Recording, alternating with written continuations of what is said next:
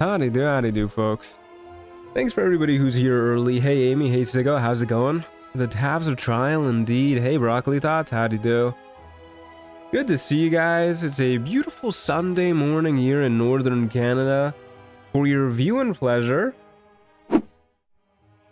we got some Baldur's Gate 3. We're going to be playing some Trials of Tav. For your listening pleasure, we have the Slay the Spire OST by Clark Aboud. Thanks for joining me, folks. Hey, Persephone. Hey, JJ. Good luck with the stream of Trials of Tav. Thank you. Hey, little quail? Am I little quail? I'm doing alright, thanks. Hey, Sunshine and Sarcasm. It's been 84 years. It's been a little bit since we played some Trials of Tav. Yeah. Hey, Major, how's it going? Good to see you guys. I think this is gonna be a fun one. So we're gonna be doing like a little bit of like an introduction to Trials of Tav, because it has been a while since we played it. Not too long, of course, but I also want to make another video on it. So we are going to chop this one up into kind of a brand new introduction to Trials of Tav Reloaded. My original video I don't think was on Reloaded. So we'll make a sequel to that, finally on Reloaded, and we'll show off what it's got going on. We're also playing with the Ancient Mega Pack mod, which adds a whole bunch of items to the game. I think it's like the best item mod in that anybody has made so far, so we're gonna be playing with that too. Hello from camping, can't stay because Wi-Fi sucks, but I want to say hi. Hey, Miss Jane Doe, how's it going? Are you excited for Silksong? Pretty excited. I don't think I'm excited as some people are, but I'm pretty excited. I'll probably be playing that as my next variety game on stream, since we just finished Clair Obscure last weekend. For those of you who were there for that, it was a really good time. Funny note on that, actually, since last weekend, I beat the game again. I started up a new playthrough, and I played on the hardest difficulty, and I beat the game with only, I don't want to spoil anything, so I'm going to say only Gustav. Are we going to make more JoJo characters? No, probably not today. Hey, Dude Too Cool, how's it going? Good to see ya. All right, let's jump into this, why don't we? So, for those of you who don't know, Trials of Tav Reloaded is a roguelike overhaul mod that pits you up in random battle arenas against random enemies that get progressively harder, and when you beat them, you get random loot and meta currency that allows you to upgrade your character using a shop, which is a very cool time. It is intended, as far as I'm aware, to be played on honor mode, because it is a roguelike permadeath, you know, good stuff. So we're going to be doing that. I don't think that huge text wall button is supposed to be there. No, it's not, but it's also not causing any issues. I know what it is, I'm just too lazy to fix it. Did you choose the other ending to the one in the last stream? No, I didn't. I chose the same ending. Sorry for being late, I was selling my soul again. It happens, Sophie, it happens. Glad you can make it either way. So we're not using any class mods this time. I'm just gonna be a fighter, because I think fighters is a really solid choice for Trials of Tav. Good with strength, good with dex. Obviously the mental stats aren't too great, but good proficiencies, really good proficiencies with everything. And we're gonna be playing as a half-orc as well, because I truly believe this is the best race for Trials of Tav, specifically because of relentless endurance. Not getting instantly killed if you get a bit of bad RNG is pretty nice. Without spoilers, is there a reason you prefer one of the endings? I can't really say that without spoilers, but I just think it's better for the characters. It's not that I chose the same ending 2 times in a row because I prefer it, though. It's literally just because I was doing a solo run with one specific character, and that is the ending for that character. Can we go Arcane Archer then? You know, I've never actually used Arcane Archer. It's a little hard to like force it with Trials of Tav because there's always the chance we just don't get a bow. But sure, why not? We'll give it a whirl. And we'll be a soldier for the free athletics proficiency. That's one of the only proficiencies that matters in Trials of Tav, so we'll be rocking with that. And we'll be a dude. And we'll be not this dude. He looks like he's got the Armin cut from Attack on Titan with some awful facial hair.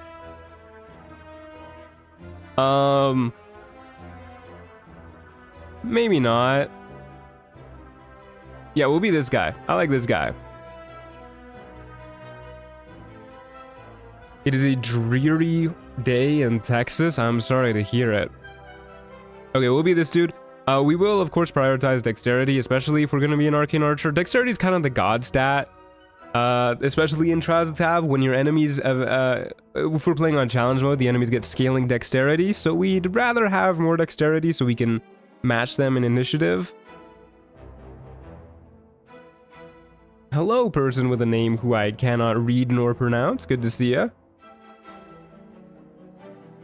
Okay. We will, of course, probably want 16 Constitution as well. And I don't think Charisma is very important. There's not a lot of important Charisma saves.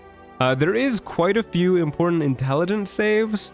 But I think Wisdom is the priority, so we'll probably keep our Wisdom at 12. But maybe we'll bump up our Intelligence by 1 in case we get something that will further increase it by 1 to help against stuff like Mind Flayer stuns. Hey Hugan, thanks for the 14th month. Holy gamer, how you doing today? I'm doing pretty good, thank you. How are you doing? Hope you're doing well. 14 months is a long time, my friend.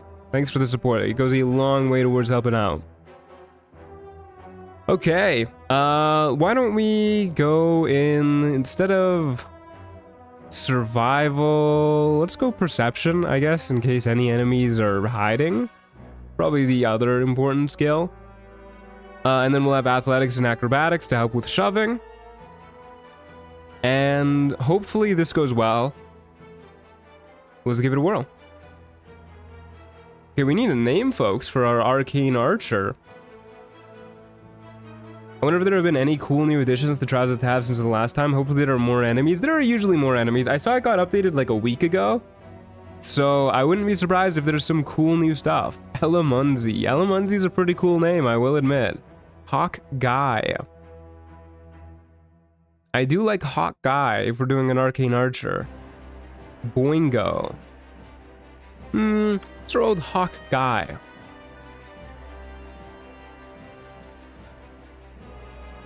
Okay, this will be our dream visitor. Not that I think we'll like ever see them, but wow, we actually got kind of a pretty one. Alrighty. You know, one thing I did forget to double check before I booted this up is that I had Ancient Mega Pack in the right load order. Hopefully I do, but we'll see. So he's a hawk too? Yeah, he's a hawk guy. I love his hair, very slay. It is very slay, yeah. Speaking of little things that I've been up to this week, though, I'm gonna skip this. We don't need this cutscene. I went for a walk yesterday, and literally like right outside of the door to my apartment building, there was this guy, this homeless dude, who had a literal cart full of those little yogurt cups, and he was just popping them open and like shoveling them into his mouth with his fingers one by one. And you know, more power to him. When I walked past and he's like, "Hey man, do you have any kids? Do you think they would want these?" And I just had no idea what to say. I was like, no, I'm okay, thanks. And he was like, "Hey, more power to you, man." I was like, all right. The yogurt man, yeah. It was like it felt like a rare encounter. All right, so when you load up with Trials of Tav, you'll get this little prompt. You want to play? You press yes, of course, yes.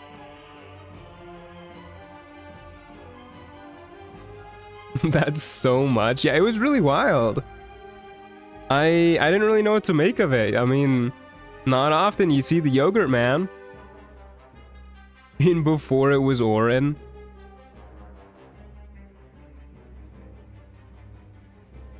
You found a rare NPC? Honestly, it felt like that, yeah.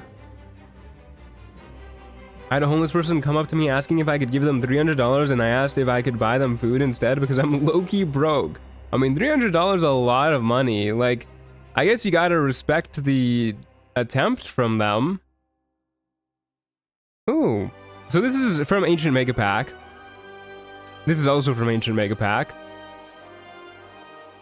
So basically Ancient Mega Pack adds a crafting system in the game. We're not going to use this because I think it doesn't really mesh well with my view of how I want to play this as a roguelike, but basically you can break down equipment equal to a specific rarity. So you break down like very rare items, and then I think if you break down 4 of them, you could craft them into a random item of the same rarity. I'm not going to be doing that, but it is cool that you can do that. This is also from Ancient Mega Pack. Really cool shout out to the dev for making all this stuff, by the way. A lot of pop-ups just telling you what it does. It's basically just telling you what it adds, I guess. And this is Trials of Tav. Play roguelike mode. Continuously create new battles. You will gain a higher score with every completed fight. Difficulty increases with the score. Yes. And then, now that we got that going, hold up. We have this little menu here, which lets us control the settings for Trials of Tav.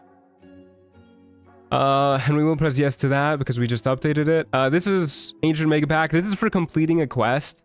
You get loot sometimes. Obviously, we haven't completed this quest. It's just the way Trials of Tav loads in. So I'm going to take the loot, but I'm not going to use it.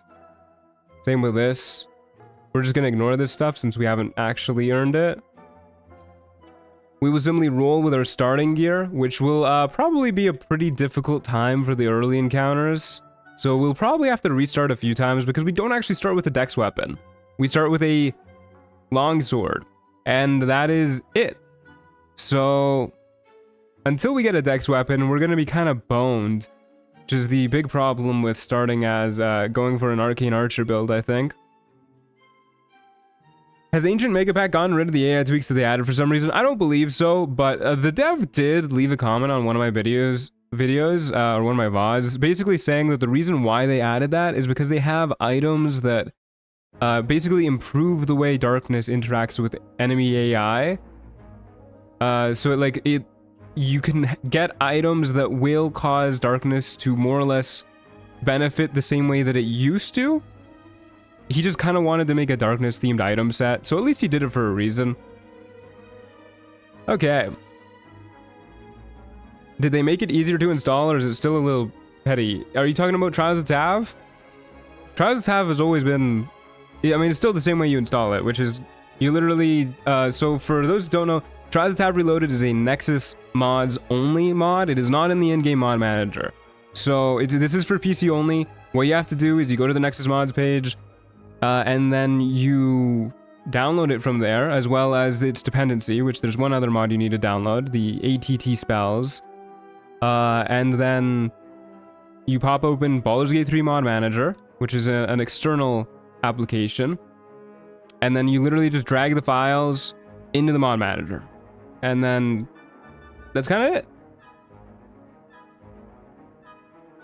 What's the 2 trash cans doing at the beach? This is the crafting system that I was just talking about for Ancient Mega Pack. Hey, hey Grax Destiny, how's it going? Hey Zaplight, how'd you do? It's a Lua application. It's not possible for Trials to be remade with the scripting language used by IGMM mods. Yeah, unfortunate. Hey, Eternal River. For those who don't know, Eternal River is the maker of Trials of Tav Reloaded, so it's really good to see you. Hey, Hala, how's it going? Okay, so as you can see, we got this menu. This is the shop where you can get currency for beating battles, and then you can buy these unlocks. As you can see, some of them require a certain amount of rogue score. Rogue score is what increases as you win fights, and the higher your rogue score, the higher the difficulty. Some of them don't require any rogue score, so you can roll on the loot table 10 times for 30 currency. No requirement. Probably one of the things we'll do early on. But Pixie Blessing is a really, really important one, because sometimes you get thrown on Shadow Curse maps, and if you don't have this, you're kind of boned. Hey, Babby Mammons, howdy do, howdy do. Are you gonna play Silksong? Yeah, probably on stream too. I'm thinking it'll be our next variety game. We have the config here too, but I also noticed that if this will work. Okay, first there's lone wolf mode, which we will be using because I'm gonna be playing with one character, because of course I am. This kind of rebalances it for solo players.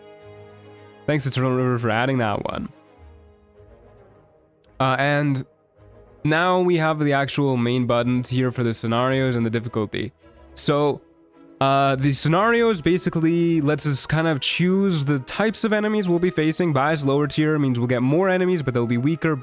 Bias higher tier means stronger enemies, but fewer. And then bias balanced is a nice middle ground. So we'll be playing on bias balanced too. And we are going to start off with challenge mode. Don't know if this is going to go well. I do want to show off the mod and kind of what it has to offer. So if we can't get a run going on challenge mode, we might switch to regular mode, because my main purpose here is to just show off what we can do. But I do want it to be engaging. Okay. And that is pretty much all we care to enable right now. Is Silksong already here? It is here in a few days, September 4th.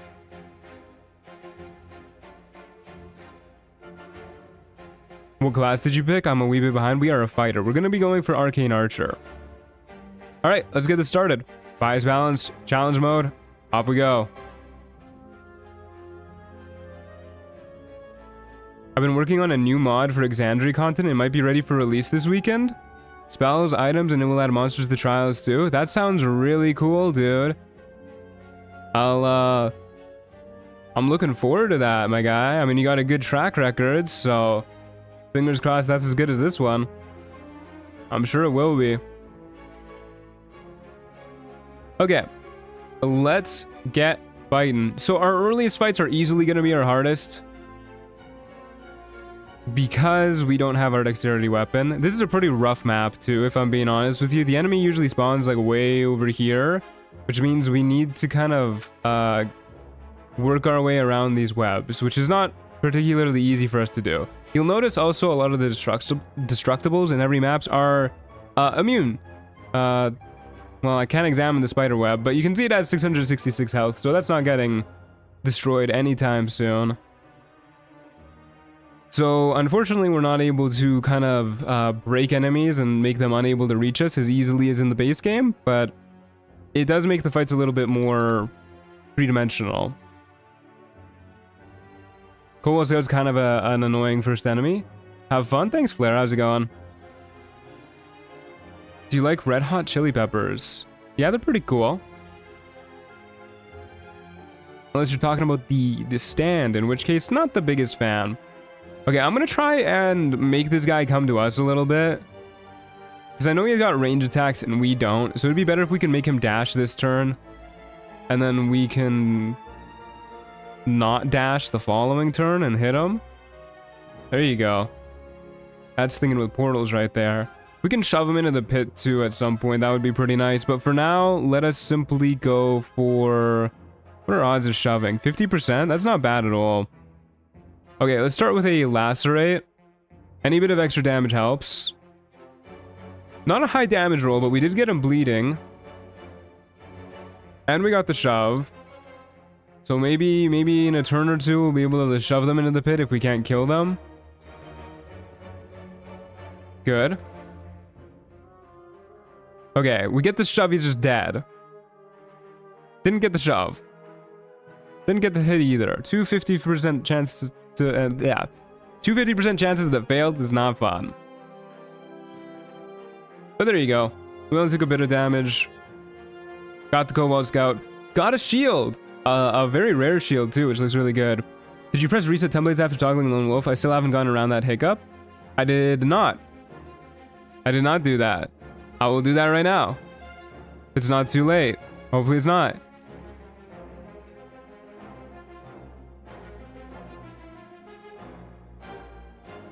Should I restart this too?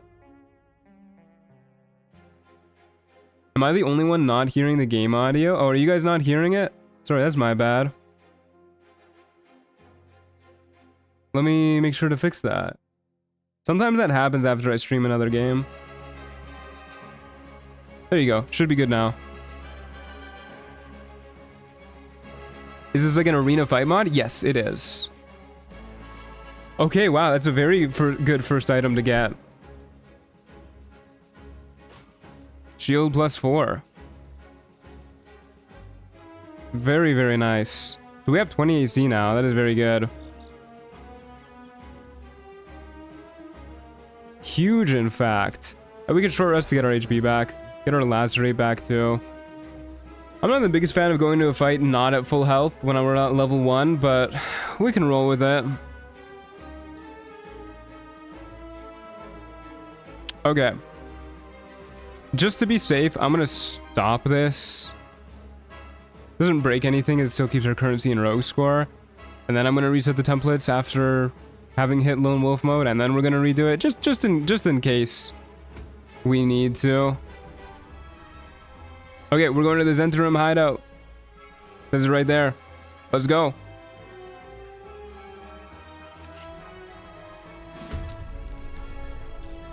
Okay, what do we got?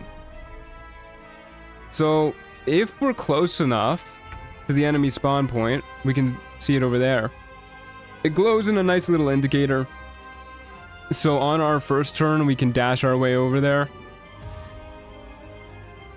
Because we are currently only a melee build, we do want to kind of rush towards enemies as quick as possible. A giant bat, you say?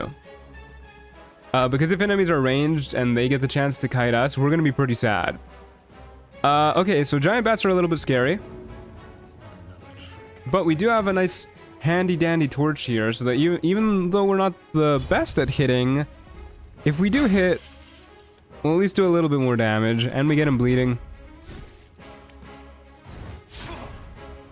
I'm feeling pretty comfortable with our 20 AC at the very least. We're definitely not shoving this guy, so let's just go for the pommel strike. And the regular strike. Unfortunate, you hate to see it. I was really hoping the pommel strike would daze, because that makes our odds of hitting way, way better. But still not bad. Okay, I would love to redip my weapon in the fire, but I think we're going to be better off using the second wind. Which, on average, I think heals a little bit less than the potion, but I'd rather save our potions because they're less refreshable than our second wind. The bat's moving like an anime character, it really is. What loot did we get? I wasn't paying attention. We got a +4 AC shield. Pretty crazy stuff. Okay, now we can dip, now that we're at full health. I always forget about dipping weapons. I was worried you were going to attack the torch on accident. No, we are not attacking the torch. But yeah, dipping weapons, especially in Trials of Tav, very good. Because you don't have a lot of reliable ways to increase your damage in Trials of Tav, especially during the early game. Especially when you're doing a dex build with no dex weapon. But we got him again, and we got a brimmed hat for our efforts. And a breakdancing giant bat. That wall's an illusion. And that wall's an illusion. Well, obviously a lot less good than our first roll, but getting a very rare item on your very first roll is extremely lucky. Not as lucky as this hat, though. Look at how spiffy it makes us look. Truly incredible. Okay, well, Hawk Guy says he can't wait to sleep, but we still gotta keep going. And we don't have currency for anything. We don't have a level up, so we're gonna go to the Dank Crypt. There's one enemy spawning. If we can make it through this, we're feeling a lot safer. Getting level 2 is huge. And they're spawning right there. So let's go over here. Okay, not where I thought they were going to spawn. A Null Fang of Yanogu. So these guys are annoying. They can take away your bonus actions. Which is not exactly what I would like.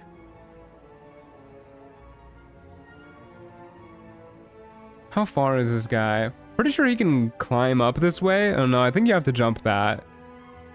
I don't think they have any ranged options, so I actually think our best bet would be to move like right here. And before our bonus action gets taken away, we'll dip our sword in this candle. And then hopefully he'll have to dash to get to us. Oh, he can climb up there. Okay, there goes our bonus action. Okay, he still has to dash, which is kind of why I stayed here, because like I was thinking we could move closer, but on the off chance that he could climb it, I wanted to stay far away. Okay, so that's bad. In fact, I would say that is horrible. And we might be dead here.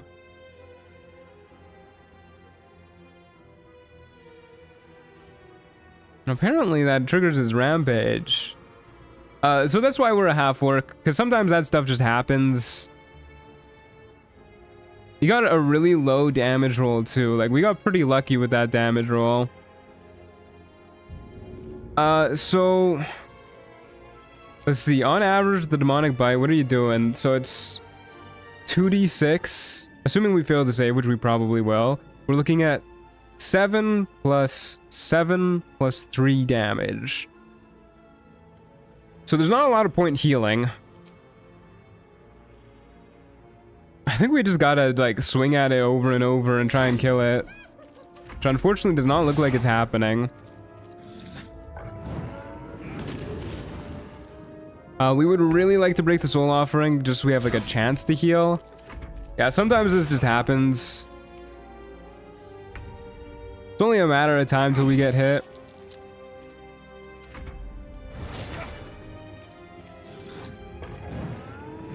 There is the chance that we succeed a saving throw too, but that's not looking too likely. This has got my hands sweaty, fellas.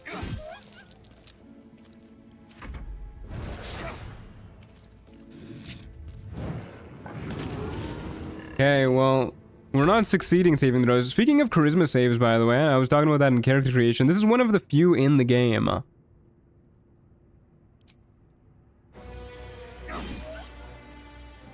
Oh my goodness. Okay, give me a full heal. Or as close to it as we can get. That's not a full heal. Okay. We are maybe still in it. I'm gonna heal rather than go for... That's a minimum heal. I'm gonna heal rather than go for the dip. I'm gonna do the same this turn too. Just every bit of health is gonna help against this guy. Oh my god, dude.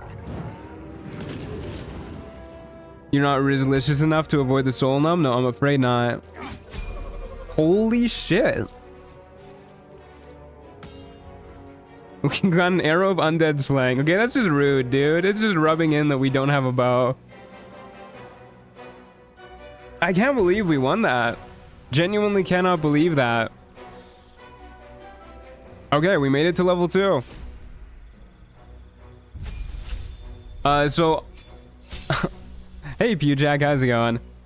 So with level 2, we get 9 more HP and we get Action Surge. Both very, very, very nice. Honestly, I think the 9 HP is probably better than the Action Surge this early, and that was a nail biter indeed. I wish I could say that was like down to my tactical genius or something, but it really was just luck. Okay, we are of course going to long rest. So because we're playing on honor mode, a long rest costs 80 camp supplies. I find in the early game of Trials of Tav Reloaded, you definitely need to be wary about running out of camp supplies. You can buy some in the shop, but they're not cheap. So should be careful about this stuff, but I mean, we can always partial rest. But it is really nice to get our half work feature back as a nice little safety net. And of course we get our second win back in the last raid and everything. Finally got a new PC today. Congrats. No better feeling than getting a new PC. Well, there's probably some, but it's up there. Yeah, camp supplies cost 40 for 40, which is, as you can see, we have 11 currency right now. So we would need to do that 4 times over in order to buy half of the camp supplies we need to get a long rest. Okay, we're going to the Harpy Nest next, folks. So, obviously, level 2 is really nice, but if we want to be an Arcane Archer, we still really need a bow. I do not see... Oh, I see where this enemy is spawning. Okay. Let's get up there.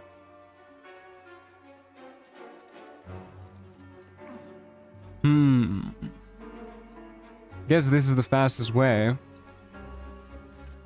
It's a little scary staying... Okay, that's a rat. I was gonna say it's a little scary staying right below where this enemy is spawning in case they're a ranged enemy. I don't know if rats can climb in this game. I don't think they can. So let's just go right to the edge here. Okay, they can. But that's okay. We weren't gonna reach them that turn anyways unless we dashed. Okay, it's a little embarrassing that we were not able to one-shot the rat. I'm not gonna use Pommel Strike.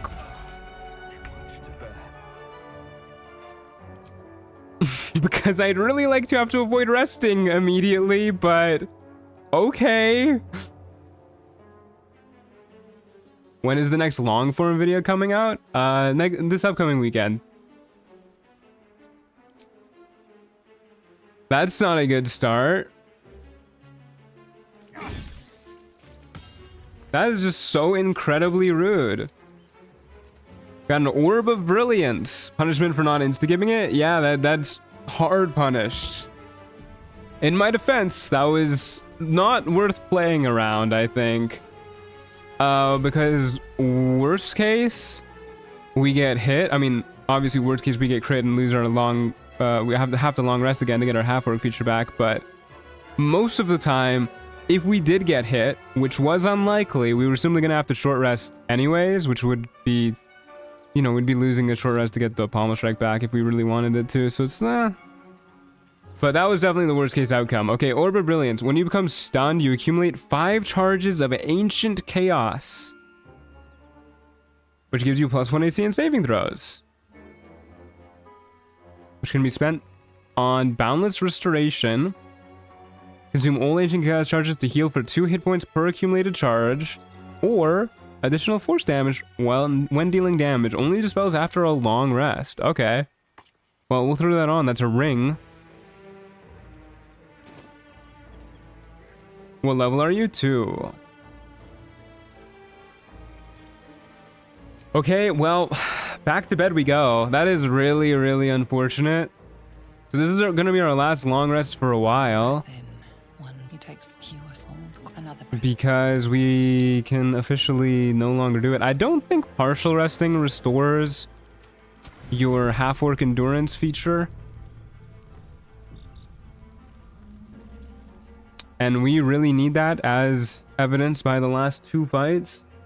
Haven't been able to sleep all day and your voice is Pavloving me to rest. So I'm going to nap while listening to you, Mr. Truant. Sounds good. Sleep well.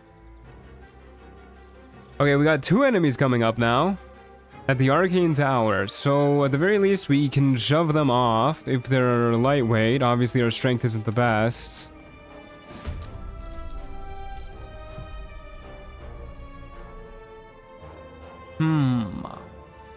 Are there any... There are candles here. Probably worth dipping our weapon then. Well, let's do this real quick. Let us dip our weapon. And then approach this enemy. Ideally, we kill one of these enemies before they can do too much. So goblins are also kind of scary guys, especially if they crit, which, as we've seen, is happening frequently because of their Fury of the Small ability. So we definitely want to take this guy out as fast as possible. And I am going to action search for it. I'm not making that mistake again. Okay. Was that 2 crit misses in a row? Or was the first one just a regular miss? Nope, that was 2 crit misses in a row. Well, There you go. That's how you get her done. Apparently, we're only allowed criticals one way or another. Crit hits or crit misses. Otherwise, it's just misses. Okay, there's a regular old hit. Now, how did we take 0 damage? That is just embarrassing for this guy. Yeah, lesser imps really aren't that scary. An honor blade, that doesn't look like a dex weapon, but it could be. You never know.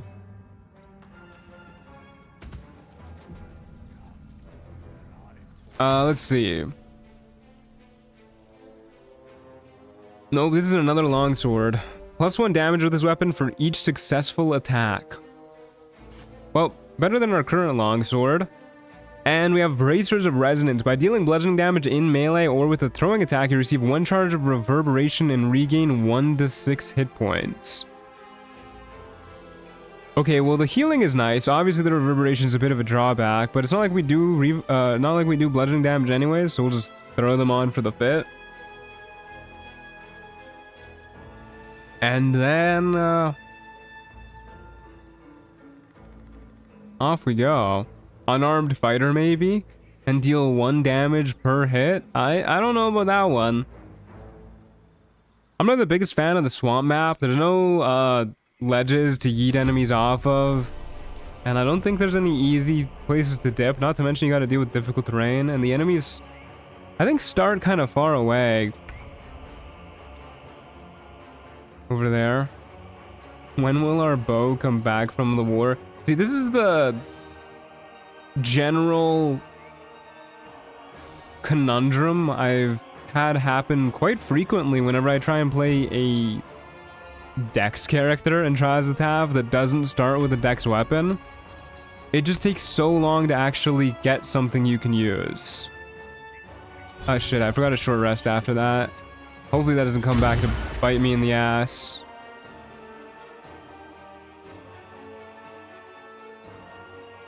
That is not the button I thought it was. I thought that was Lacerate. But that isn't bad, because even though we got reverb, it doesn't let us get advantage on that one hit. It's not like we were doing anything with our bonus action anyways. Grimishka isn't that scary. They do pretty good damage if they hit, but at least we don't have to worry about the magic allergy. I don't think there's any like candles or anything around here. I think we're in a slugfest. Did they fix that glitch that happens if you load an area that's not in Act 1? Are you talking about the one with the duo class mod that we were having last time? I mean, that's like an interaction uniquely with that class mod, so I doubt it. If anything, I think it would have to be the duo class mod that fixes it. But I couldn't tell you, because I'm not playing the duo class mod right now. Are the AI changes from Ancient Megapacks still in effect? Yeah, but they were... the dev did explain it in one of the comments in my VODs. They basically said that it's because they have items that interact with darkness, and they needed the enemy AI to be like a little bit smarter to get it to work properly. So at least it is consistently for the actual items in the mod pack. Okay, let's use the second wind here before we take any big hit. Exact heal too, so we're not wasting any hit points.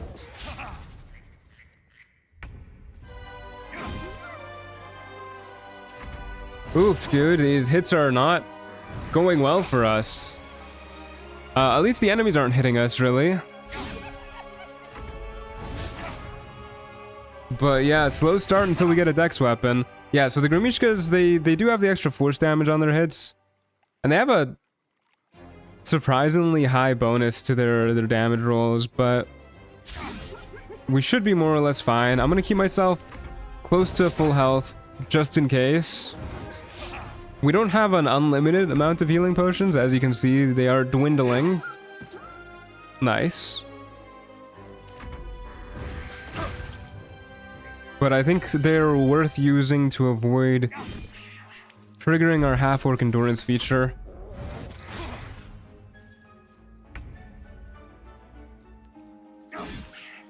Plus, we're getting strike series really stacking up.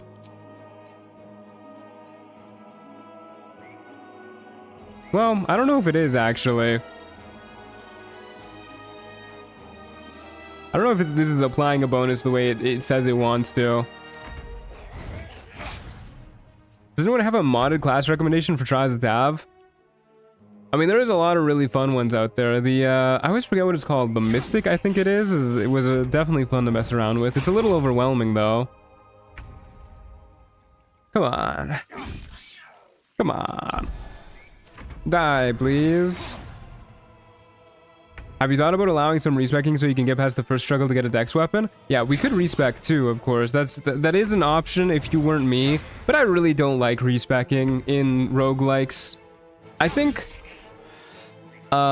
for me, one of the most fun things about... I don't like respecking in games in general. I think for me, one of the most fun things that adds to the replayability of pretty much any game is making mistakes and then on your next playthrough, doing better. And I think being able to undo any mistakes you make in making a build in games kind of undoes that, and you lose a big part of the replayability. Okay, well, we got a great club, which does work with our bracers, which can heal us, but then we lose our +4 shield, which I do not want to do. But also, we got the boost of genial striding, so we don't have to worry about difficult terrain anymore. It's a real damn strong weapon if you're gonna have infinite stacks. It literally says up to +5 right there, so I don't think you're gonna be getting that.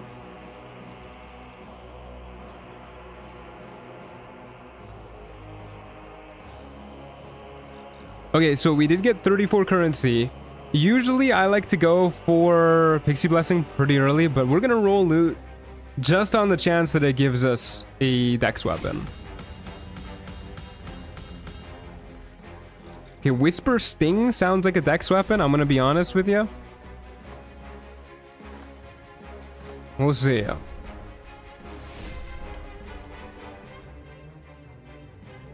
That is indeed a dex weapon. A +1 rapier with a +1 to initiative, and it has Elegant Havoc. Thrust a sharp blade into the target's eye and potentially cause them to go mad about it. Can only be used against targets with intact eyes. Madness is hostile to everyone in the vicinity. Okay. Build online. Yeah, I mean, we're still not ready for level 3 because we don't have a ranged weapon. Arcane Archer might not be the play. We did get a Cloak of Elemental Absorption too, which is useful. When you take damage from a spell or cantrip, deal 1d4 lightning damage in return. I don't think that's as good as the boost to our attack that the Ballast Gloves give. Garrote could be a thing too. Oh, we got a lot of cloaks actually. At the start of the combat, you gain Arcane Acuity for 1 turn. Not useful. When a foe misses you, gain Healing Wind for 4 turns. At the end of each turn, you regain 2 hit points. Dispels when you take damage. Okay, this is probably better. With our shield, we probably want to heal when enemies miss us. Okay, that was definitely a good decision. So long as we don't get an Act 2 map before we can buy a Pixie Blessing. Okay, let's go.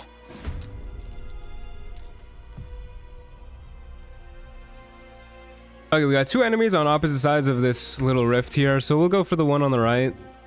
I think they're a little bit closer.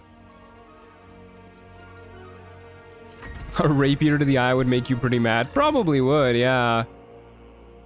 Okay, a Null Fleshnar, you say.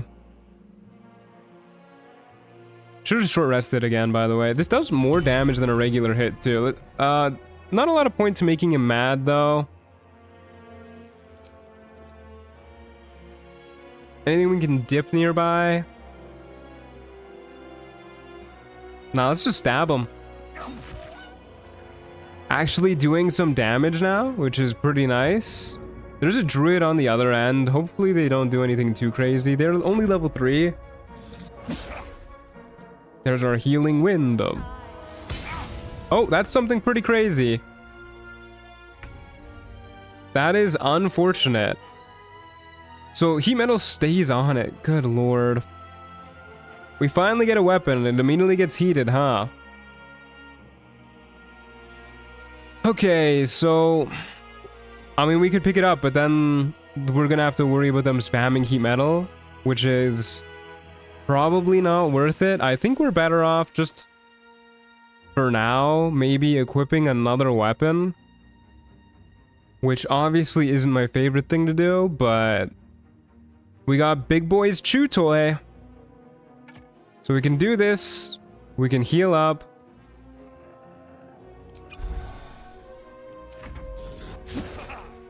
We have Healing Wind going too. So at the very least, another spell slot they had to use for that. That is unfortunately on our armor. Which makes me kind of want to just unequip the armor. It is, however, giving us 3 AC. So this lowers our AC down to 17. I think that's their last spell slot for this, though. Heat Metal is a level... What level spell is this? It is a level 2 spell. I'm pretty sure they only have 2 of those. Honestly... I mean, it's obviously risky, but...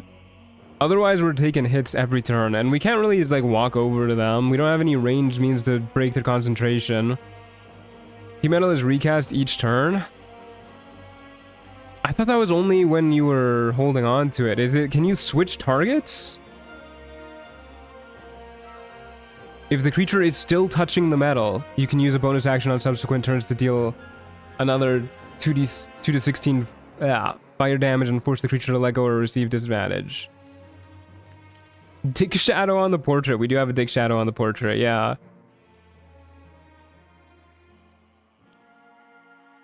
Crossbow is not good. No, the crossbow is something that we got for, it's just like a weird interaction between Ancient Megapack and Trials of Tav. Basically, when you boot up the game, Trials of Tav completes a whole bunch of quests to get you to where it needs to be. And Ancient Megapack gives you rewards for completing that quest.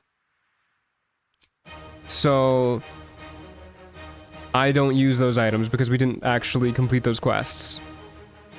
Okay, let's unequip the armor. Oh my god. Put some clothes on, my guy. Do I need to drop this? Surely it won't affect me if it's just in my inventory, right?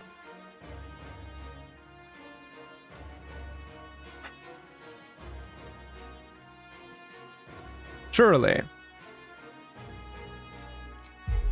Okay, let's get bigger so we can at least deal some damage. Maybe I should have re-equipped the rapier though. Yeah, okay, it looks like she's done with heat metal.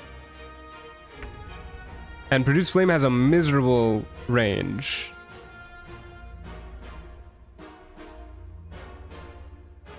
Can I move this closer to me? I can. Okay, now let's equip this. Oh man, I was hoping the enlargement would stay. Yeah, I should have just equipped it, but you know what, it's fine.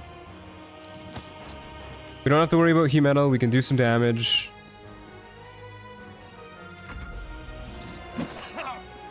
There goes my healing wind. She's dashing over.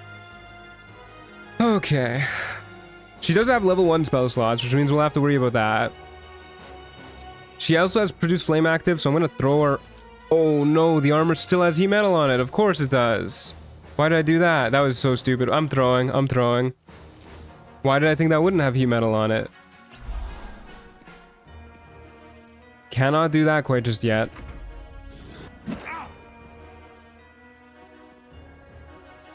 Okay, well, hopefully it doesn't bite me in the ass too much.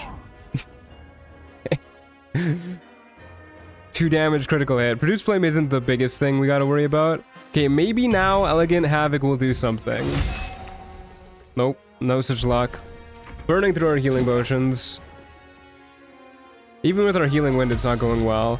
Cure wounds. That is not how I was expecting them to use their first level spell slots. I was kind of fearful of like a burning hands or something. Okay. Where is Girly going? Yeah, I'll do that. I was kind of hoping she would stay on the railing so we could shove her off. I think I'll hold off on using a healing potion for now, and hopefully it doesn't bite me in the ass too much. We only have 3 left, so I want to conserve them. We do have healing wind that can kick in. Did she just trap herself up there? No, surely she can jump off, right? Okay, there's level 3. We might not go Arcane Archer, guys. It feels like a waste picking a subclass that we literally can't benefit from. Might have to roll with the punches and go something else. I would love to shove her off. Unfortunate. Odds were that worked, so I think it was worth doing, but... that's okay. Okay, there goes the heat metal.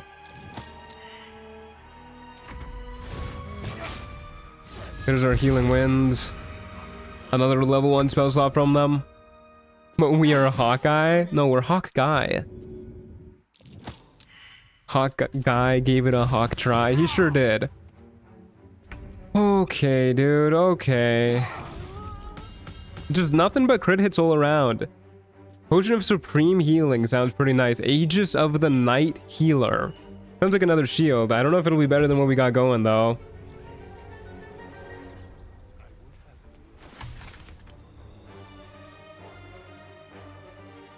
Yeah, this is probably not that good. By healing with a paladin spell in combat, regain a lay on hands charge. Probably not for us. There is a glaive that increases. This is a dex glaive. That's pretty cool. That increases our dex even further. This would actually be pretty good, but I don't think it's worth losing 4 AC. Yeah, I don't think we really got anything too usable out of that. Okay, let's take a short rest. And a level up. Can we try and gamble? I don't really want to restart this run, though. Like, it's going pretty well. Arcane Archer feels like a throw and a half.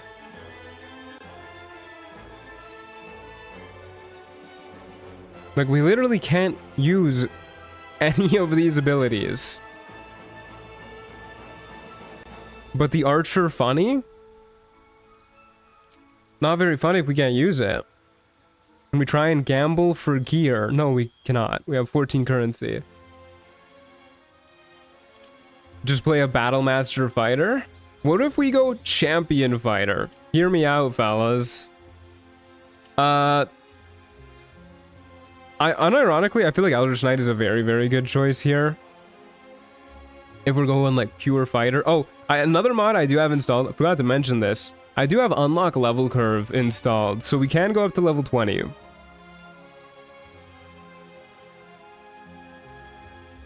Crit fishing? Yeah, I mean, you don't really get to decide if you get a good crit fishing build, but Champion does make it pretty fun sometimes. Battle Master can do melee and range, so maybe that's just better until you get a bow. True, true. Battle Master is definitely the most flexible. And it is rather good. Probably fighter's best subclass?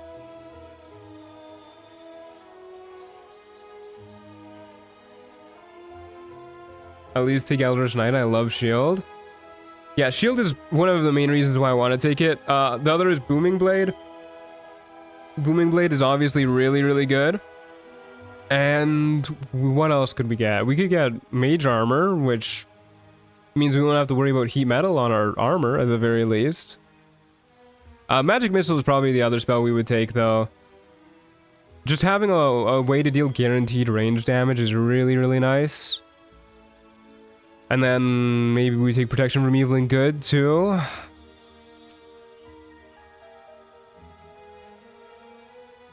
Pray for good loot. Listen, part of playing a roguelike is rolling with the punches. We were talking about this earlier. I think I'll do Battle Master. I haven't done Battle Master in a really long time. And it is pretty fun. So, disarming attack is pretty good. I do like disarming my enemies.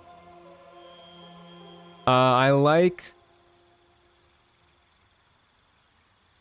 kind of like pushing attack too. Don't hate that. The riposte is really nice. Maybe I should go with, instead of pushing attack, because pushing attack isn't always useful, maybe sweeping attack. Doesn't really do like any damage though. I'm just thinking for like rats and stuff. Menacing attack could be good too.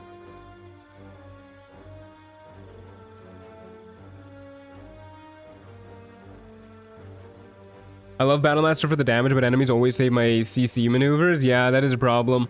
I find it stupid how strong it is that if you are ranged, you can always use a shield no matter if you use a two-handed or one-handed bow. Yeah, it is pretty silly. Lyrian really loves range in this game, and they don't even try and hide it. Trip attack and then heavy weapon master.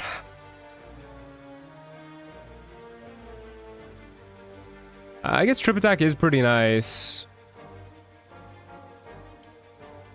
Yeah, let's go trip attack. I don't think we'll go for heavy weapon master because we do have 10 strength.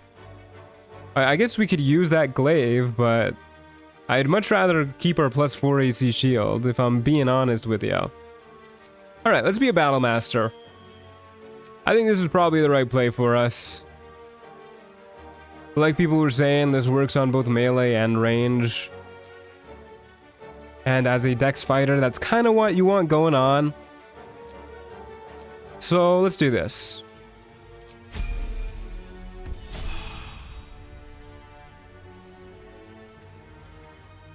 Dang it. Yeah, sorry to all the Arcane Archer lovers. I really did want to use Arcane Archer, but even if I took it, I could not use it because once again, I do not have a bow. Okay, let's get out there. Let's go to the ancient temple. I can already smell the amazing bow coming after the next round. I hope you're right. I would love an amazing bow. Okay, we got 2 enemies, one on that side of the lava, one on this side. I think just this map is fucking awful, by the way, with no ranged weapon and 10 strength. You gotta be so careful about not jumping into the lava and not getting shoved into the lava and not pathing into the lava.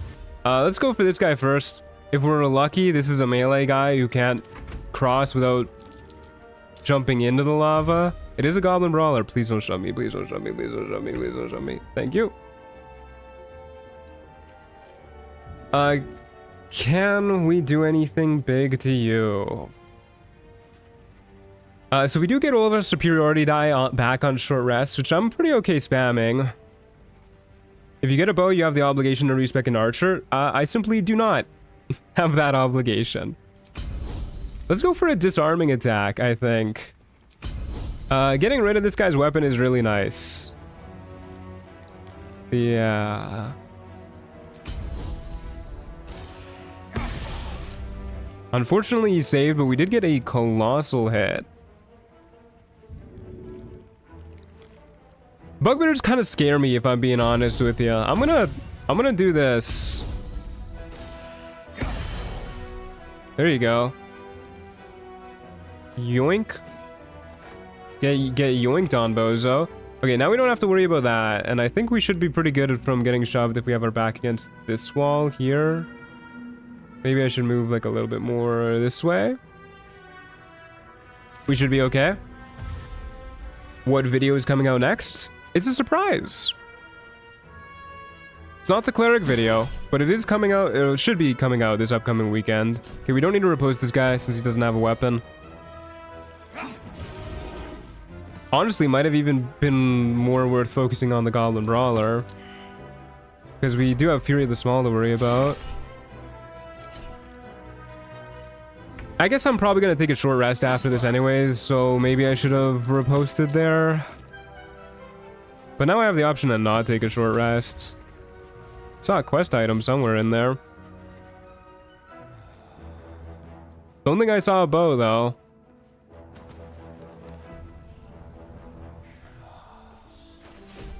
Okay, what do we got? Got guiding light. That's not bad actually. Really helps us deal with shadows and the like. So I think we can definitely get through our next fight with 2 superiority die. Can we get through it without second wind though, or not second wind, action surge? We have another long rest available probably after this fight. I should be safe. Early game, you should definitely be safe.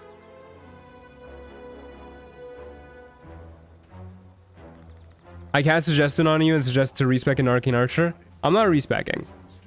I do not like respecing. And also, we still don't have a bow, so I don't think that would be a good idea.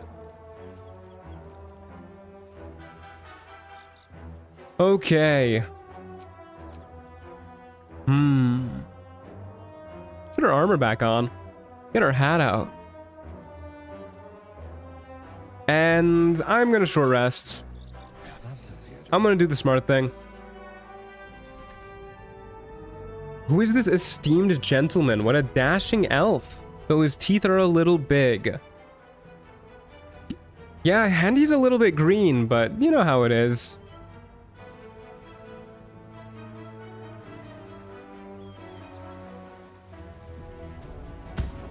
Okay. The Chamber of Insight. Eyes on the inside.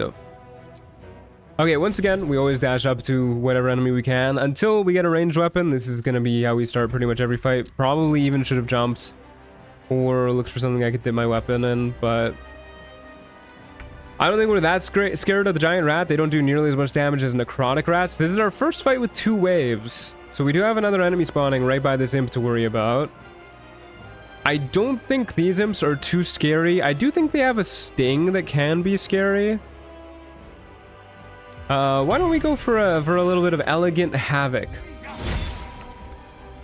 That is unfortunate. Well, let's see how this goes. I do kind of want this guy dead. Because that sting does good damage if it hits. That is really annoying that we just cannot hit this guy. Probably ate something bad, that's why he's green. Oh, a Hollyphant. This is a level 10 enemy. Eternal River, why am I facing a level 10 enemy? Probably smarter to kill the imp before the giant rat. I don't really care about the giant rat. Can't even provoke attacks of opportunity. Then again, I think the Hollyphant buffs allies.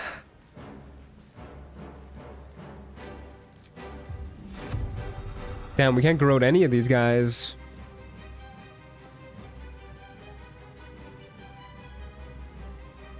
Okay, let's kill the rat. I don't really know what the Hollyphant does. I've never really seen it do anything, if I'm being honest with you.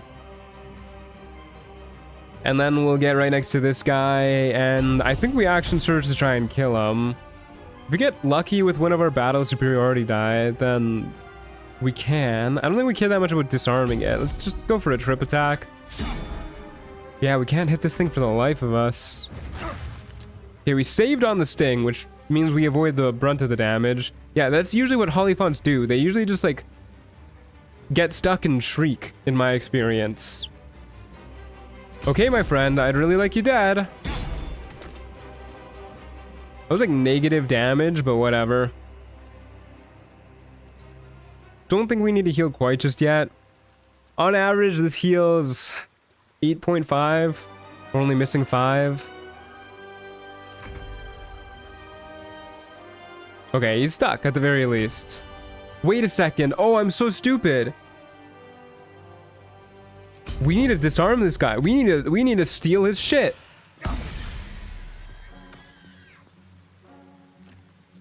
Holy, that's how we get a ranged weapon. There you go. And now we can abuse the fact that this guy's stuck. Oh, never mind. I didn't say anything. Please don't kill me. Okay, I'm really afraid of this guy. I'm really afraid of this guy. Free weapon bog. Yeah, exactly. I got no idea what he does. I'm gonna use everything I got. High ass AC too. Knocked it prone, did a fuck ton of damage. I'm gonna heal up. And run the hell away, and maybe it'll get stuck again. Okay, it just took its whole turn standing up. Which means I'm gonna take my turn equipping our crossbow that we just got.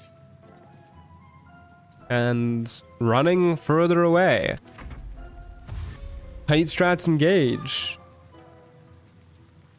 Too late to be ranged anyways? Why am I too late to be ranged?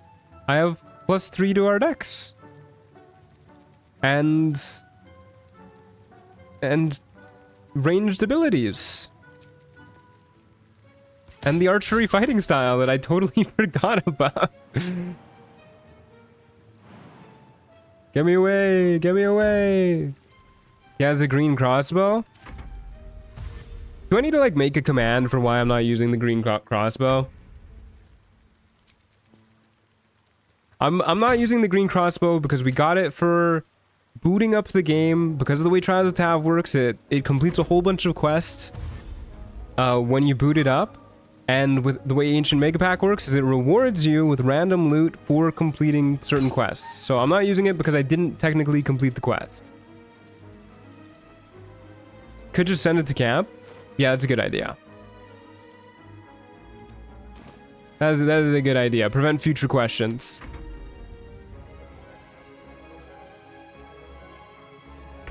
Is that some kind of scuffed imp crossbow because it only does a D4? Yeah, I was thinking about that too.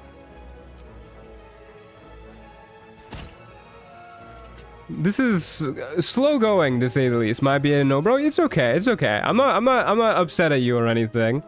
Sometimes it just gets a little exhausting answering the same questions, but there's a good call to put it away. Preventative measures. Matt removing items from his inventory. Yeah. Huh. I don't really want to go closer to it. Is it stuck? Okay, well we can go right here.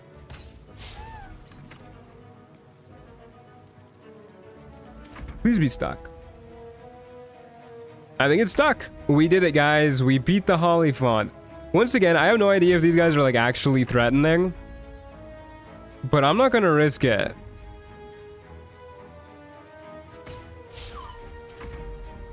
How did the crit only do 4 damage? Unfortunately, our fearsome foe has resistance. And we have a non-magical weapon, so we do not get to ignore that.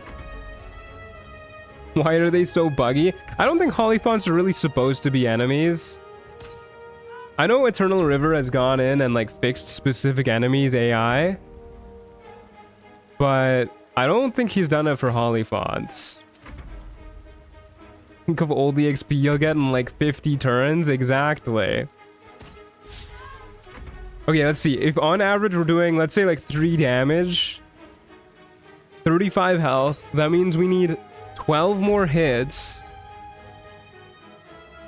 And we hit every other turn on average. So that means we're looking at around, well, probably closer to like 20-ish turns now. But yeah, that's... We're gonna be here a minute. As far as I know, Hollyfont should work. I guess it just bugged here. I feel like I've had a bug like every single time, except for one time when it like tooted at me. And I don't remember what the toot did. I think it tried to blind me or something. It was like a color spray that it did at me. But I'm not risking it.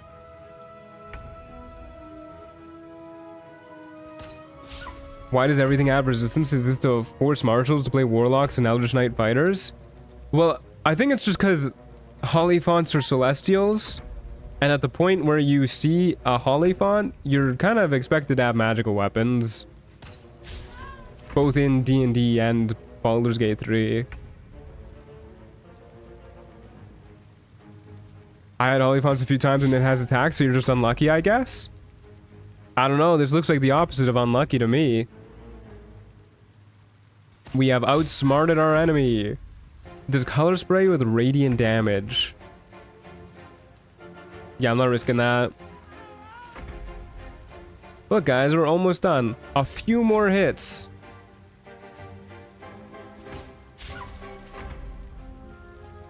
Just a few more, surely. I think my biggest complaint about Trials of Tav, just from an editing perspective, is how the camera goes on every single map to like some random spot where the scenario indicator is. We're on round 35, by the way. I don't think we're getting a perfect clear on this one, fellas. It's pretty big damage too. Yeah, all the more reason to keep it at a range. I'm pretty sure Holophants have like terrible move speed, so even if it wasn't stuck here, we'd probably just be kiting it around the place to avoid getting hit. Turn off dynamic camera in settings, but I like dynamic camera. It at the very least like frames shots nice most of the time. Like it's a little buggy. Sometimes it goes into walls and ceilings and shit, but I think in general it makes my job editing a little bit easier. Plus it lets me pay more attention to chat. I don't have to constantly like move the camera around so you guys can see the action. Okay, I saw some boots there. That sounds nice.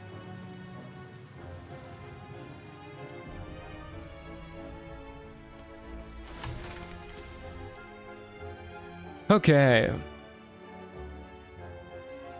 Plus 2 to 12 to attack rolls if the target is standing on a web surface.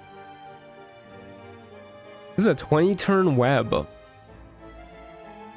If we had a more reliable way of making webs, that would be really good. But once per short rest isn't quite cutting it. You're immune to fall damage. When you jump, gain 3 temp HP. Effectiveness increases every level. Okay, we'll definitely throw those on. Fall damage is frightening in this game. More so, I think, than difficult terrain. And we don't have enough camp supplies. We got 2 camp supplies for that fight?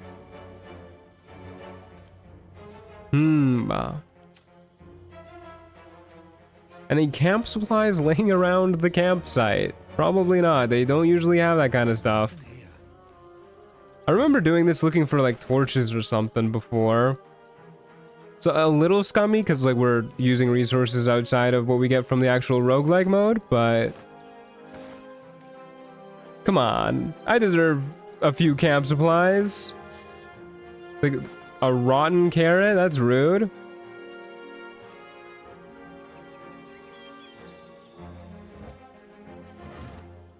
Rotten cheese? Okay, I don't think we're getting anything. Can you eat withers? Might be like beef jerky. You might be onto something. Can't you partial rest to reset your action surge? Yeah, I'm pretty sure I can. I'd like to have camp supplies in general though, but yeah, we'll do a partial rest. I tried to do a web caster character. It's just kind of bad. There's certain gear in Ancient Mega Pack that makes it doable. I think there's I want to say it's a chest piece that lets you cast a bonus action web once per turn, which is pretty good.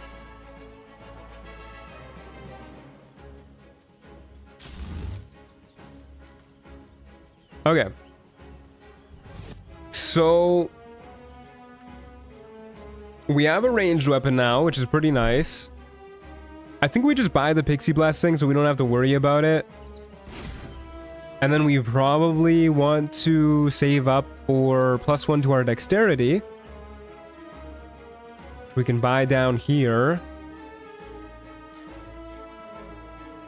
Just so we get up to 18 dex. And then we definitely want to get like stuff like Anointed and Splendor when it becomes available as soon as possible. So let's go to Kreshulek. Get light going. Should probably get light going on the Rapier. Available next turn. What? How rude. Yeah, I figured if we're fighting shadows or something like that, we probably want light on our melee weapon more than our ranged weapon. So off we go.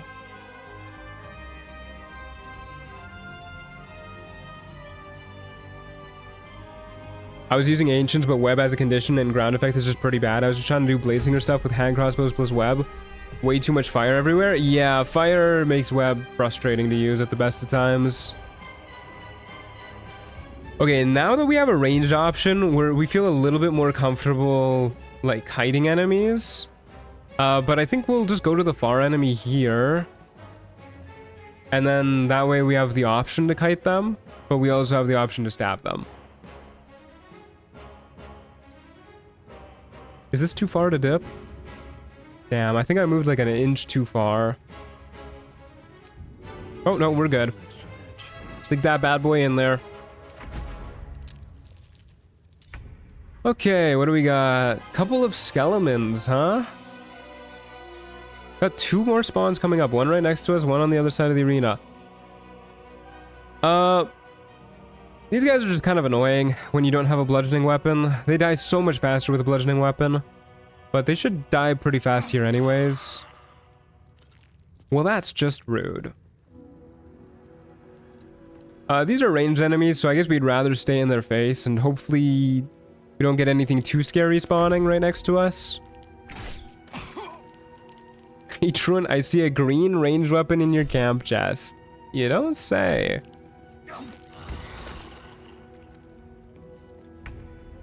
Okay. Still a whole lot of skeletons in here.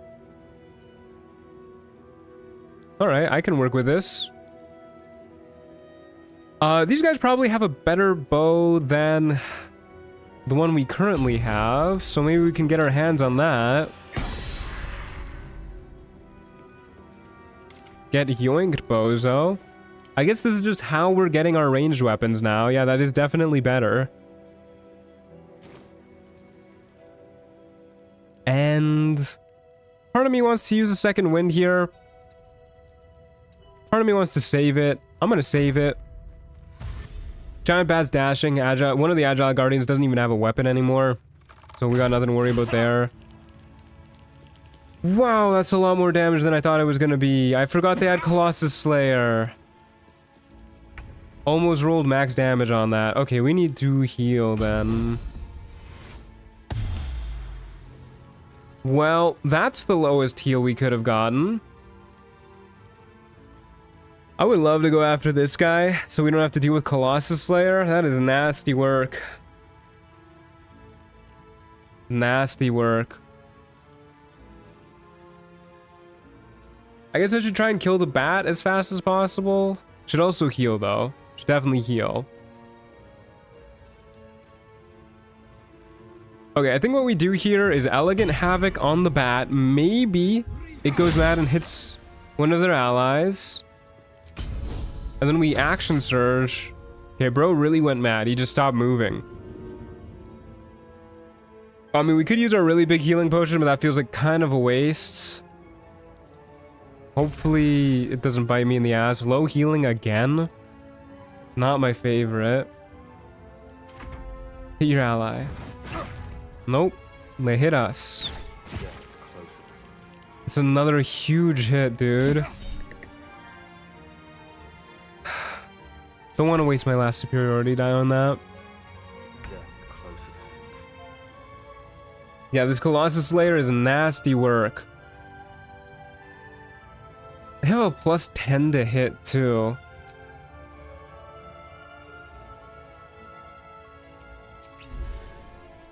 I kind of want to risk the attack of opportunity to just go after this guy. That is super lame.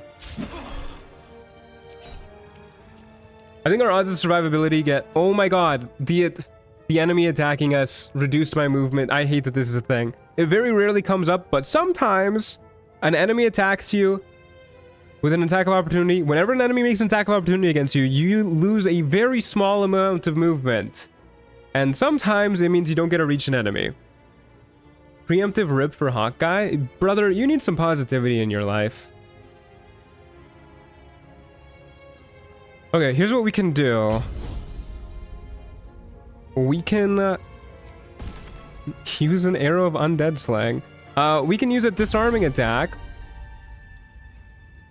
at a range. Try and get him to drop his weapon. And then we can move closer and move the weapon and grab it.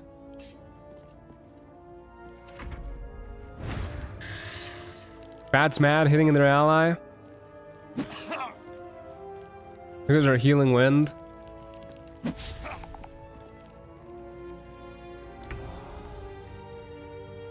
Okay, let's clean up some of these guys.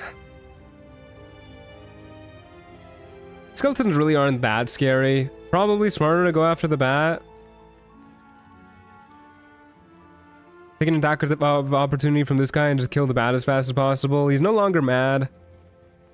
I think that's fair. Look at that, we get healing wind too. I will use my last potion for this. Just to make sure.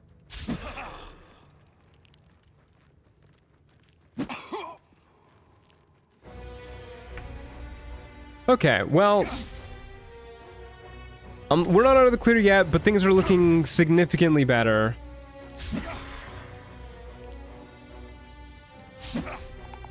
Especially if we can hit the giant bat. Which will make me a really happy camper. Good. That's not good.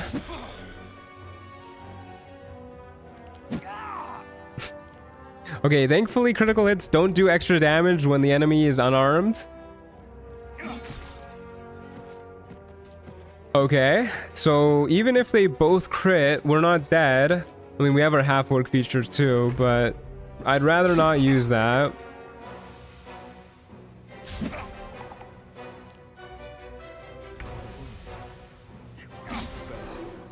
Good lord, dude. We are, I swear to God, we are not hitting as often as the game is telling me we should be. 70% chance to hit? Come on, dude. Act like it.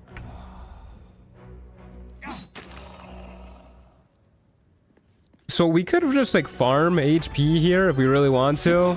But I think we can do that like easier if we second wind, or if we like partial rest, second wind, partial rest. I think that'll work. Not entirely sure. I don't do a lot of partial resting to refresh abilities in my regular playthroughs. But I think that'll work.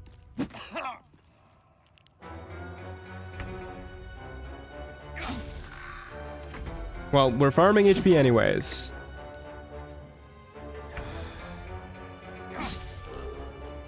Not really intentionally, but we sure are.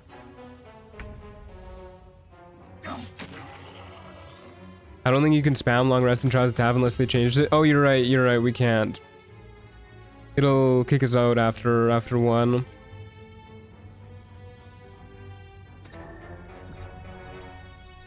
That's okay. We will simply go into the next fight without a second wind so that we can top up our HP. Well, we have a hat that does something. Gives +1 to our intelligence.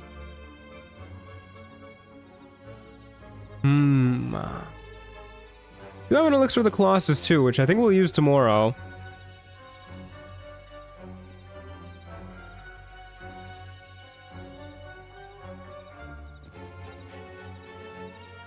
Does partial rest restore one short rest, or am I misremembering? I think you might be misremembering. Okay, probably should have farmed some HP then, but oh well.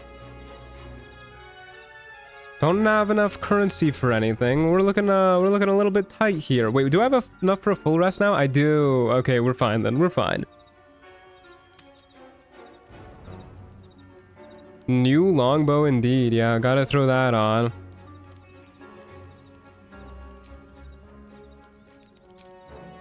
Okay. There's a new mod by Osiris that changes the hit percent to a DC to hit, and it does make the misses feel less ridiculous. I can see that, but I mean, this is definitely way more D&D. At least 5th edition. Okay, let me throw my bow on. I think it's better for us to use our ranged weapon now. Higher chance to hit, a little bit less damage, but I think the chance to hit makes up for it. So we'll probably prioritize using our ranged weapon. Unless Colossus Elixir is melee weapons only, but I'm pretty sure it works on ranged weapons too. Just says weapons, so we should be fine. Let's cast Light on our melee weapon. Ooh. And then drink our Colossus Elixir, get big for the day. And oh, we go to the Iron Throne, which I don't think I like this map, like at all. Probably a lot of difficult terrain. I'm debating whether or not throwing on the difficult terrain boots we have. I guess we don't have to worry about fall damage. The temporary HP could be nice though, if I remember it. I should have been using that in our last fight. What is a good wisdom stat for a Beastmaster Ranger? I'm new to the game. I think they use wisdom for spells. They do use wisdom for spells. But honestly, you can get by with a pretty low wisdom. And just using spells like Hunter's Mark and Protection from Evil and Good. Just like stuff that always does the same regardless of your spellcasting modifier.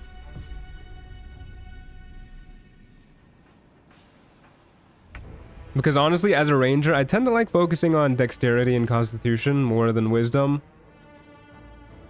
Can't you just pre-jump for temp HP? Sure, but I can also just jump in combat. Like it's... I mean, I have no idea how long this temp HP lasts, but... It's not like I'm doing anything with my bonus action on my first turn anyways. It's not in here. There's no candles or anything.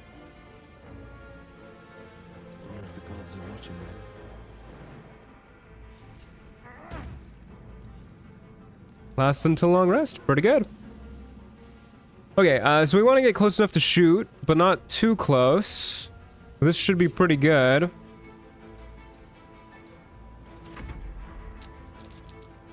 Wergar Slave Hunter and a Crawling Claw. Okay, take out the claw first. It hits hard, but it's got very little HP. And then get ready to kite this loser.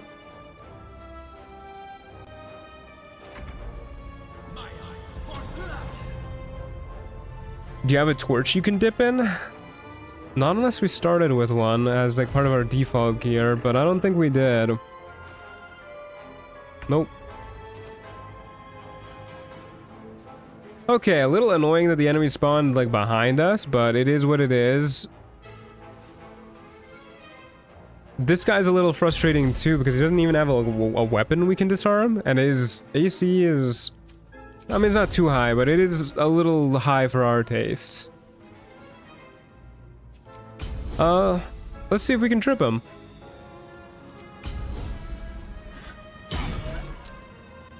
Cannot trip him.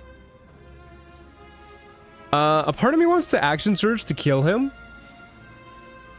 Mainly because I think with him dead, we'll be able to kite way easier.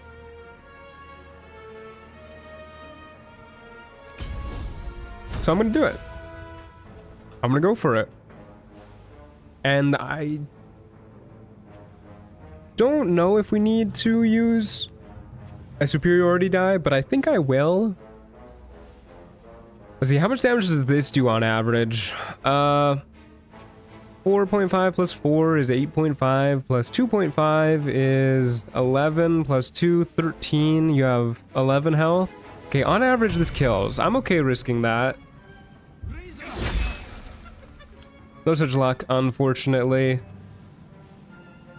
Now the next question is, do I want to risk an attack of opportunity? I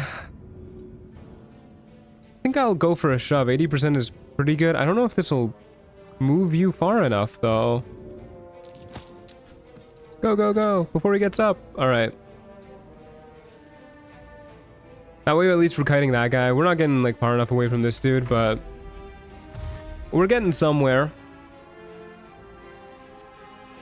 Need a map with a loose torch you can steal? Yeah, some camps have it, but I don't really remember off the top of my head which camps.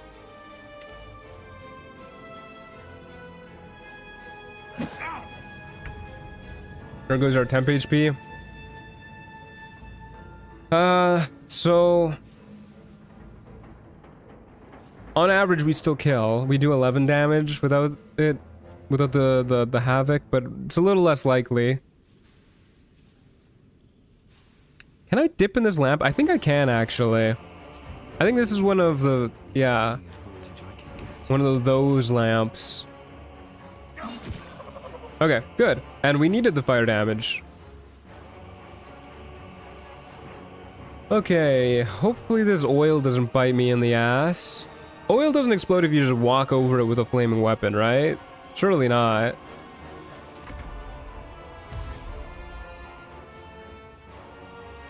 He got up to us though.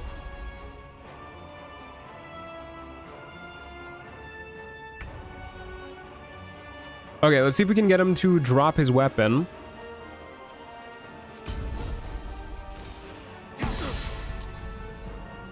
Wow, that is not a lot of damage. Oh, that is the lowest amount of damage we could have done. That's unfortunate. Okay, it's probably gonna devolve into a brawl session here. We don't have like boosted speed or anything, so we can't really kite. We don't have Crusher's Ring or anything like that. Can't shove him. Not a lot of point triggering an attack of opportunity just to have him hit us on his turn anyways. Only thing we'd be doing is getting further away from the Goblin Brawler, but we're gonna have to deal with him eventually. This is a Barbarian, so this will be a tough one. I'd rather use that to disarm him. He has extra attack too, which is a little scary.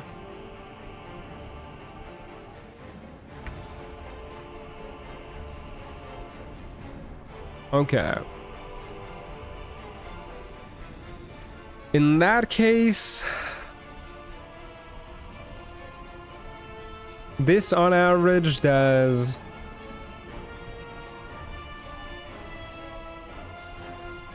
13.5 damage. Do I believe?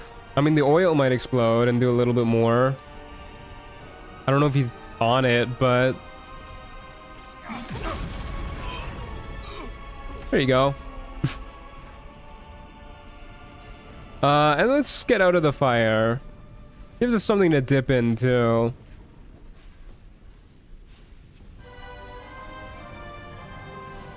Huh. Wonder if there's a way we could like inch out of the room, shut the doors? No, these are lever only doors. Okay, well, this is gonna be a total slugfest.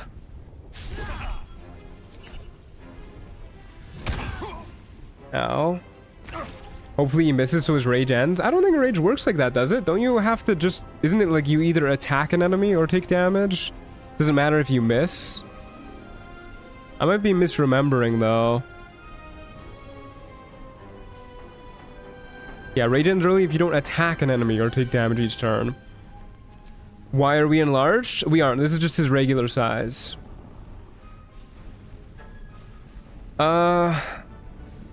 So... Disarming attack probably won't disarm. He has advantage now. I'm kind of considering just running away. We triggered the attack of opportunity, which he does have advantage on because of reckless attack. But if we force him to dash for a couple turns, then he will lose his rage, which will make the fight go a lot faster, make him do less damage, make our disarm more likely to work. I think it's worth it.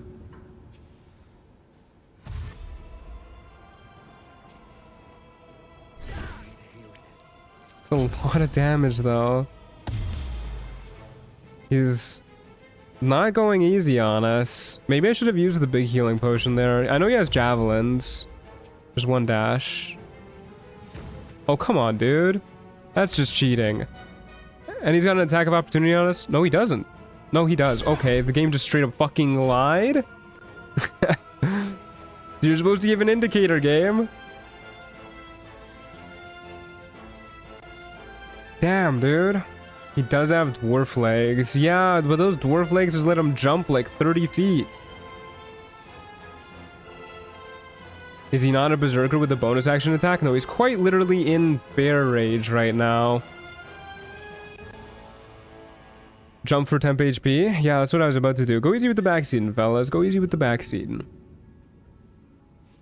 I'm hoping the jump will get us far enough away, too, that he won't be able to jump to catch up to us.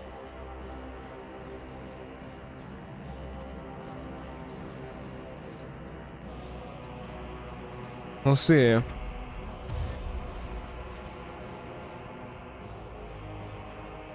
What? How did he possibly move that far?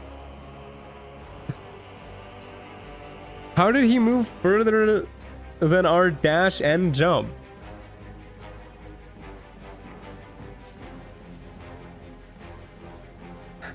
If you want him to lose rage, don't attack him. I know. I literally said that out loud.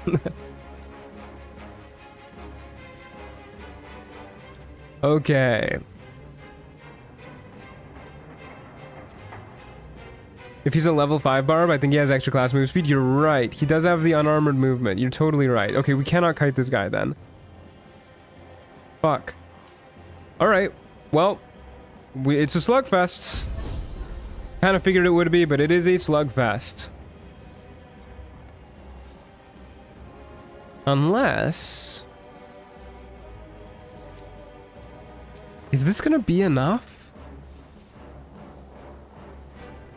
This with movement plus jump?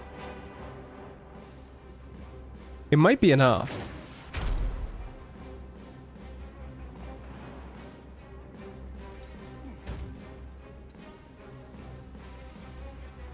Get around the corner so hopefully you can't see. There you go, there you go. Okay, phenomenal. Okay, so I'm pretty sure he has more rages, but maybe we can kite him now? We'd have to move closer to shoot him. We want to move that much closer. I think it's worth firing a shot even at disadvantage. It'll let me. There you go. Huge. And then, probably don't want to go that way. That's a dead end. This is all watery. That way isn't going to get us far enough away, I think. Yeah, I guess we'll go the watery way.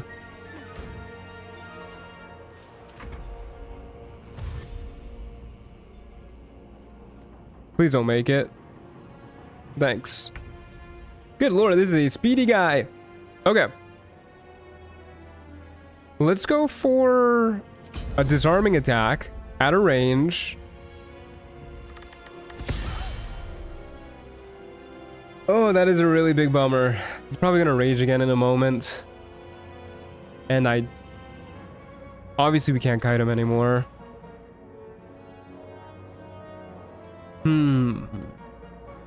That was probably our best chance to disarm him. Hey Matthias, how's it going? Howdy do, howdy do.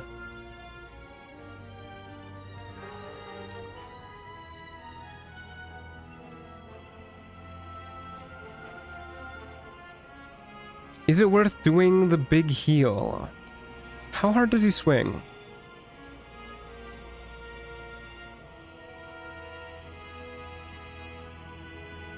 He does a d12 plus 3 plus a d4 plus 2. He swings pretty hard. If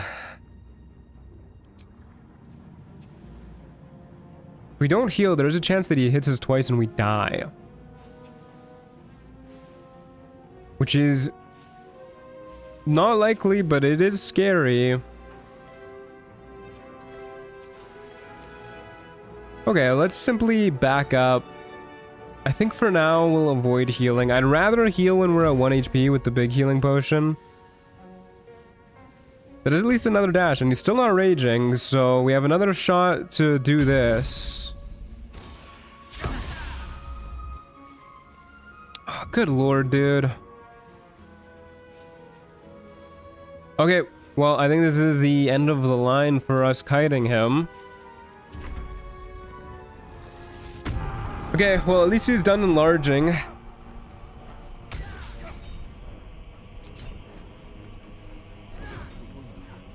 Damn it. Okay, so we have to heal. And there's no getting out of this rage, but maybe we can still disarm him. Nope. Yeah, we might be cooked here. Missing those 2 hits as he was chasing us, I think is GG. Yeah, he saved on everything. There we go, dude. Unfortunate. End of the line, folks. Well, that was a good little first run. Rip Hawkeye indeed, yeah. Unfortunate.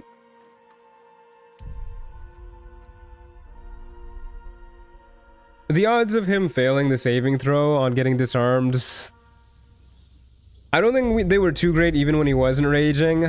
So it was kind of like we needed to get lucky, but that was pretty brutal. Maybe Eagle Woman will be a suitable replacement. Maybe, yeah. Okay. Once again, we're going to be a half orc.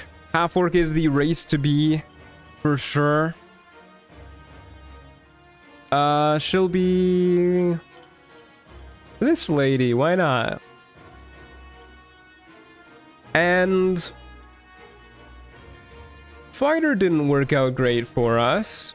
We could try something else. I do think a dex-based character is probably the way to go. If we really want to do a ranged character, we can do a ranger who actually starts with a bow. There you go. Which is always a fun time. But you know what? It's been a while since I've played a monk. These are dex-based characters. We can get a little silly with it. It's been a while since I played a monk. I forgot how nasty their clothes looked. They get more dex weapons than other people too? True, they do, yeah. They do indeed. Alright, we'll be a soldier for athletics. We will dump our strength a little bit. I have no idea what kind of monk we're gonna be. We could be a shadow monk. I haven't really messed around with shadow monk either. Maybe ostrich lady with kicks, yeah. Crane girl, because crane birds have long legs. Yeah, I'm pretty sure crane is like a fighting stance in some martial art. Drunken monk. We could try drunken monk. Shadow monk is so much fun. Maybe we'll be a shadow monk. How important is wisdom for shadow monks? In Kung Fu Panda. Well, yeah, there's a crane in Kung Fu Panda, but I mean in like real life, I'm pretty sure there's like a real crane-based fighting style.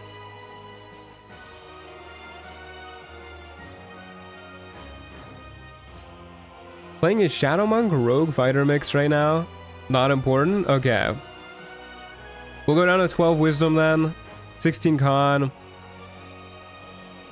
Have 10 intelligence. And you know what? We'll put our extra hanger off in strength this time. Alright, looks good to me. Just for AC? True, it is for AC. Probably more important to have higher AC than con, right? Probably. Can we do this? We can do this. It's probably good. I don't really like having 8 strength because it makes some maps really difficult. Strength is good for throwing. Yeah, true. Strength is good for throwing. Strength is good for shoving. Strength is good for jumping over lava.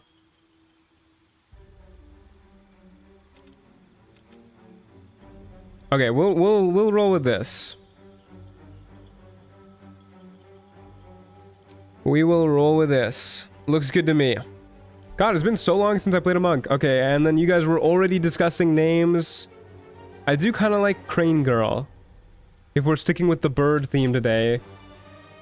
Crane... Why can't I spell? Crane Girl. Okay, that's your guardian. Okay, hopefully this goes a little bit smoother than last time. If this run goes poorly, I am going to play not on challenge mode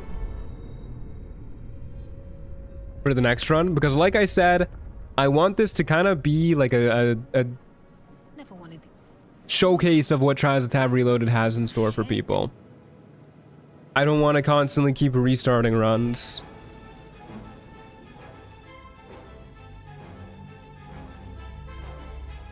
So off we go to camp.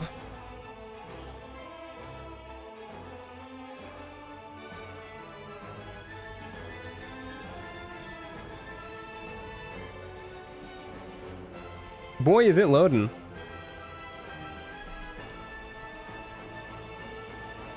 I hope it hasn't, like, gotten an error or something.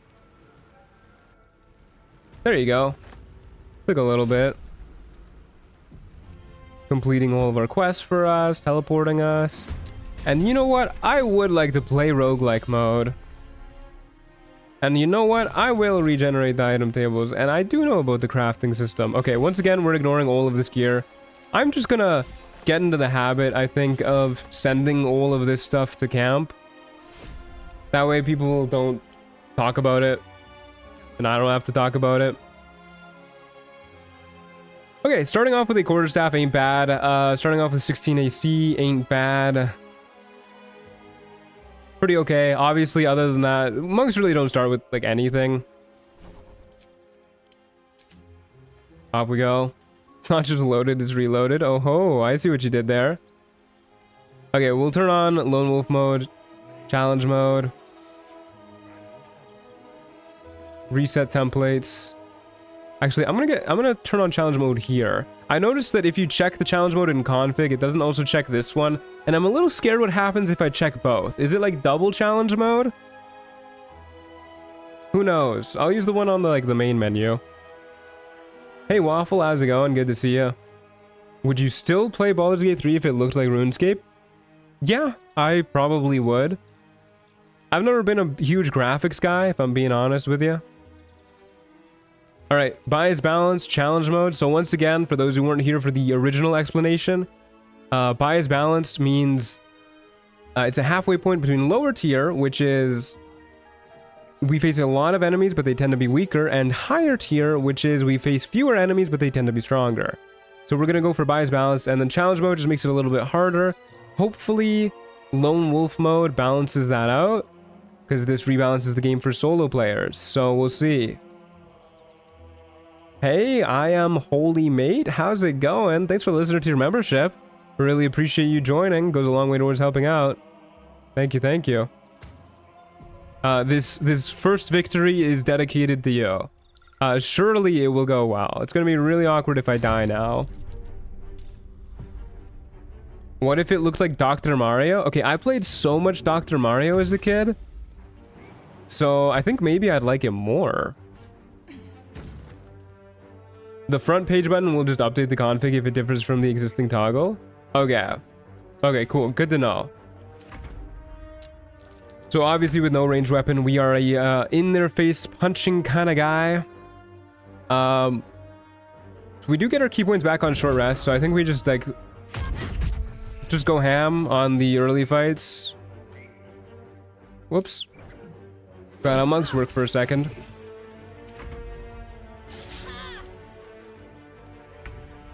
Very cool. I love not getting hit. With only needing one more hit, we don't need to use Flurry of Blows. There you go. God, I forgot how nice the monk animations are. Maybe I am a graphics guy. Hey, we got pizza. A lot of players have struggled to understand the config. This is just part of my efforts to streamline it. That makes sense. I do kind of like having everything on, like, all the important buttons on this main page here. I think that's a good call. Okay. Well, can't use those bracers, but that was our first victory. Went by easy peasy. Off we go to our next fight. Can we appreciate the sound design of Monk in this game? Yeah, the sound design of Monk is amazing. The moveset design of Monk is really cool too. They're just cool. They're just very poggy-woggy, dare I say. Goblin Booyag. I would appreciate it if you died quickly, my friend. Use a Flurry of Blows on you too. They aren't dying as quick as I wanted them to. But thankfully, they did not hit us. And they should be dead here. They're not dead here. They still didn't hit us.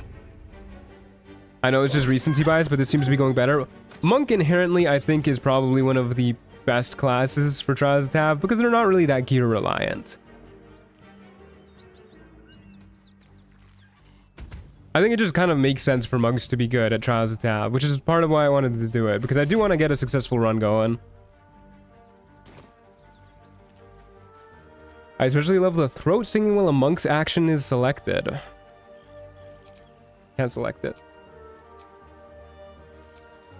That took the edge off. I'm exhausted. Better find somewhere to camp soon. Oh yeah, that's really cool. Kind of quiet, but yeah, I can hear it. Never noticed that before. Okay, still don't have anything. We got 10 currency. We're level 1. Got nothing else to do. We short rested. Off we go. 4 element monks is my guilty pleasure. What if we do 4 element monks? I've never played a 4 elements monk. I've never played a 4 elements monk before. That could be cool. A hyena, you say? Not the biggest hyena fan.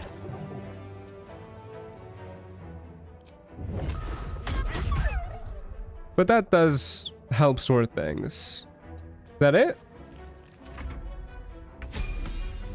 So if you get a perfect clear in Trials of Tav, which we didn't manage to do at all in our last run, we get bonus loot and XP at the press of a button. Very cool. The strong get stronger.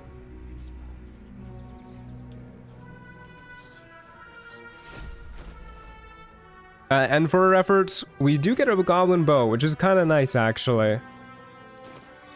Having a ranged option is solid. Another excuse to cast Fireball and can't I speak today? Ostensibly does other things. True. Okay, unarmored movement is huge. The extra move speed is really, really nice in Trials of Tav. The extra key point, also very nice. And we gain a few ways to spend our key points. We can do patient defense. Attack rolls against us have disadvantage. We have advantage on dex saves for a turn. Step of the wind dash. Bonus action dash. Very cool. And it also makes our jump free for the turn. And step of the wind disengage. Also very cool. Bonus action disengage. Not bad. This mod always looks so fun and the music set in the mood. This mod is great proxy. I'd really recommend giving it a try. I think you'd enjoy it. It's a fun change of pace. It's just kind of like a good way to indulge in the combat if you're a combat addict. We have the Devon chat here too, Eternal River. Very cool stuff. Okay. Patient Defense has really good throat singing. You should check that out. Let's give it a whirl.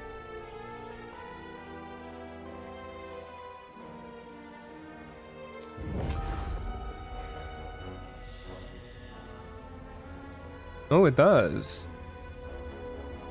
Kind of quiet still, but hold on. Let me pause the music for a moment.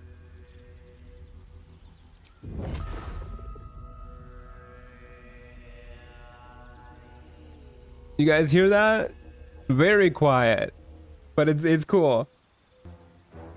All right, music's back. Okay, 17 HP total is also really nice. Have more HP, less stress.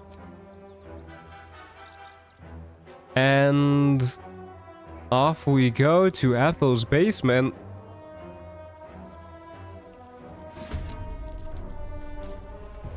Okay. Where is our enemy spawning? I haven't the faintest idea. Truly no clue. I guess we'll move somewhere that's like somewhat central. They're probably spawning up here if I'm being honest with myself, but let's move here and then we can engage wherever they spawn. Oh, no, they did spawn over here. Okay. Well, lucky us then, because we can just run in and wallop them. I'm gonna use Flurry of Blows to... Actually, we're not getting a kill with Flurry of Blows no matter what here. Let's just do a regular unarmed strike. Unfortunate. I think Booyags aren't the worst enemies, the worst goblins for us to be fighting, because they like to use the Ray of Sickness even in melee. And Ray of Sickness can't trigger Fury of the Small, so we're not like stressing too bad. Okay, now we use our Flurry of Blows. Oof. Minimum damage on both of those hits is, dare I say, upsetting. Sadly, this mod will never be on consoles. Yeah, sad day for console lovers. Because this really is a great mod. Like, I loved the original. I think the work Eternal River has put into it has really elevated it.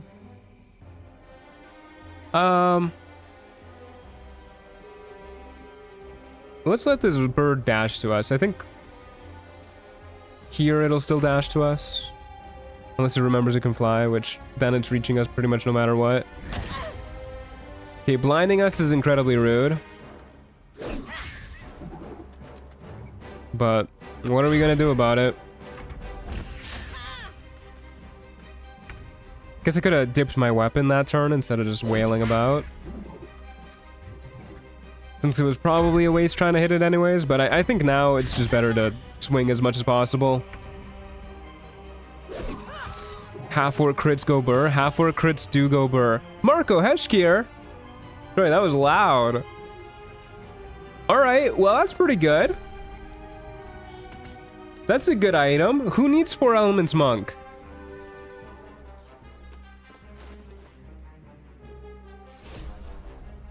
Alright, that's good. So this run should last a little bit longer than our last one. We do indeed have Marco Heshkir.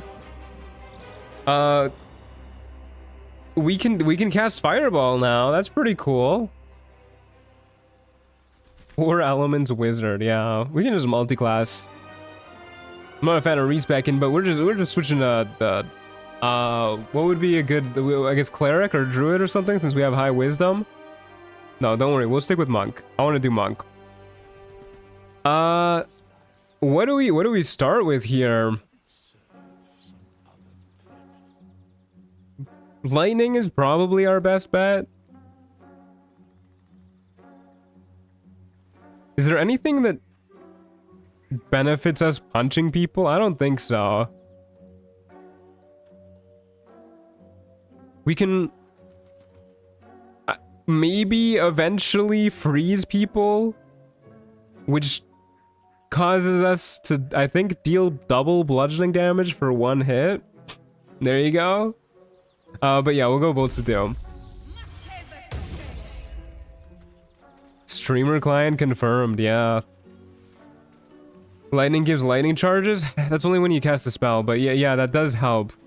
If we cast the spell first and then wallop enemies. But my thinking is we probably won't be having a lot of enemies left after we cast a spell. Hard to say, but I'm just getting that vibe. Yeah, we're going to the Ebon Lake Grotto. Off we go. You know what? I'm feeling pretty comfortable about not rolling for loot instantly. I don't know, guys. I'm feeling pretty happy with the loot that we got right now.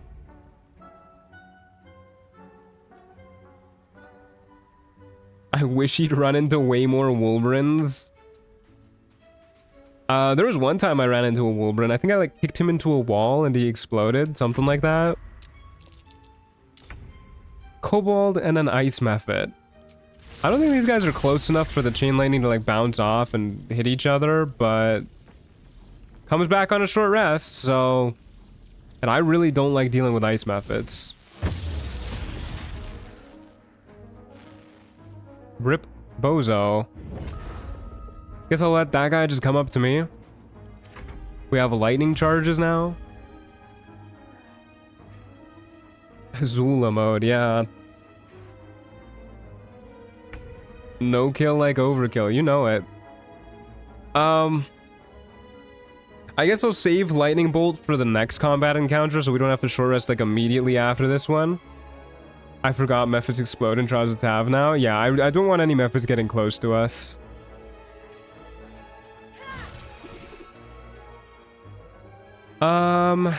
Chances are you don't die to a regular hit, so... Flurry of Blows as a level up. We got Guiding Light again. What are the odds? Got a lot of currency for that fight too. Well, this is a really incredible start. I'm really happy to get Guiding Light too. I actually really like this item. The fact that it doesn't require you to keep the item on too is really nice. Double the light. Does Marco Heshkir already give light? I can't wait to sleep. Or you just mean we got it 2 runs in a row? I feel ya. Okay, level 3 too.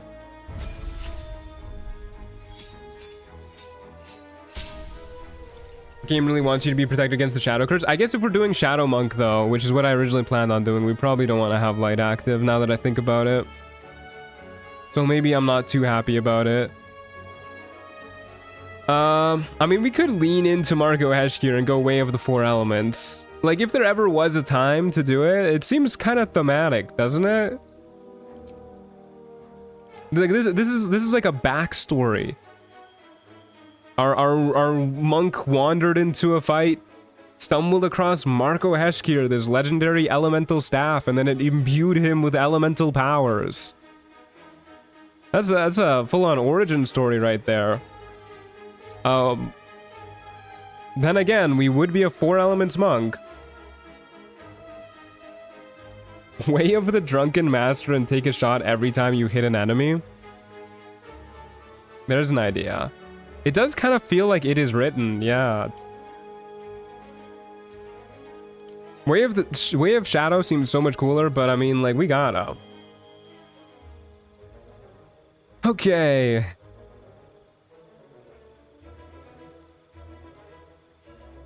I mean, I know Fangs of the Fire Snake is solid.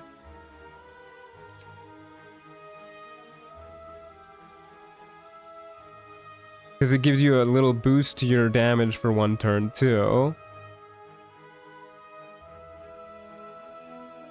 I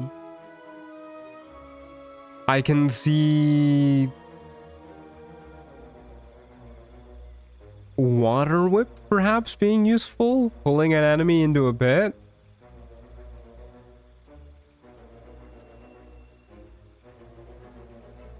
Wow, you got cantrips that cost a key point? That is upsetting. That is brutal, dude. And I mean, we could, like, we have Water Whip, we could go Fist of Unbroken Air just for maximum pushing, but I think I'd rather go Fist of 4 Thunders if we're doing pushing. So we can, like, aim it a little easier, push enemies in a group. Alright, we'll rock this. Watch out, you're getting attached to a Trials of Tav character again? Nah, it's fine. Even if it's the weakest monk, it's still a monk. Yeah, exactly, it's still a monk. It'll be good, probably. Maybe. It's fine. It's fate.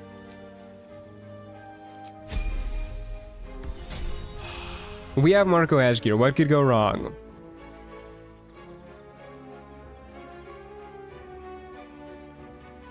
Okay. 3 enemies coming up. I could roll on the loot table. I would kind of like some defensive gear in some capacity. I don't feel too confident with 16 AC. And we do have the light cantrip, so I'm not too afraid of Act 2 maps. I'll roll once on the loot table. No mention of shaping the ice, frowny face. Listen, man, I can't. What can you even do with that? Can you, like, I know you can, like, crush enemies with it. But that probably requires some setup. Falara Louvre, too. Wow. Green Falara Louvre. Oh, wow. We literally got... I mean, it doesn't do anything, but we did get, like, actual, like, monk robes. We look fly as hell. Do they count as spells for the purposes of Marco Heshkir? I don't know. I guess we'll find out. Once per long rest, you can use a reaction to make an attack roll or saving throw with advantage. That's gonna be useful, hopefully. And that's okay. We do look fly as fuck.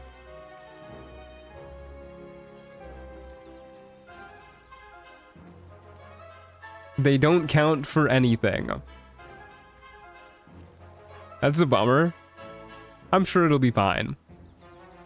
Alright, off we go to our next fight. We'll probably just try and get these guys in a line and then lightning bolt them. They don't have the is spell tag. Wow, they really wanted to make 4 Elements Monk bad, huh?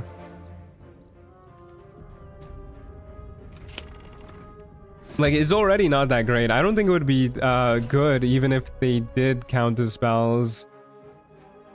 But they'd be better, that's for sure. Okay, got a few enemies. A part of me wants to literally just run away and then let them spawn and then lead them outside, line them up. But we'll go next to this guy.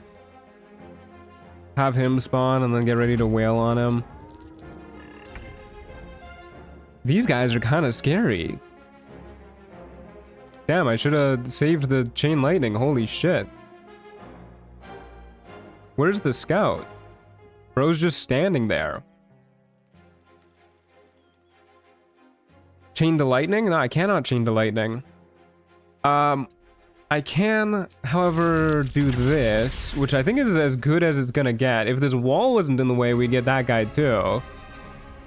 But alas, walls are real.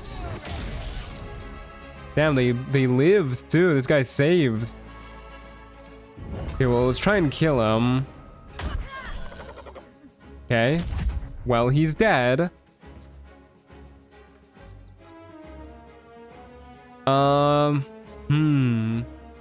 I do not like Vengeful Boars as a monk. I'm gonna be honest with you. They can't be counterspelled, and they would also bypass my anti-magic field, come to think of it. Okay, well, maybe this is the anti-Mephistopheles tech.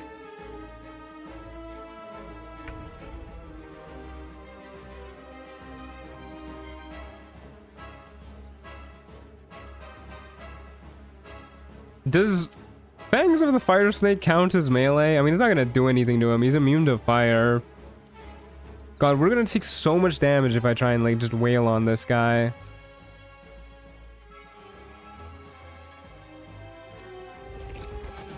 %55% chance for Water Whip to do something.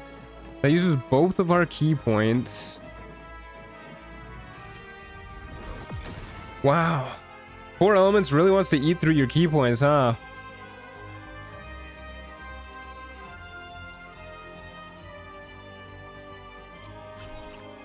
I guess we'll just try and one-shot him with this.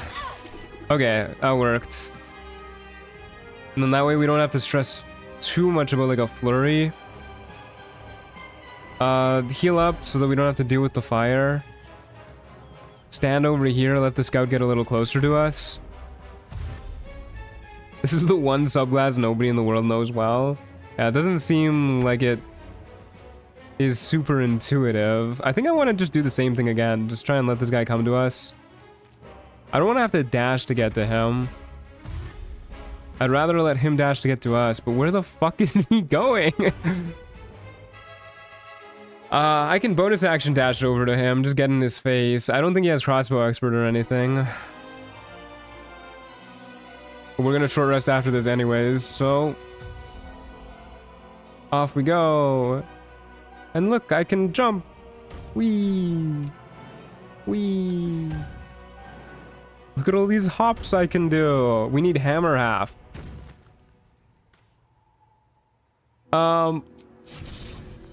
We'll just whack him with Marco Heshkir. Glad I had deflect missiles. Get got, bozo. Yeah, I guess we really don't need to be that stressed about ranged guys in the early levels because of deflect missiles. You picked the wrong fight, friend. Wow, what? Another legendary item? And Hope's Torch? Please God, no, not a hammer half run.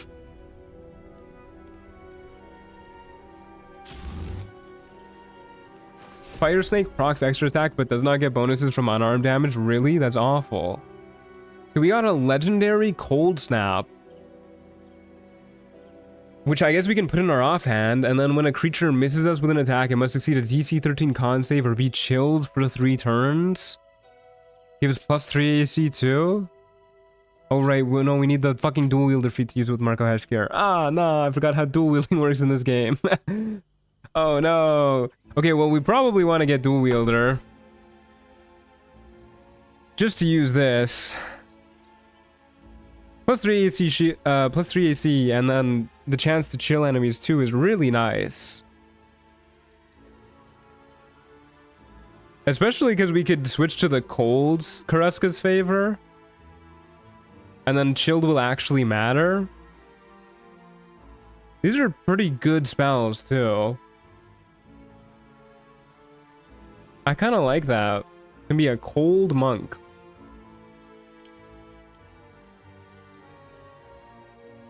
Oh, hey, and here's some clothing that actually does something.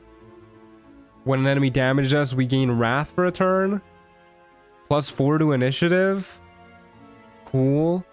We got a torch that can produce flame. Why not? Alright, rad. What's in here? Chilled is really good. I'd say that dagger is better than the staff as a stat stick. Yeah, I agree, but the giving up these spells is way too hard right now. Like these just get us through fights so easy. I believe the cold snap is bugged, so the chilled on miss happens 100%, not on a saving throw. Well, that's even better.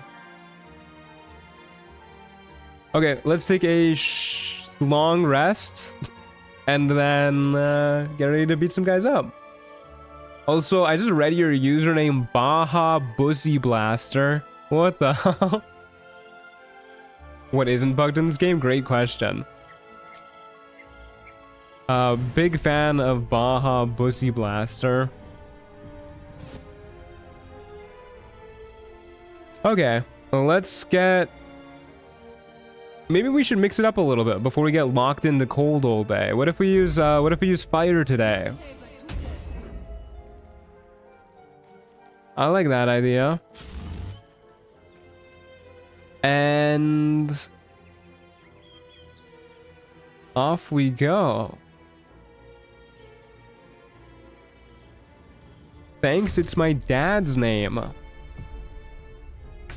A lovely family name. I can see why he passed it on to you. Okay, so being in melee is nice, but not when we have fireball. So maybe stay at a range and get in a good fireballing spot. It seems like a pretty good fireballing spot. I didn't get whatchamacallit going, light, but hopefully that doesn't bite me in the ass. Yeah, I do not need to fireball a fucking rat. It is a cranium rat though. These guys do something weird, right? They do something weird, and we don't have a lot of play around that. Can we outrange that if we fireball it from afar? Probably not, but I'm gonna try.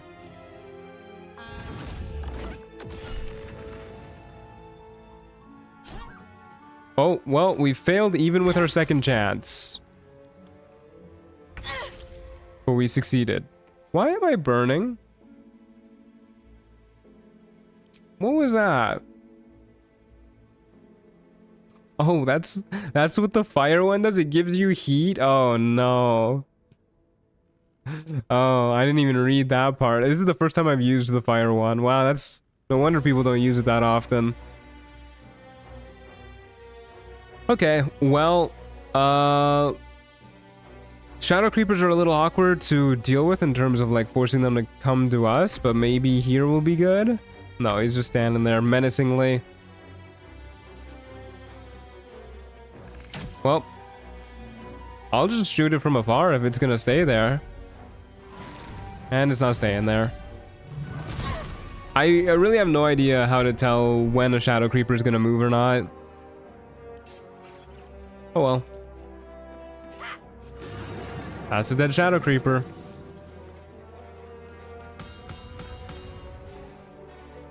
Doesn't look like we got anything too crazy here. It's good when you're a tiefling? Yeah, I mean, I'd imagine it's better when you're a tiefling. I don't know, I'm not too impressed by heat, like even on paper. Even like when you're maxing a heat build, it seems very unimpressive.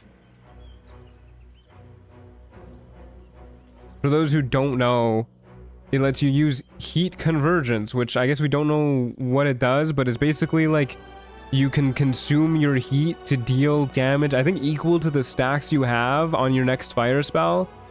But I think it's only one instance of damage. So if you use it on like a fireball, I'm pretty sure it only works on one enemy in the fireball. And then the max stacks is like 7 or something. It's not super impressive. Okay, what else do we got? When you have 10% or less HP in combat, you receive crystal healing for 3 turns. At the end of each turn, you regain 8 hit points. Scales from con modifier, multiplied by 4, rounded down, increases con mod by 1. Yeah, healing is good to have. Healing is very good to have. Okay, well, because we took some hits, I will take a short rest. And maybe we mix it up, because I wasn't too impressed by fire. Let's go... well, this one seems truly horrible. Poison.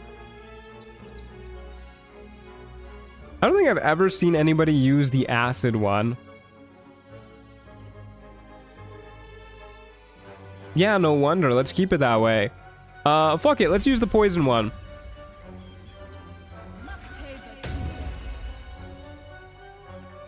Okay.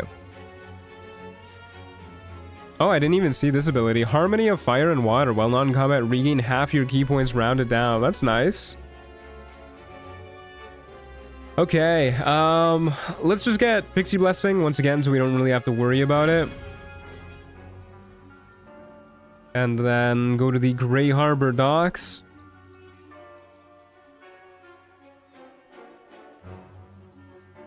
I would like to see a Wrath build. I think a Wrath build could be neat. If we get more Wrath items, I'll see what we can do with it, but right now, just the one bit of clothing we have isn't phenomenal.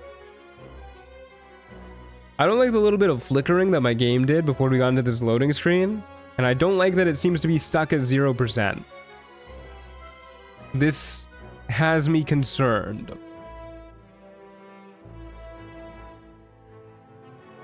I used the acid one when I used the 5e spells mod to make a dragonborn focused on using the primal savage cantrip. He thought he was literally a dragon, so I used the spells that gave you claws. That's cool.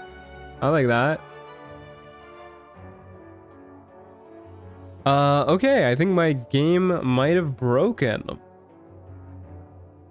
When it's stuck at 0%, I think you gotta restart. Unfortunate. Trials of Tav does that often when it moves from and to Act 3. Interesting. Okay, let's shut it down. I almost closed my OBS. That would have been bad. Let me pop open my task manager. Find Baldur's Gate 3.exe. There it goes.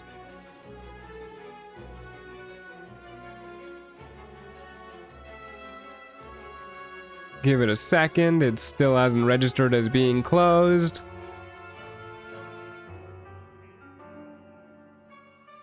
Alrighty, here we go.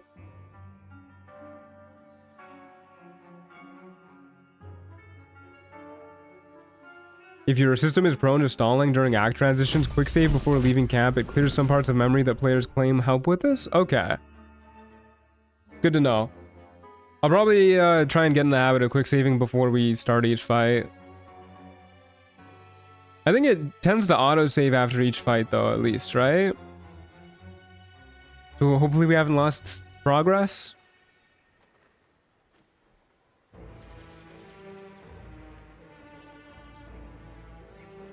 Doesn't even really seem to like loading in the main menu now. Okay, let's continue Crane Girl. It only happens to a small portion of players though. It seems to be hardware or firmware related. It happens. It hates you. Hopefully not.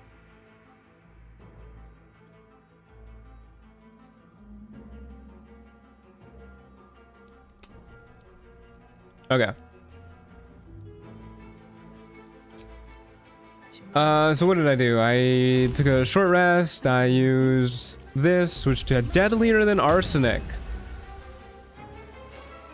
And I put on this. And that was about it. Okay, we'll do a quick save. And we will teleport to the Grey Harbor docks. Hopefully this time it works. If it doesn't, I will simply... Well, it looks like it's working, so no need to worry. The normal game, I know, hates going backwards in acts. Weird stuff happens. Yeah, I'm honestly impressed that Trials of Tav works as well as it does, given how much teleportation you need to be doing, how many quests need to be cleared. Kind of surprising.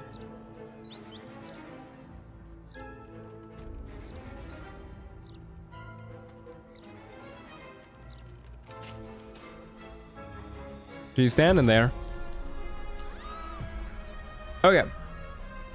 Where are my foes? I have many enemies.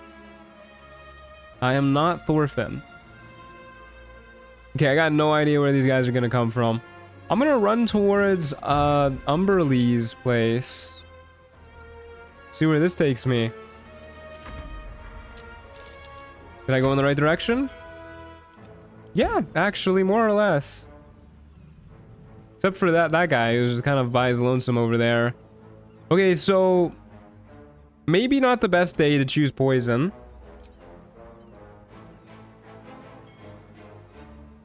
Oh wow, there's like a pixel where we can hit them both. Perfect.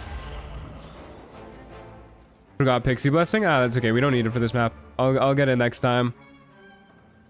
Okay, well, we didn't actually hit the phase spider with the cloud kill, but he did get surprised. So that's something. We take those. There's a mod that removes Act 3 civilians that has helped my runs to not be stuck at 0. Maybe I'll play with that going forward with Trials of Tav. Okay, let's actually damage this guy if we can. I don't know why it won't let me target him now.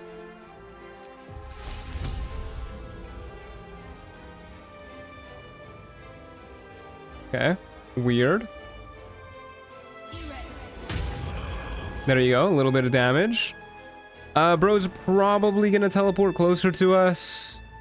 Not a whole lot we can do about that, but I'm just gonna step away from the ledge. Bandit Cutthroat is working his way over here.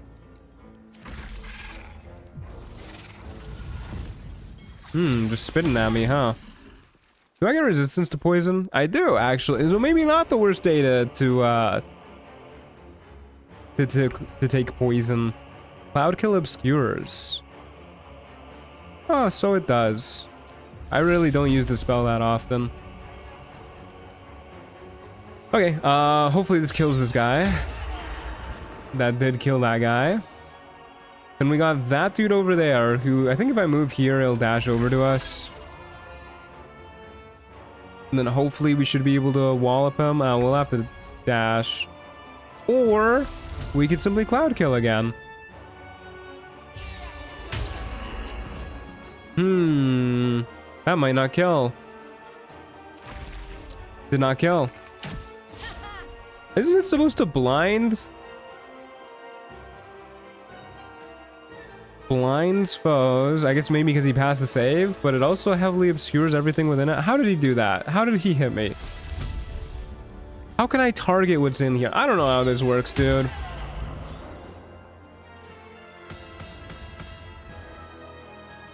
Hey Lumi, how's it going? Slay the Spire music goes so hard for Roguelike BG3. Balatro music for me.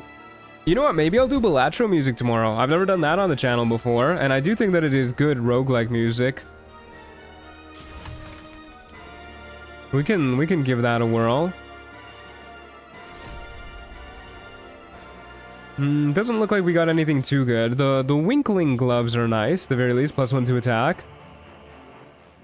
It's a vibe. Yeah, Balatro music is definitely a vibe.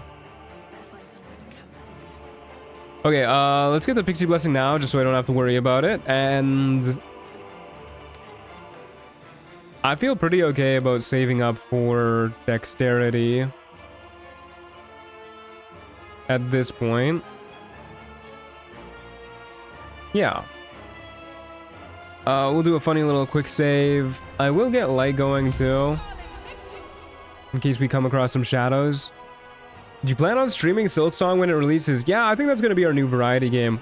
Just finished Expedition 33 on the channel last weekend, so we need a new one anyways, and Silksong comes out in a few days, so yeah. Why not? You think you'll ever use Expedition 33 music? Probably not. I mean, not in like a live stream. Probably in an edited video at some point. Almost definitely in an edited video. But oh, I kind of forgot to refresh Cloud Kill. Whoops. Oh well, we should be fine. We have Ray of Sickness. But I just think there's too many epic songs in Clair Obscure for me to want to use it as stream music. Because, you know, there's a lot of time when you're just not doing anything interesting in a stream. There's a lot of downtime in this game. And having, like, insanely epic music blasting while you're, like, shopping at Dareth Bonecloak's place is just... It's a little too off-putting for me, I think. I like to have generally pretty chill OSTs for the streams. Okay. Let's just punch this guy. And then we have a chance to kill with the Flurry of Blows, so I'll go for it. Not quite, but pretty close. Oh, hi, Theodosia. You're so little. Wow, little lady on my lap. Look at that little fish guy, Theodosia. Isn't he silly? Okay, let's punch this dude. And... I'm blinded. I'd rather not be blinded. Cat? Yeah, she came by. She loves Baldur's Gate 3, don't you? Here, let me show you her. Little lady. Wow. Just FYI, because I use the same mods as you do for Trials of Tav, for ATT the author recommends using expansion mod instead of unlock level curve, otherwise level 7 plus spells may not work. Yeah, but we're not playing a spellcaster anyways, so we're okay. Oh, she heard my neighbor vacuuming. There she goes. All good things ruined by the vacuum.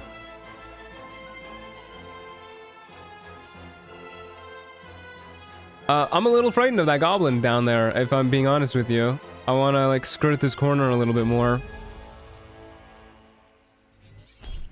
Are you kidding me, dude? How are you hitting this shot?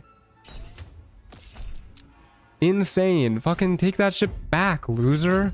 Oh, it just hit a wall. Oh no. That's not good. That feels significantly less epic. Okay, we're taking a short rest after this anyways, so I'm gonna flurry of blows you, and I want to shoot this fucking goblin. Can I please get line of sight on you? Happens to us all. Yeah, I really dislike how they did the like return missiles in this game. Okay, well this guy's awful. I hate this guy.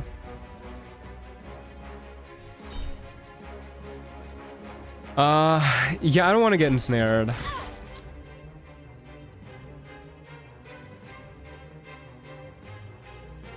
But yeah, it feels incredibly easy to hit walls with redirect missiles. Can I jump over the vines? Looks like it. Okay, we don't have to worry about Fear of the Small anymore, at the very least. What was that noise? Holy.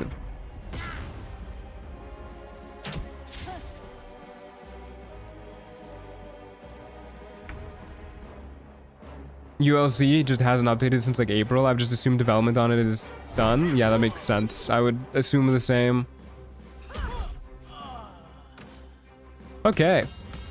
Wizard's Barrier. Tempter's Ear Essence. Me and my homies love the Tempter's Ear Essence.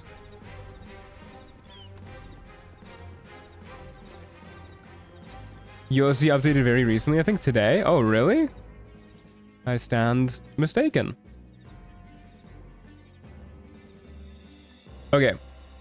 You charm a creature you damage if it fails a wisdom saving throw for 2 turns.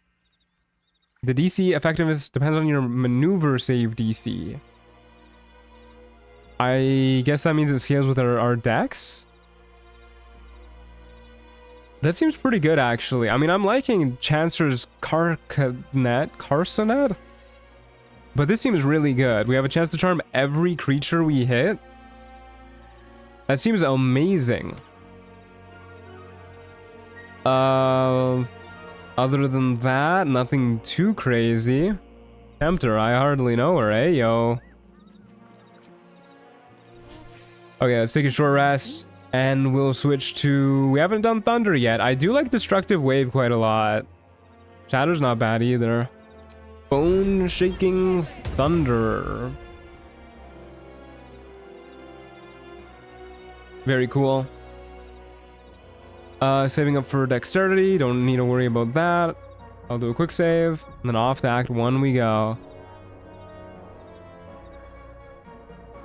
Love a maneuver DC item. Yeah, something that I really like about Ancient Megapack is how much the mod author fiddles around with the spell save DCs. Like, he doesn't keep it as just like fixed DCs all the time. He doesn't do spell save DC all the time. He doesn't do maneuver save DC all the time. He keeps it interesting. Keeps you on your toes. Speaking of on our toes, Eternal River, I cannot stress to you how much this map stresses me out. Especially with low strength characters. Gives me so much anxiety with that spawn point. Let's just get our back up against the wall here. Yeah, this guy's gonna get smoked. Super smoked. Not that smoked, unfortunately. So a part of me wants to stay in melee. The smarter part of me thinks it's better with our back up against the wall. It means that he doesn't have disadvantage on his attack, but I don't want to risk getting shoved. Even though the odds are really low that this guy actually can shove us, but better safe than sorry. That is a Flaming Fist healer. Did it just say a doppelganger has spawned and then this guy showed up? Guys, I don't think this is a Flaming Fist healer. Wait until you get to Hope's Prison. Oh boy. What's my favorite tattoo? Like that I have or just ever? Because Maui's tattoos are pretty sick.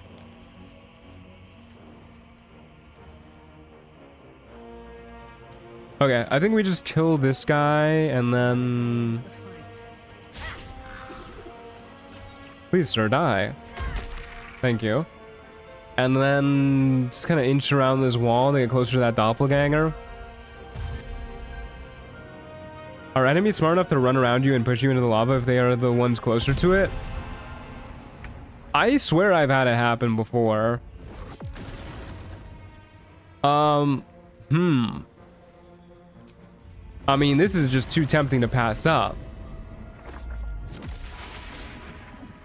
Alas, I was not expecting that to work. Take a look at what our DC is like on that.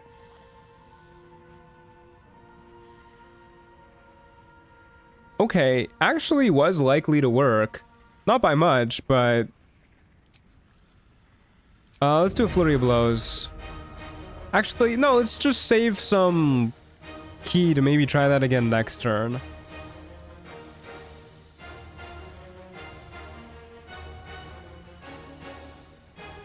Can we shove? Can I shove you into the lava? Camera, please work with me. I don't think I can. It's like a little shy of it. That's so annoying. If I shove from like this angle, it shoves like, oh wait, maybe that's it? Nah, it didn't matter. Okay, well, hopefully we don't get shoved in the lava for trying. And then, I believe... Nice. Very nice.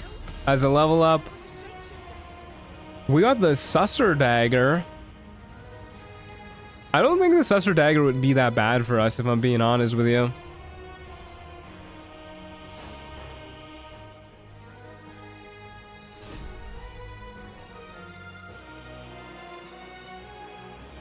My friends and I are spreading the word of Trials of Tav in the Korean BG3 Discord server. Hell yeah.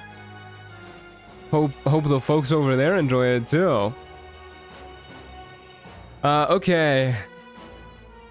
Killing a foe, you gain 5 temp HP. Yeah, that sounds pretty good. Sounds not bad at all. We get a nice level up too.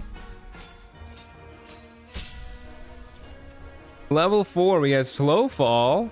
Cool. That probably will be handy at some point. We get an additional key point. We can replace one of our spells, which I'm pretty comfortable with them. Honorable mention to Shaping of the Ice. Yep. And for the record, I do think the correct play is the mobile feat here. This is an incredible feat, especially incredible for monks.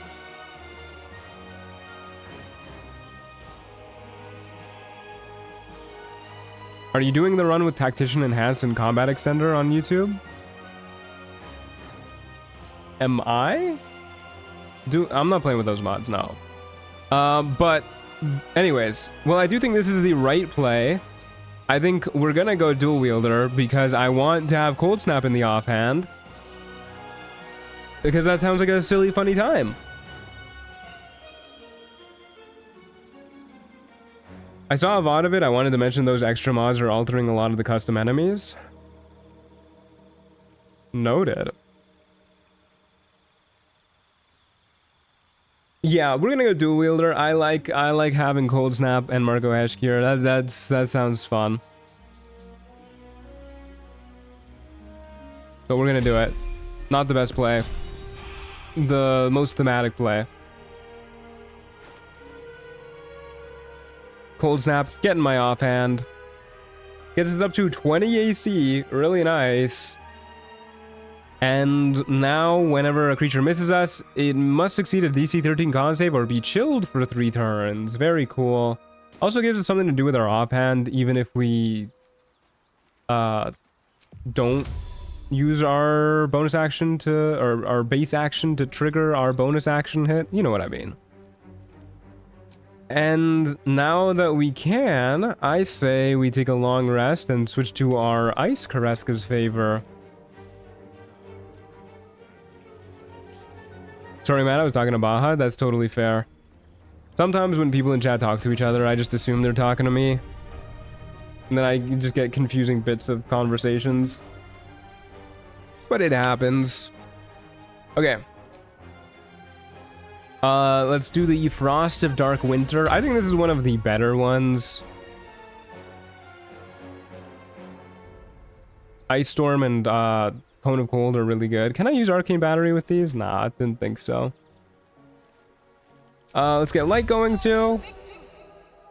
And let us go fight one enemy in Act 3. I'll do a quick save before we go. Yeah, off we go. Ice Storm, my beloved. I really like Ice Storm. Now we really want something that will let us ignore ice so that we don't slip on it. Because I'll be really sad if we slip on it. Wait, should I get Shaping of Ice if we're gonna be like an ice monk? Where? Okay, well, we have like one way to go, so I guess we'll just run this way and hope we come across some enemies. Oh yeah, there they are. Hello, my fearsome foes. How may I help you today? Animated armor, you say.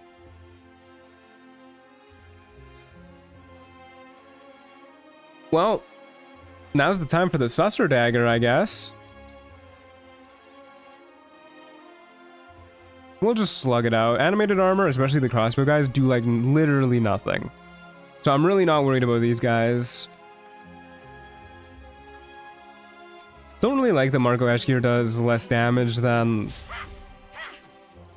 Ooh, God, we had dual wield going. I always forget to toggle off dual wield when I start dual wielding. Good for opportunity attacks though, because you just get like a free attack. But yeah, these guys do like no damage, and they have a +4 to hit. Really not scary. Unlike True Soul Gut, who definitely can be scary. Because she has Hold Person. And if she Hold Person's us, we are going to fucking die. So probably want to Cone of Cold her. Oh, it looks like it's hitting her, so we'll do that. She got charmed. Okay.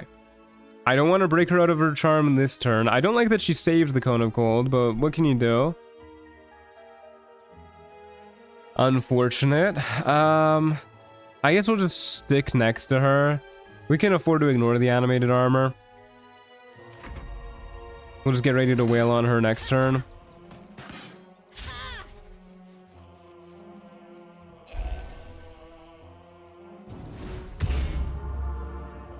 Well, she's wasting some spell slots at the very least. Well, Shield of Faith isn't that big of a waste, but...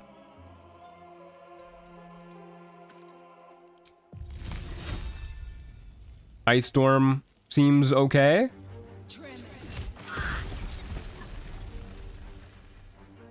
Wait, does she stay charmed even if I hit her? Well, she's still charmed at the very least. She broke out of it at the start of her turn, though. She did waste her turn at the very least. Turn off dual wield now before I forget. Don't like that. Lady, you gotta die. Oh no, we can't hit her. Does she have Hold Person? I thought she did. Maybe she doesn't. Maybe I'm just worrying over nothing. Okay, it's time for the Fire Fist to come out. And then Flurry of Blows. Oh my god. Cannot hit her for the life of me. Are you recharming her? That might be what's happening, yeah. Please, woman. I beg of thee. Okay, well, we got one hit in. She's unkillable, yeah. Minty has Hold Person? Yeah, I'm probably just combining the two in my head. Well, probably didn't need to spend so many resources on her then, but whatever.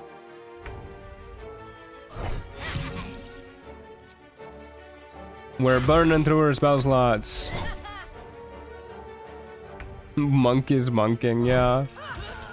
There you go.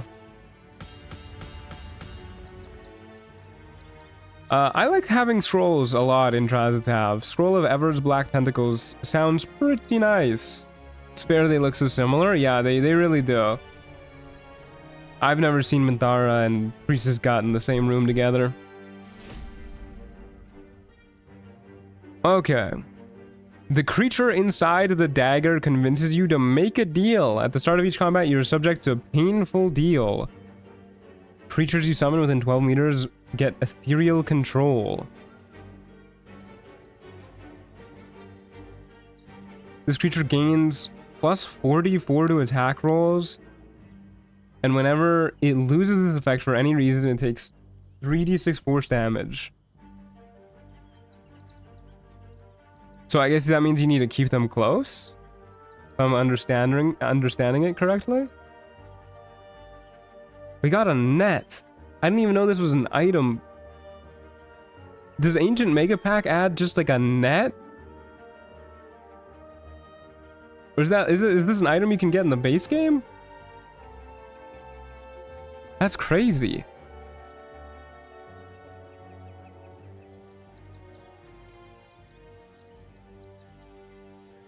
Was that weird platform on the bottom right of the screen? It's used for crafting with the Ancient Mega Pack. Basically, you can break down items. If you break down 4 of them, you can turn them into 1 item of the same rarity. But I'm not going to be using that. It's also very well made. Like, the sound effects on it are cool. It's got menus that pop up when you click on it, too. Got unique little icons there. It's cool looking, dude.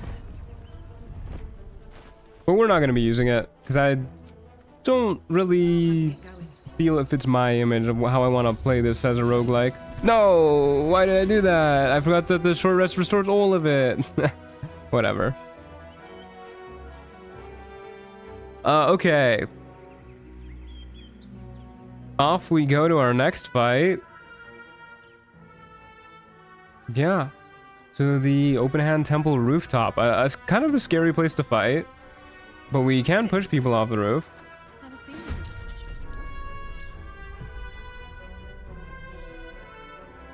If we can see where they're spawning. Right there. Okay. Get in position to wallop.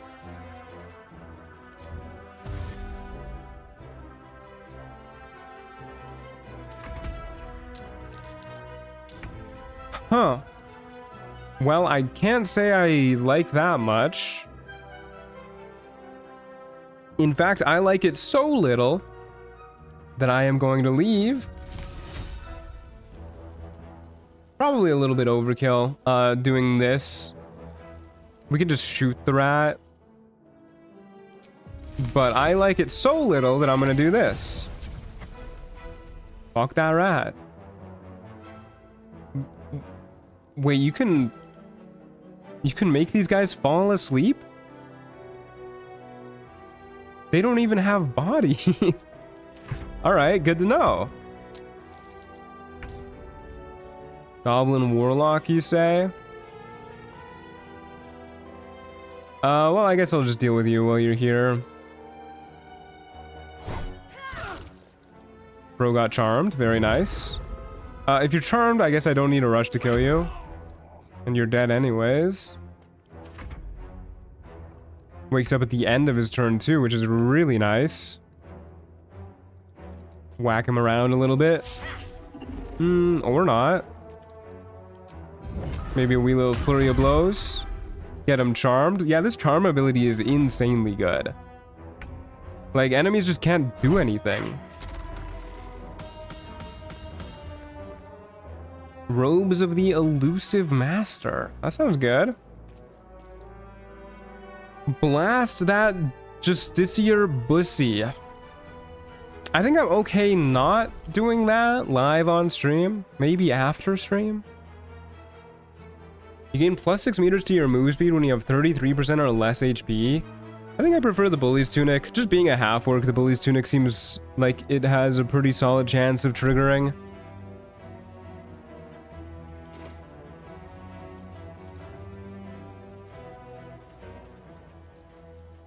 Okay, I think we're okay to just go into our next fight. Sans Ice Storm. We can almost increase our dexterity, which has me feeling pretty spiffy. So off we go. I learned the other day Larian was surprisingly lax on the undead immunities when I saw Arenikis put to sleep. Well, I mean, I'm not complaining too much if we can put him to sleep.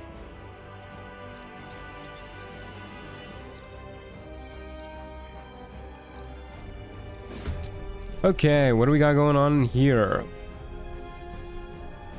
Enemy spawning over yonder? Let's get over yonder. Ooh, enemy spawning over yonder too. I guess we'll get ready to deal with this guy first. Whoever this guy turns out to be. A shadow creeper, you say? More like a shadow deader. Got him. And we got a brigand, who I don't think is particularly frightening. So let's get out here, get ready to let him dash to us. Probably should have dipped my weapon.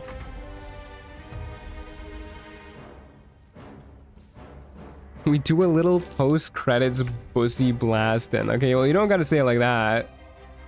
Wow, we got the whole squad showing up from Withers' Crypt. I want to kill this guy, the Occultist Bandit, like super fast. I don't remember what the Infernal Cultist can do. I think maybe these guys can hold a person or something. Or maybe like a different guy with the same name can. Like a different enemy type. But we're gonna go for this guy because... yeah, that is so rude. Because... they...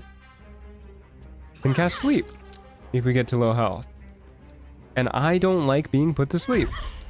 Are you kidding me, dude? Are you for real right now? That's my boy Gimblebach. I love Gimblebach. Poor Crane Girl. Yeah, I really should have dipped my weapon, huh? Oh, the weak moment. Yeah, we gotta get our Illithid powers up and running, that's for sure. Illithid powers are so good. Okay, well...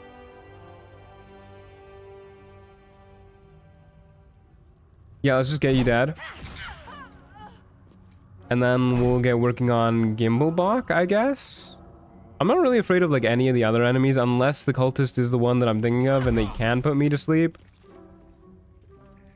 So let's stay here, do a bit of damage to Gimblebach. 4 damage to him.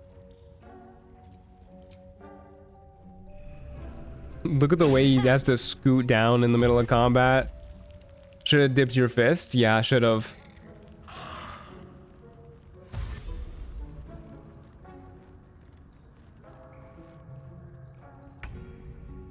Okay. Well, because you're weak to bludgeoning, I'm gonna wail on you instead, now that you're here. Because you're way easier to kill. Especially with a crit hit, good lord. And... okay, you got Hunter's Mark.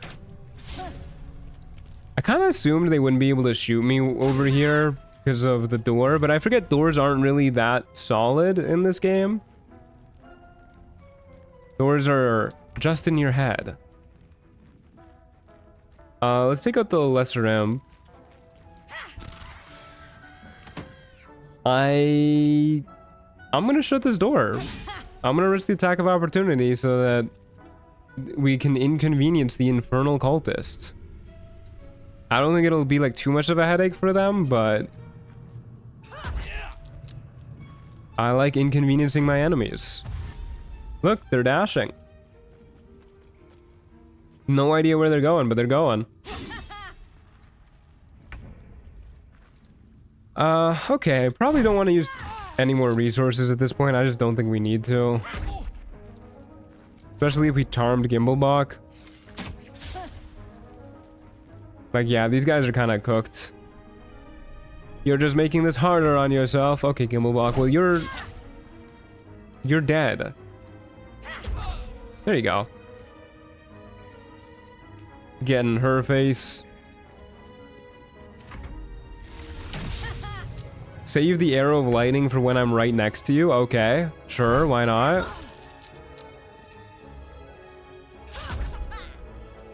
Incredibly rude.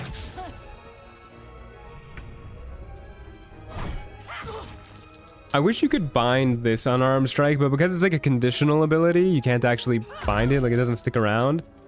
Okay, that was a recharm for sure. That was a recharm too. Yeah, this charm ability is nutty, especially with how many hits we can do. Once we get to the next level, we get even more hits too, even more charm possibilities. Ooh, a treacle tart. Hey, this is the great axe people were talking about in chat earlier. The flavorful one for Karlak.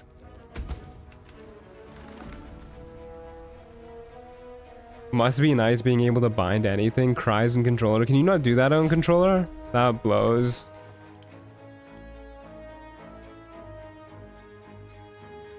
Speaking of undead, I finally mastered bosses who spawn with ads. Honor mode Delilah just works elegantly. Hell yeah, I'm glad to hear it. Let's get an instrument on. Now we can poorly perform in the middle of combat. I love how the music notes just kind of like fall down. Okay. Don't need a short rest or anything. That was a very good fight. And we can afford +1 to our decks. So let's do that. It's a pretty good upgrade for Crane Girl. Increases our AC, increases our damage, increases our initiative, our saving throws. Really good. Dexterity is the god stat. Very happy to increase that.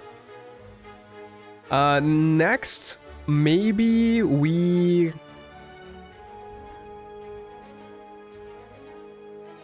Maybe we go for some illithid powers. Or actually, no, we save up for Anointed and Splendor. Because we can buy that soon.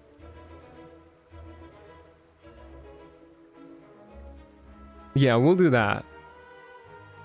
Then maybe we save up for Sweetstone Features. Sweetstone Features and Anointed and Splendor are just so good. Alrighty, for now though, let me do another save. And off we go. Once I did a poor performance and a goblin threw something at me.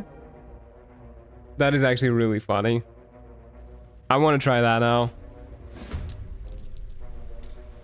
What is the Trials of Tav meta for what stuff to buy? Pixie Blessing ASAP, but then what? I don't know. I don't know what the meta is. I kind of have a routine that I like to do. Which is generally what I was just talking about. Go for like Anointed and Splendor, Sweetstone Features. A lot of the perma buffs are really good. A Most Bloody Inheritance is amazing too.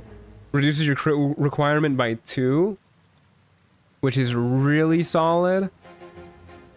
Vampire Ascendant, great for monks. A lot of the perma buffs are really, really nice. Of course, illithid powers are really nice too.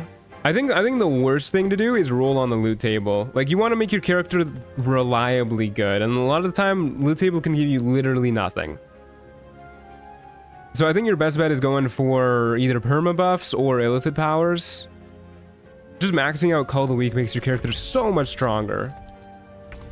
It's an ox. An ox that is dead? As a dead ox. And a charmed one, too. Okay, let's see who else is about to spawn.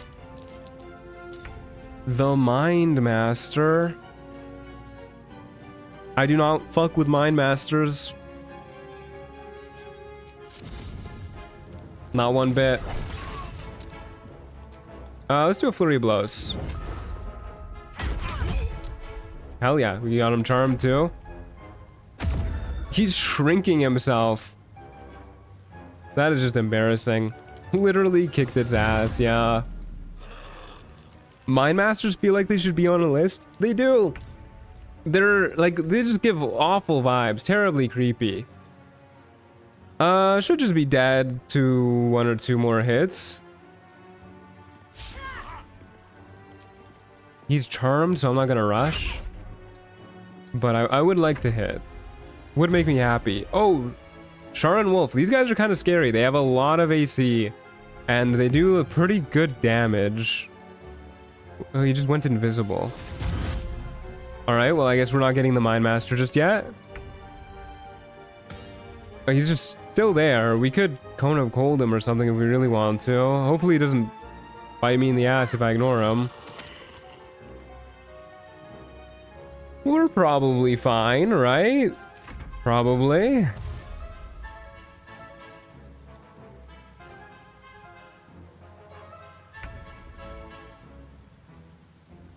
If he's still invisible there, which he is, I want to get a Cone of Cold going. Oh, this is a little awkward. There you go. This should be good. Okay. Then we'll do a flurry of blows. Hopefully kill you. Not quite. That's alright. I realize I just moved myself away from the ledge literally by force of habit. Which is probably a good habit to get into. A moon lantern. Guess we didn't need to get the pixie blessing.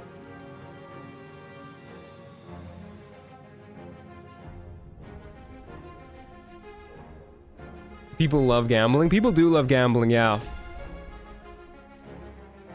Loot is the most popular player choice by a mile, but I agree. Unless you have no weapon at all, I think investing in permanent buffs is better. Yeah, I mean, I get why people like rolling loot, especially when you're playing with loot mods. It's so fun and exciting to see a lot of the new available options. But you really do just want stuff that you can use. Okay, let's get a short rest going.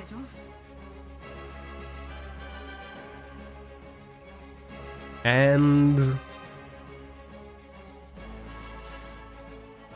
yeah, we'll just keep saving for Anointed and Splendor. The boost to saving throws is really important for us. Off we go to the Dank Crypt after we save. Reduce has literally no positive effects. What was little bro thinking? Maybe because he was charmed. He was like, I just want to help this person stomp on me. Maybe he's a freak. I mean, he is a Mind Master. Definitely a freak.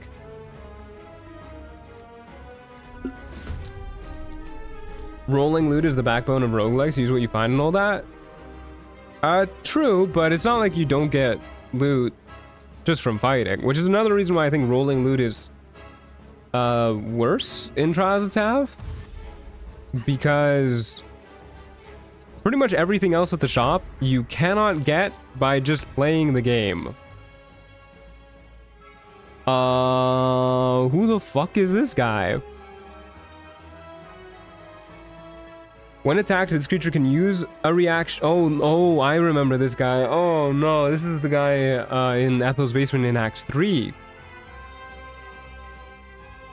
We cannot punch this guy. He has 100 HP. What? Uh-oh. This is bad. Maybe what the play is here actually is do this. He's charmed. And then hopefully he misses us, and then when he misses we go for a Cone of Cold when he's chilled. So Huagin champion too. Oh, the goblin fucking lived as well. Okay, a dead goblin at least. This is terrifying. I don't know how we deal with that guy.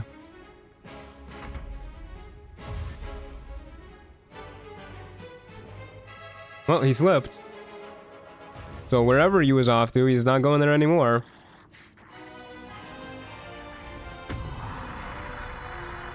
I remember that Vengeful Strike ending one of your runs. Yeah, me too. I remember that as well. What does this do again? Okay, we need to stay topped up. not really that much up to us, but I will try. You have resistances of any sort?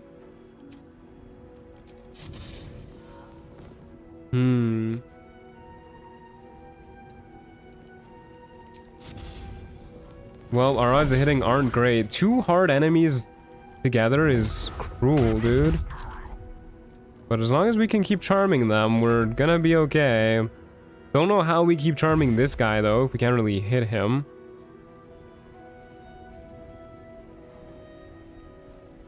Hide him so he keeps slipping, maybe? Yeah, but the ice isn't gonna last, as you can see. Okay, this might seem like a bad idea, but I really want to get him chilled. No, he hit.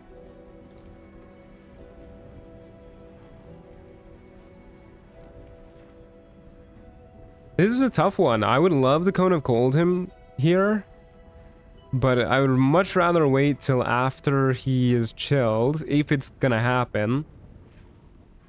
I guess I should probably focus on the Sahuagin champion. So at least we only have to focus on one guy at a time. And I guess I might as well expend my Flurry of Blows on him, because we can't really use that stuff on this guy. I don't know if we have movement speed enough to kite these guys. I don't appreciate them both hitting us. Hopefully that doesn't bite me in the ass. Oh, right. Of course we can't kite him. Oh my god, we might just be dead here. Barbarians are so hard, dude. We do have a big healing potion. We have a haste spore grenade.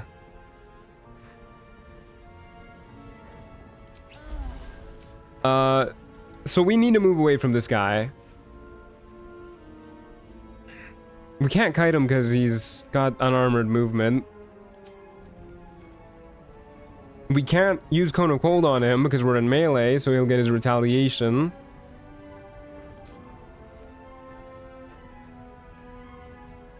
I could use the haste spore grenade, but then he's gonna be hasted if I throw it this way and then run that way. I guess I could throw it this way and then run back this way. And then hopefully the enemies don't walk into the haste spore grenade. Their AI is kind of shitty.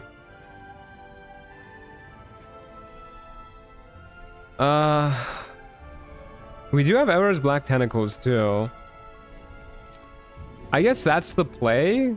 Kind of a shitty play, but I think it's the best we got. Just hope the AI isn't smart enough to walk into this. What does Net do? Has a chance to ensnare them, I think.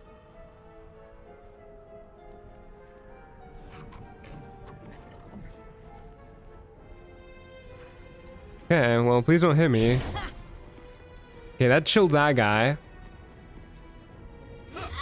Yeah, I didn't think he was gonna miss. Not with Reckless Attack. Okay, so I could go for the Cone of Cold now, which will fuck up the champion, but it will leave the Vengeance guy pretty okay. Or I could go for Ever's Black Tentacles and just kind of try and kite them, which is probably just going to cause this guy to jump. I still think the Tentacles might be better. Like, we really want to be able to chill Cone of Cold.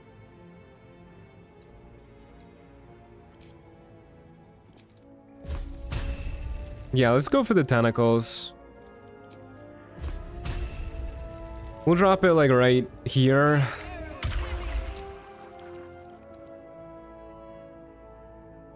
And...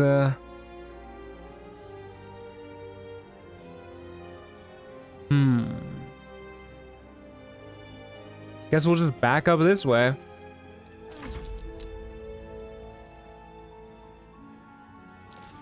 Okay, well, he didn't jump. Tentacles are literally doing nothing. Can you jump out of tentacles? I don't see why you couldn't. It's just difficult terrain.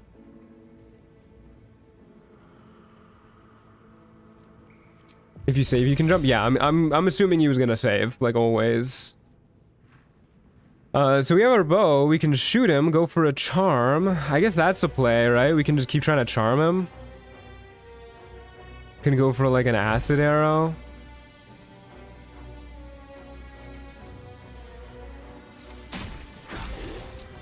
Okay, we charmed the wrong guy. Uh-oh, this might be it. Hey, Astrid, you came at a dire time. Good to see you, though. I hope you're doing okay. Oh, dear oh me. What am I gonna do? Oh, brother. Yeah, ain't that the truth? Lead them back to the water, refreeze it with a cone of colds, maybe? Somehow? That was a bad crit miss. That was a really bad crit miss. He saved again. There's the dash and the jump. Oh, brother. Did you just not see my other message? How rude. There's no other message. At least not on my end. Sometimes my YouTube chat... Hold up. Let me change this. I don't know why, but for some reason, YouTube chat... by default, with OBS at least, the embedded YouTube chat switches to top chat all the time, which doesn't show messages that it thinks might be spam.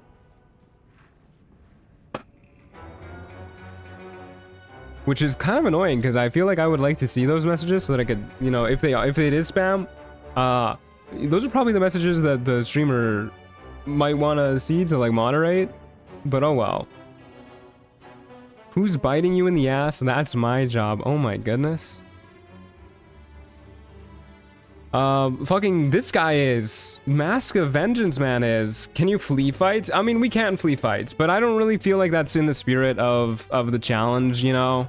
I mean, we're not doing like a specific challenge, but... Okay, shoot him. Hope for a charm, run away, I guess, is the play. Oh my god, I cannot hit this man. This is awful.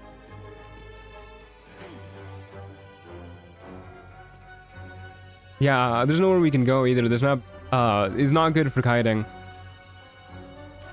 Okay, we need to hope he misses us. Because he caught up to us. Oh, never mind. He did not catch up to us. Okay, please, one more. Okay, we hit. That's something. We did hit.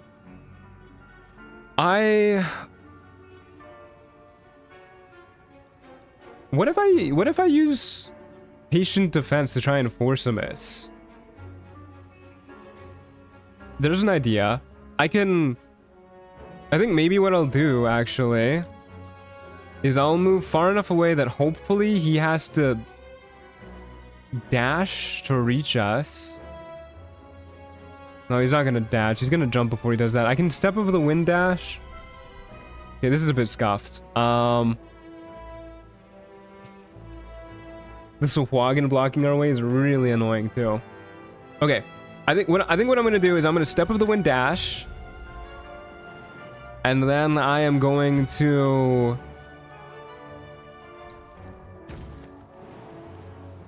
try and juke past this guy. My little bunny hops should be fine. When this guy does get close enough to us in order to hit us, I'll use our last key point to patient defense, trigger an opportunity attack, and then on his but I'll stay close enough so that on his turn he can swing 2 more times if that doesn't give chilled, and then hopefully he gets chilled on him and then we cone a cold and then we win. That's the plan. He's not gonna flee, he's too proud for that. Listen. Maybe a little bit, yeah, maybe a little bit.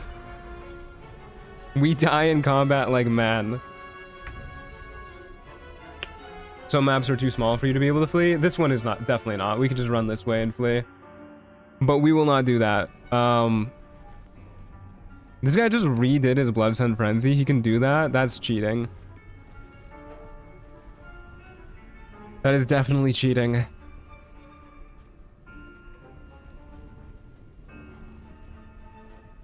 We need to move away, otherwise this guy gets to hit us. So I'd rather take the attack of opportunity from this guy. He missed. He's chilled now, which is nice, if we can get the other guy chilled.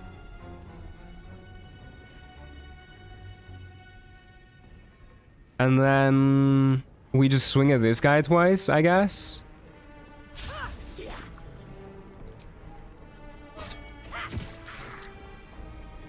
And then I guess I can't kite forever. I need to enact this plan eventually. So I guess what I do is I move, I think here is probably good enough. He either dashes to get in melee with us or he jumps and dashes.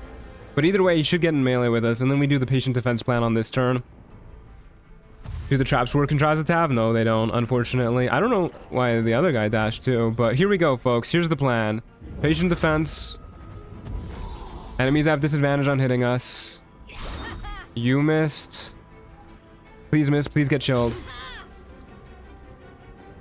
He's not chilled. He missed, but he didn't get chilled. It's a con save, isn't it? That's not great for us. He's probably got a really good con.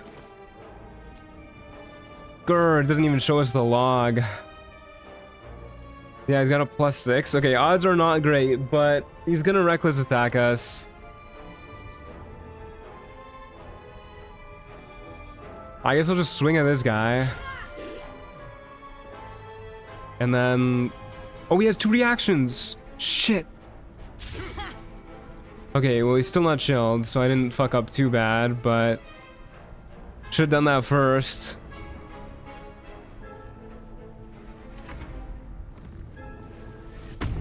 He's got bear heart now. Oh, I should've just blasted him.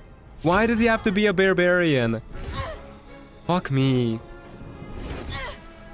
It's because he goes before the Sahuagin champion. The Sahuagin champion has his blood scent frenzy that triggers. Okay, well, this is just all that effort. I didn't realize he was a barbarian of all things. Yeah, we're dead. We're super duper toast. Cold snap is only once per turn. I sure do wish it would say that. Okay, we're super dead here. No two ways around it. I have to heal. I have to trigger the attacks of opportunity. They both have advantage. If either one of them hits, we die.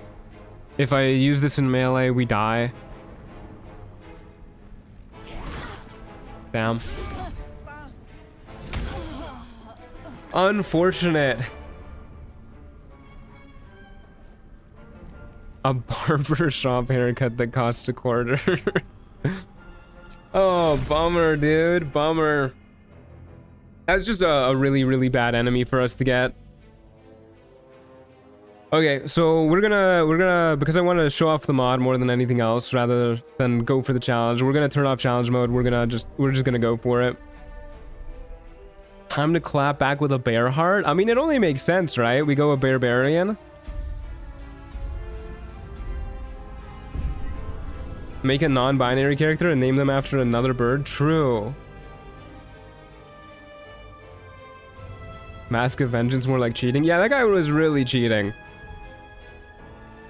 I think you should make Ada Wong. Now that's a good idea. But I really want to play a barbarian. I really want to get my revenge.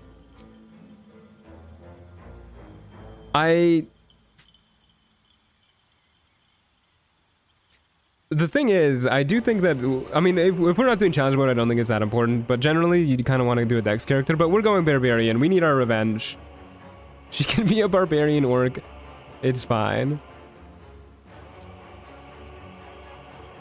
Okay, soldier will have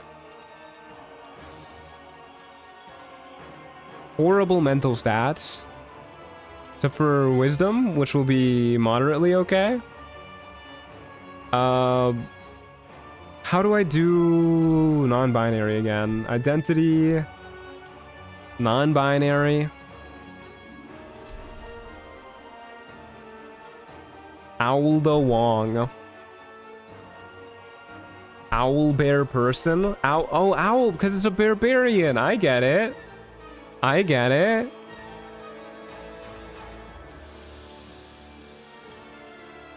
I mean, so level 8 against a level 4, no matter how good you are, it's gonna be really hard. True, but I mean, that's definitely an enemy where if we were like a character capable of kiting, it wouldn't have been bad at all. But alas, not what our character was capable of. Can't believe we got with Marco Heshkir. And Cold Snap, too. Okay. It is alright, though. I think this is what we want our stats like. Okay, so... names, folks. Give me names. Who's this, Diva? We're about to find out. We've been going with a bird theme. We had Crane Girl as our last character. We had Hawk Guy as our first character. Janet. Owlbear Person. I mean, Owlbear Person works pretty good.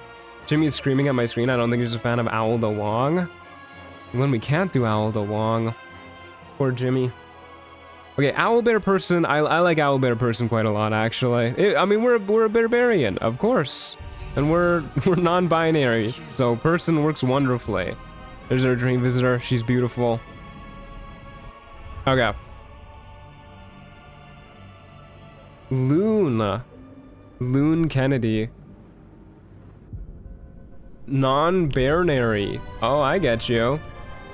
I like that. I would like to start playing Trials of Tav. Thank you. I accidentally clicked on the little like brine pool in the center there. Hopefully that doesn't break anything.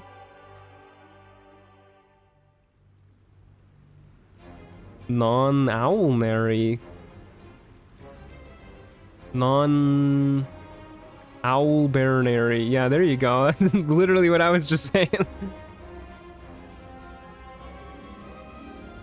Okay, so because we're not going to be playing on challenge mode, this should be quite a bit easier. As challenge mode suggests, it is indeed challenging. But I want to show off what this mod is all about, so we're going to play without that.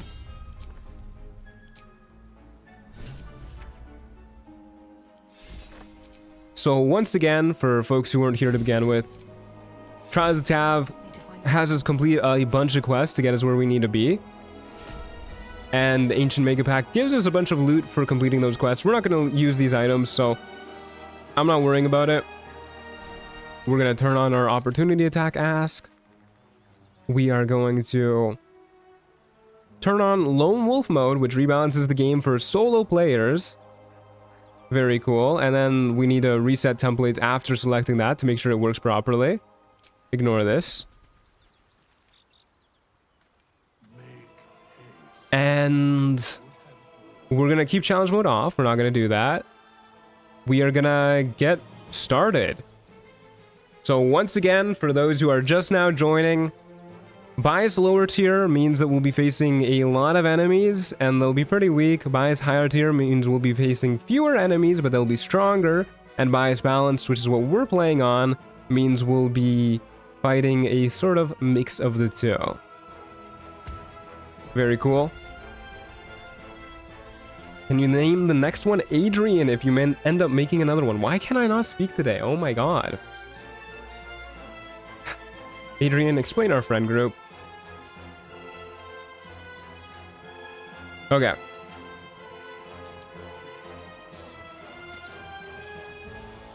I think we're good to go. God, it is so hot in my apartment today. It has me like freaking panting, dude. It's like 30 degrees out. My computer is heating up a storm. Okay, I am ready, folks. We are off to the Underdark Beach. So Barbarian is a little bit of an awkward class, I think, in Trials of Tav. I think it's not one of the best. It's... Hello? Oh, the freaking mud, dude. Should have jumped over it. It's mainly just because of its reliance early game on using rage, which you don't have a lot of, and you only get them back by resting. It's just kind of awkward. But to make sure we win the early fights, I do think it is the right play to rage. No harm in lacerating either. Okay, some harm, but not for us. Master's Cloak of Transformation and a great sword, which is definitely good. Hey Christina, how's it going? A barbershop EFOC that costs 6 to 7. Oh no. Adrian, explain our barbershop. Oh no. What is the chat turning into? After the end of combat, regain 1 wild shape charge. Well, we'll throw it on. It looks cool as hell. We could do the druid barbarian multi-class build, which I'm a really big fan of. I think it's a silly one. You said hello right as I joined, and for a second I flashed back to accidentally turning my mic on during a Zoom class while talking to my bird about the egg she laid. Uh-oh. Okay, into our next fight we go. Perfect clear on the first map is phenomenal. We could short rest to get our lacerate back. I don't think it's that important. Off we go. Where's our enemy spawning? Do you think they usually spawn like up? Yeah, over there. Okay, off we go. Just tried to install an ATA mod that wasn't even remotely NSFW. She just had her abs out and asked me for my ID. Like, buddy, I'm 20 years old. Hate the UK. Yeah, the new internet privacy policy that the UK implemented is insane. Or I don't think it's like a privacy policy. It's like a age restriction policy. Once again, do think it's a good idea to rage. So we're gonna do that. Good lord, she sounds mad. Me when I hear about the UK age restriction policy. I would love to make an opportunity attack. Big fan of the enemies moving away. I forgot to equip a greatsword, by the way. Big fan of the enemies moving away after shooting us. Another perfect clear. Huge. Not too surprising that it's going a little bit smoother than challenge mode.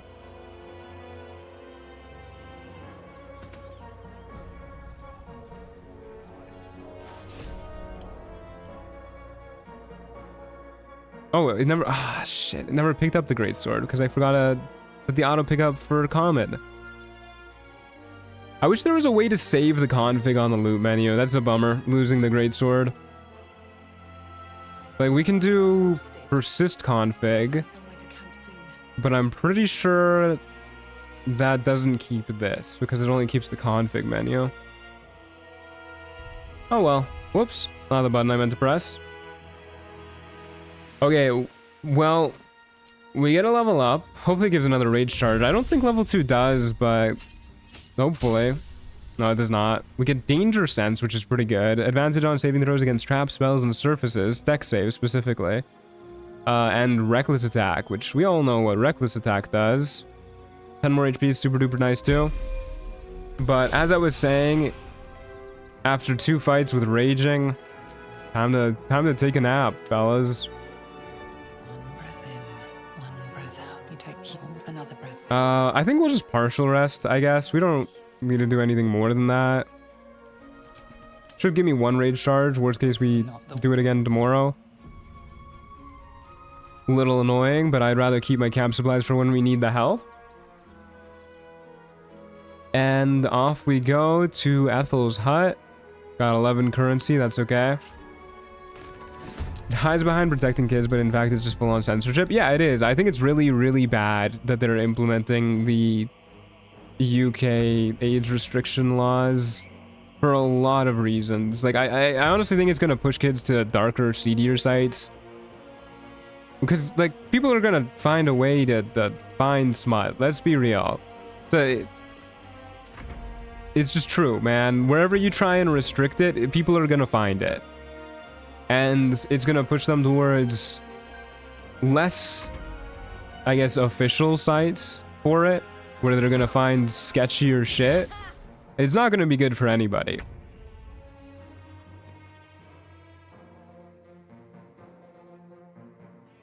Well, we can't reach him quite just yet. Not even with a jump. Maybe with a jump. Got a fun little quick save there. Alright buddy, you and me, let's square off. Couple of barbarians going at it. He's a higher level than me, but we got a bigger weapon.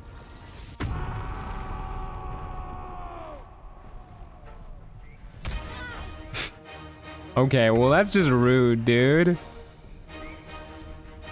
Okay, probably still good for us to rage rather than heal. Incredibly rude, I must admit. Why don't we prepare? Been a while since I've prepared. Well, we miss with advantage. Yeah, okay, well, I guess we're just swinging at each other now. We're just slugging it out. Minimum heal. Ow.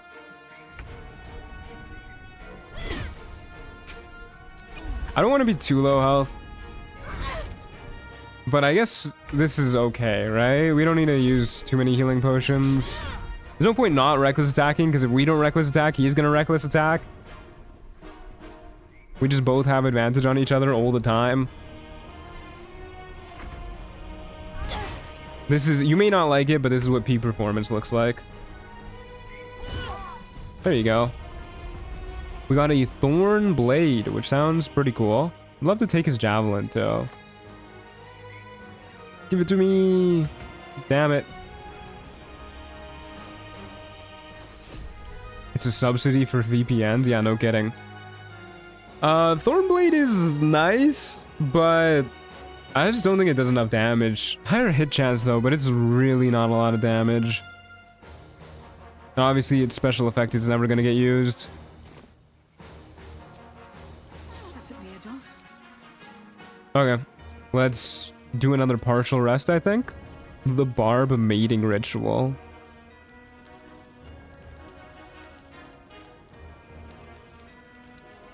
Not to make a slippery slope argument, but it will 100% lead to restricted access for age-appropriate resources and media related to being LGBT.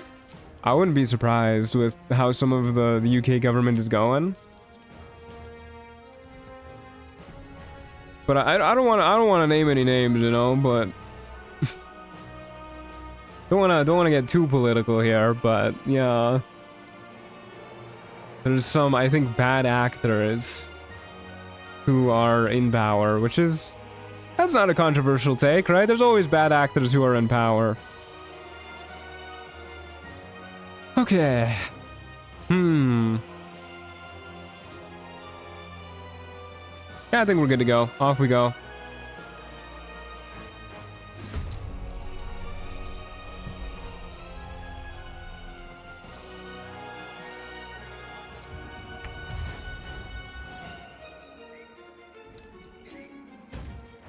Just concentrate on spells and never use rage. Worthwhile trade-off for a barbarian. Oh yeah, totally. Okay, we got a bird we got to deal with. Should I rage for the bird? Yeah, why not? These are easy to get back, the rage charges with partial rest. Hopefully, if there's another enemy spawning, which there is, they don't spawn too far away. Barbarian when? We are a barbarian. We're owlbearer person. Well, this is just getting kind of upsetting. I really don't want a reckless attack, because if we get blinded, we're gonna be really sad. Okay, well, we got blinded.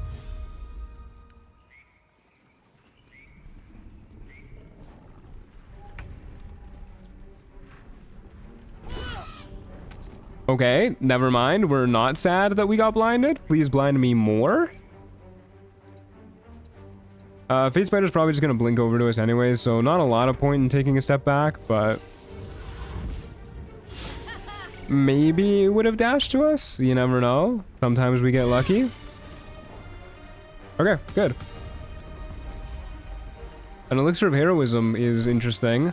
A shield makes me want to use the rapier, actually. I think that's good enough. Less damage, higher chance to hit, and plus 2 AC. Pretty solid. So close to level 3. We should go for Eagle Heart if we want to be a barbarian.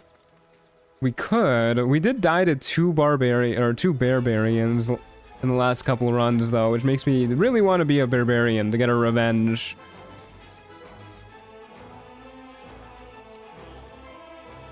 Alrighty. I think it is bedtime, fellas.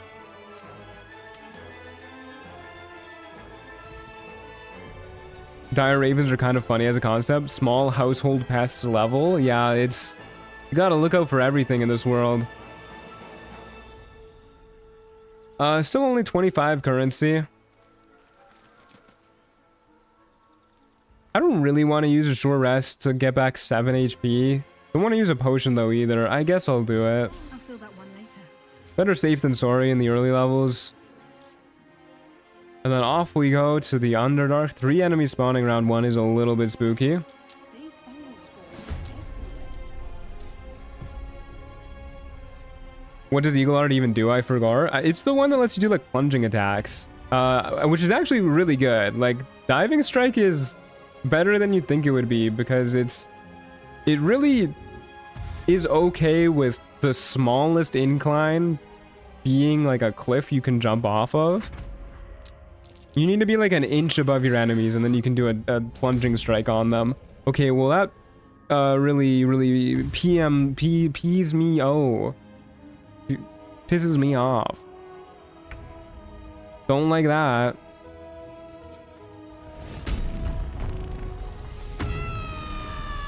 That's how I feel right now. Not enough to reckless attack though. That really pisses my PMO. Yeah, you get it.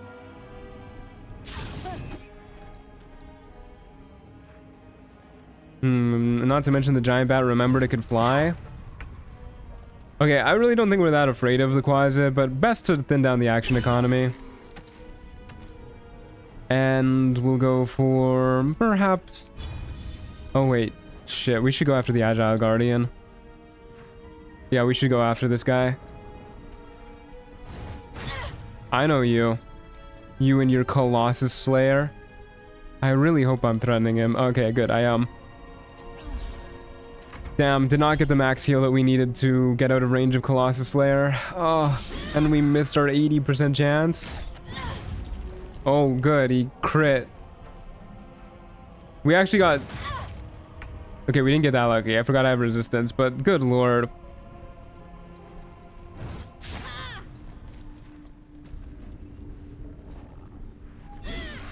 Oh, it wasn't an 80% chance to hit 65, but still, don't like missing that. Okay, average heal. Dude.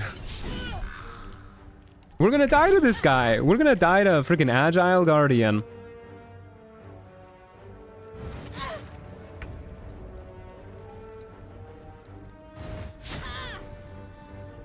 Please, my friend, stop running away. Oh my god.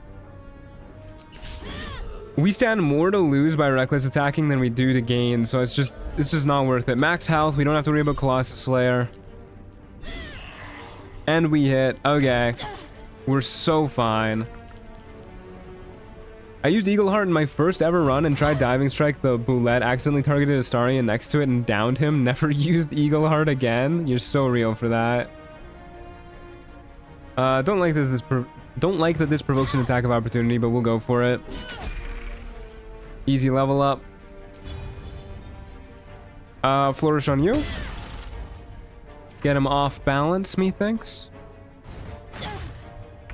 And then we will simply slug it out.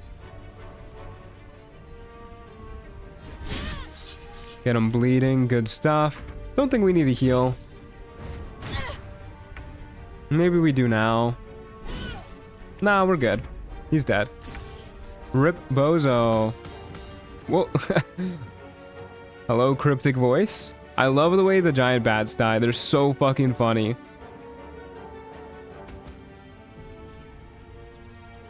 Okay, very good.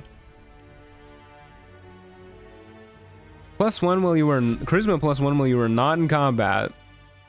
Okay, another cloak that does nothing for us. Unfortunate.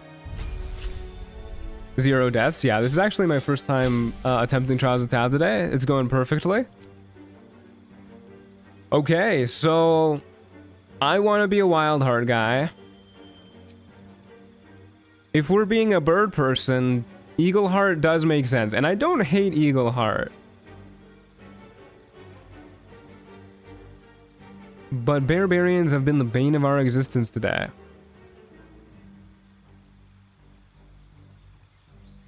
Ah, we can change it later. Let's go Eagle Heart. Bear Heart Vengeance. Yeah, we're a bird person. We can fuck around with our piercings though. I like the tiger piercings, honestly.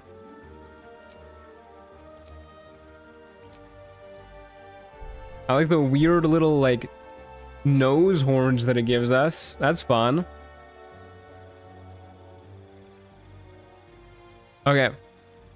Yeah, so diving strike, pretty cool. We get a leap down onto a foe, knocking them prone. You won't take falling damage. You must be above your target. Requires rage. Pretty cool stuff. It gets silly. I'll show you guys. I love diving strike, actually. It's such a fun ability. When we fight a barbarian, we'll see who's more powerful. Oh boy, can't wait. Okay, I should long rest for the health. Do like a real long rest. Is life an awaking death, or does it serve some other purpose? Bedtime. Take a box with you so you can have elevation? No, only cowards need stepping stools. Are you seeing how large Owlbear person is? They always have elevation. What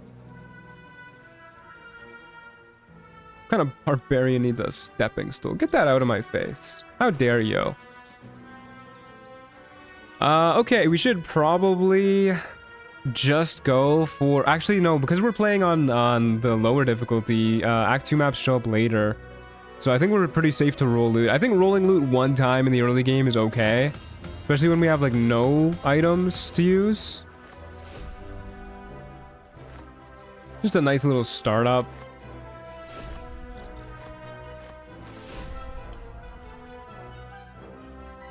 Okay, what do we got going on? Yeah, that seems good. Okay, Crushing Strike Mace. Plus 1d6 damage with this weapon against stun targets. And it gives Stunning Strike Melee, which is once per battle ability to stun somebody. Crazy good. Holy. Very nice. Shield of Unwavering Courage. Dodging an attack in combat regains you 1 hit points. Effectiveness increases from Charisma modifier. Okay, well, we're not doing Charisma stuff, but it's still better than our current shield. Any healing is good healing. And... yeah, I think we're pretty okay with that.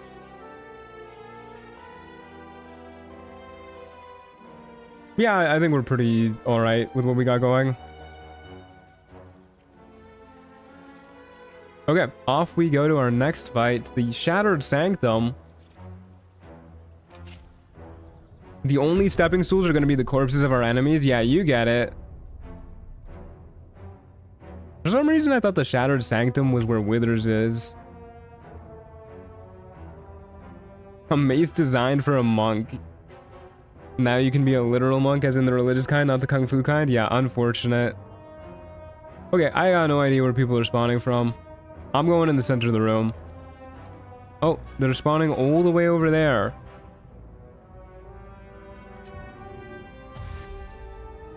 Okay, off we go.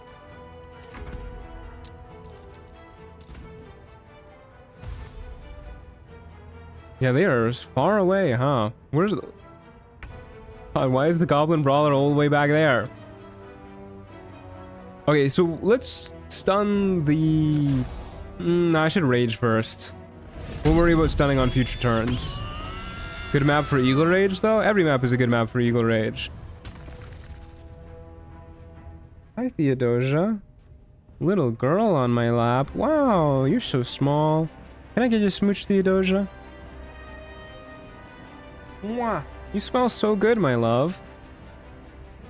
Hold up. Don't go there. Don't go for the cables. Okay. Bye, Theodosia.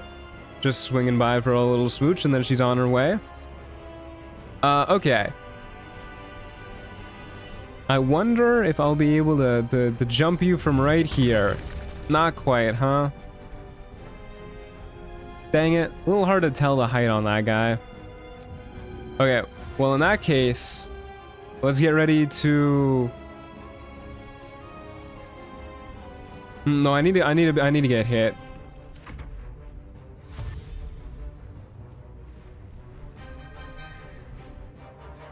Let's get ready to get hit is what we're gonna do.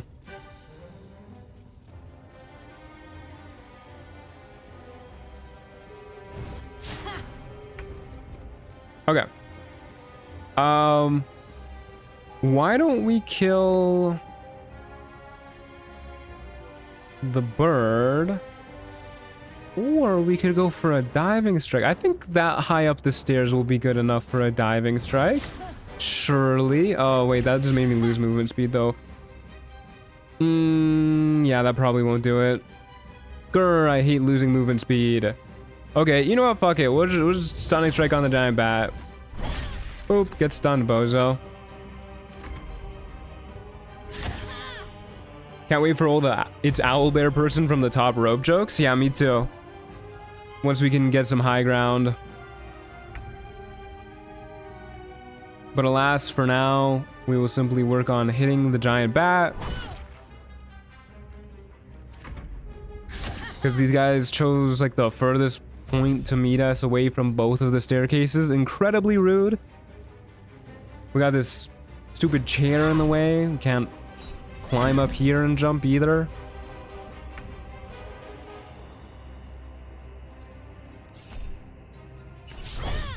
God damn it, really, dude? I decided to just send it because I was like, what are the odds of me getting blinded? But ow, they all hit us too. We're blinded. Everything sucks. Thank you. Hey, we got a crit hit with disadvantage? How does that work? That's crazy, dude. I won't heal up quite just yet. It's not at the point where we need to. Let's go for the bird next. Just so we don't have to deal with getting blinded constantly. Look at that, we're healing up so much. There you go, bird down. Incredibly rude.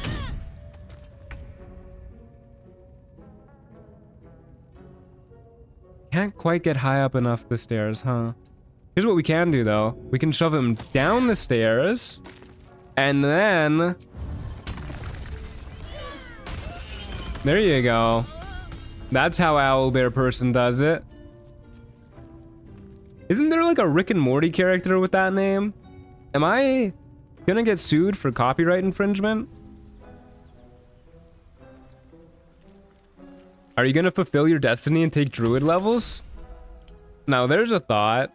I mean, I do like the barbarian druid multiclass quite a lot. I think it's really funny. Hey, we got the boots of Stormy Clamor. That's really good. We got a fancy little hat too. Wow, look at Owlbear person. Bird person, right.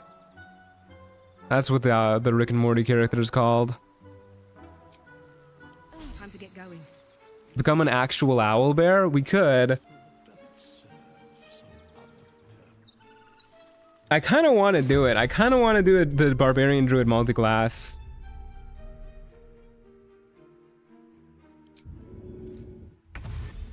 This is looking like a pretty solid map for shoving a man off the edge and then jumping on him.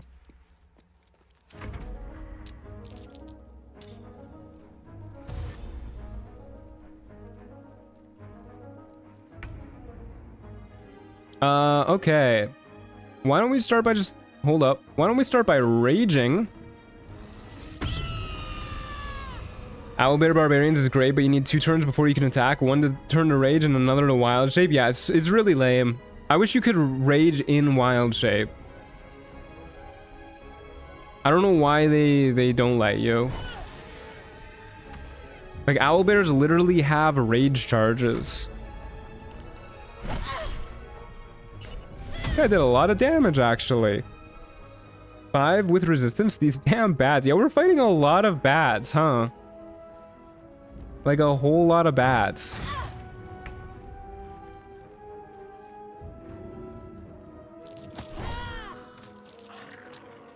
Sorry, bat. My people need me. I gotta go.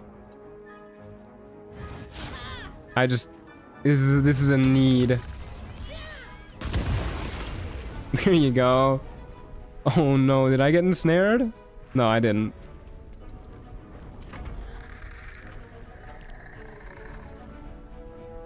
Wild Shape doesn't let you use any class or race features. You literally become a different player character. Yeah, which is lame. They should definitely let you do certain things in Wild Shape. Like Rage.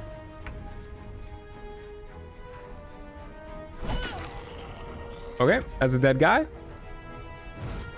I hate to admit the diving strike is awesome. It's so fun. Like, it's not great, but like... Hold up, stay there, giant bat. Thank you. Like, I love this, dude. This is great. And it guaranteed knocks people prone if you hit, too. Like, that's good. Guaranteed prone fucks up a lot of enemies. Hold up, I'll be right back. Incredibly rude.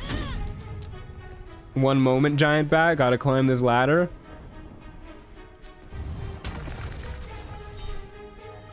You know I'm reckless attacking. Does that look like a not reckless attack right there? Jumping off the top rope to land on a giant bat? No way, dude. That is reckless as hell. Along with the reverb sound, chef's kiss. Yeah, the reverb sound really makes it pop.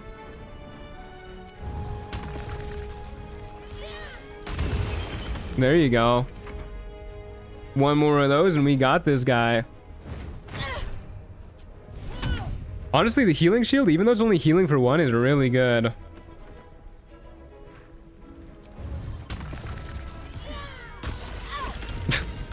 Landed right on top of it.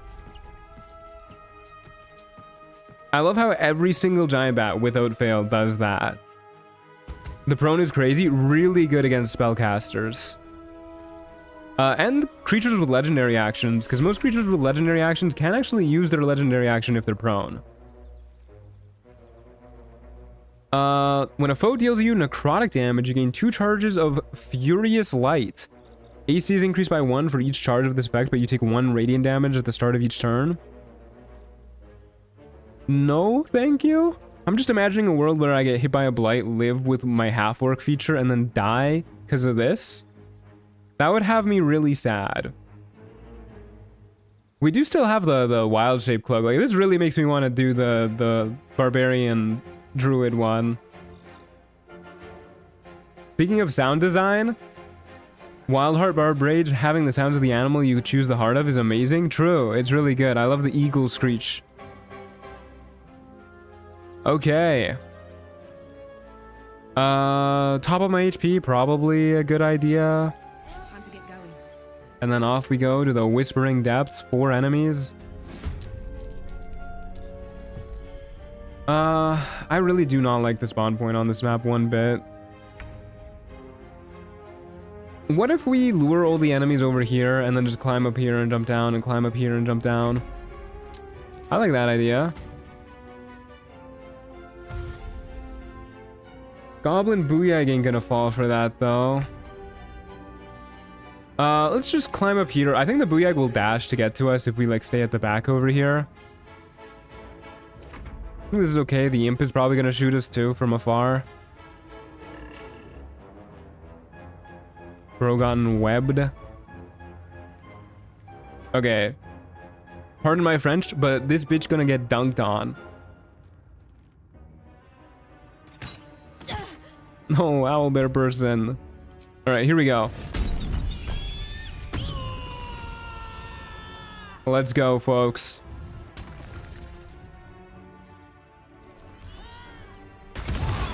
God, it's so good. I feel like it should do extra damage. Like, not from a balance standpoint, but from like a vibe standpoint, you know? Like, that is so good. Oh, we don't threaten her up here, huh? Too high up.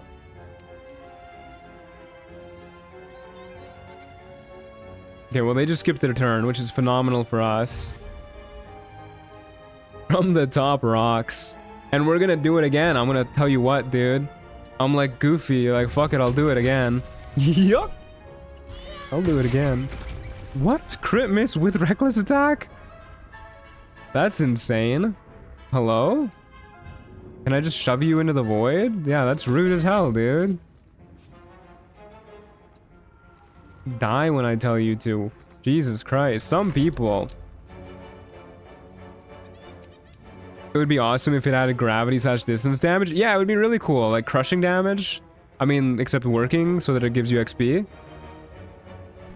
To balance out the crit hit with disadvantage. Yeah. Incredibly rude, dude. Can I get you from the top rope? Can't reach that. Is this gonna be high up enough? Probably not. Okay, I guess I'll just whack you. I'll save the stun for the Gnar. Heal up a little bit just in case. What is with the double crits today? Yeah, it's getting crazy. Crit miss with advantage, crit success with disadvantage. Bro just rolled 2 1 and 400 rolls back to back. Yeah, what are the odds? Oh well, they're, you know, kind of right there, but like, what are the odds? Okay, now we can crush this imp. Wait, hold up. Let's see if we can do it from right here first. Nah. Up we go. Unfortunately, it is a rule that if I am ever given the ability to go for a diving strike, I must. So you guys are going to see a lot of suboptimal plays in this run, which should be fine. We're not on challenge mode. You don't need to play nearly as optimally as you do on challenge mode as regular mode. Or other way around. You guys get what I mean. Words and stuff, man, they're hard. Probably should have moved back before doing that. I wish I could get up here without triggering an attack of opportunity. I would love to shove you. Okay, well, that is just not what I meant to do. Well, I got up here without an attack of opportunity.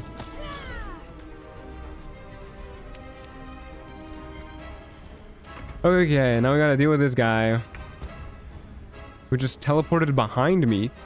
Omaiwa mu shindairu. Holy shit, dude. Good to see ya.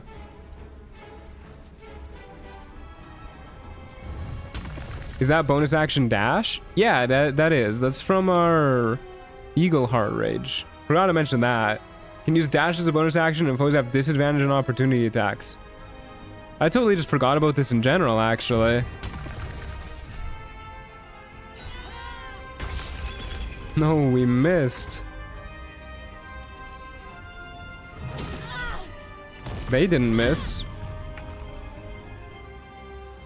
Okay, well, this makes it even easier. I hate how long the dash animation is with Eagle Heart, though.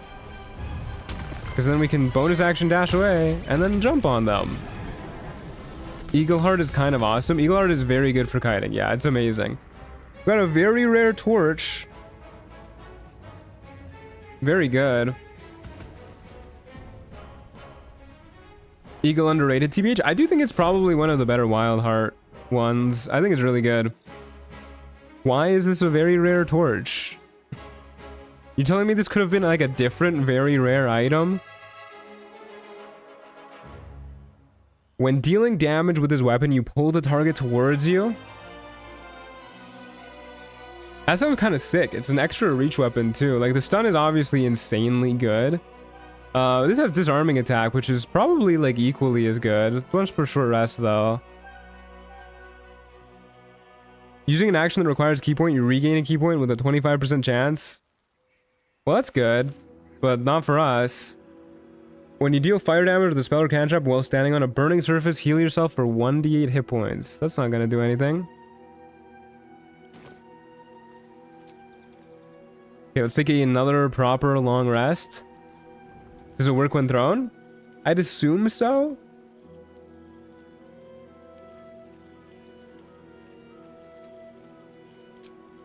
Hold up, won't that be broken with Booming Blade?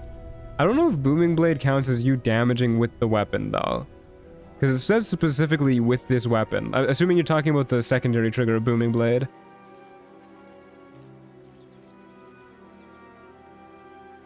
Okay.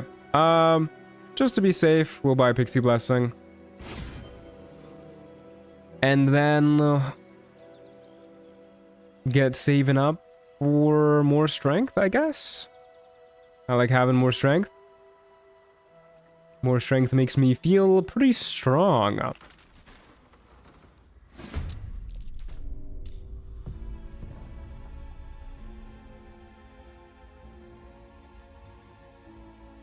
Where on earth could the enemies be?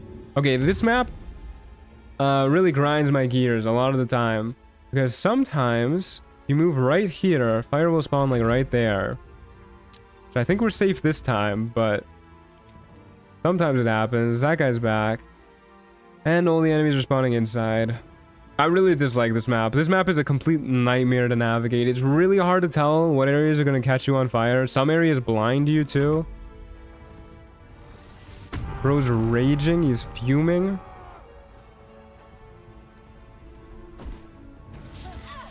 Oh, come on, dude. Crushing damage. Oh my god, lots of enemies all over the place now. Deep Growth, Marauder, Kobold Inventor, Lesser Imp. Kobold Inventor's a pain in the ass as well. You know what? I'm just gonna leave. I'm leaving. You guys can figure out how to get to me. Well, maybe not to Deep Growth. I don't know if he's got that in him. Marauder's on his way. There goes his rage. Nice job, idiot. Kobold Inventor's coming out.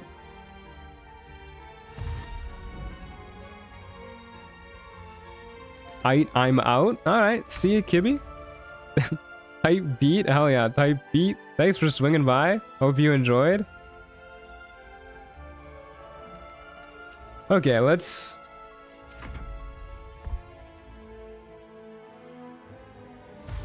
go over here.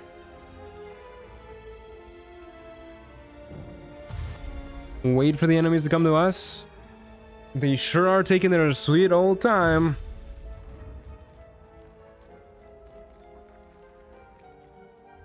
Running out of the inn was a night ammo type beat. I'm picking up what you're putting down. I'm with you. I get you. Okay. Here's the plan. Let me tell you what. We're gonna go up here and wait for enemies to come outside, and then we're gonna jump them. Like the SpongeBob meme. I like how that's what you know I'm a head out from.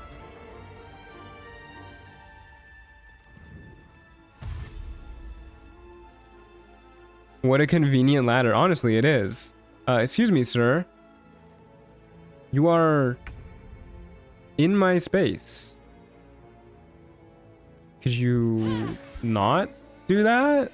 Should have stayed on the ground. Hopefully this guy does.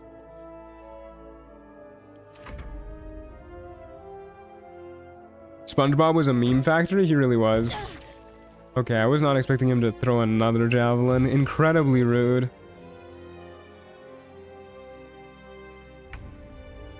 Okay, well, this is my javelin now. And I'm raging. And my friend, I'm afraid you are getting diving striked. Get dove on, bozo. This fire right here, this little tendril of it is gonna grind my gears so bad, I can tell you already. Just getting up this ladder over and over. Trident animations are so lame, just the weakest looking boop. Yeah, there's a lot of weapon animations in this game that are just not good looking, I'm afraid. Some of them are really cool, and then some of them are just like, you kind of like thrust the weapon in your opponent's general direction. Fire edging. Don't like fire edging. The bad kind of edging. What the fuck? Threw that directly at his buddy's head. Okay, well, we're gonna share some love then. Nice crit miss, bozo. Okay, well, I guess we're not going back up there since everything's on fire. I wonder if I can jump up here. I don't think I'm that strong quite just yet, but take a healing potion. Go over to this side, I think. I wish we could auto-path around surfaces like we do automatically out of combat. Yeah, me too.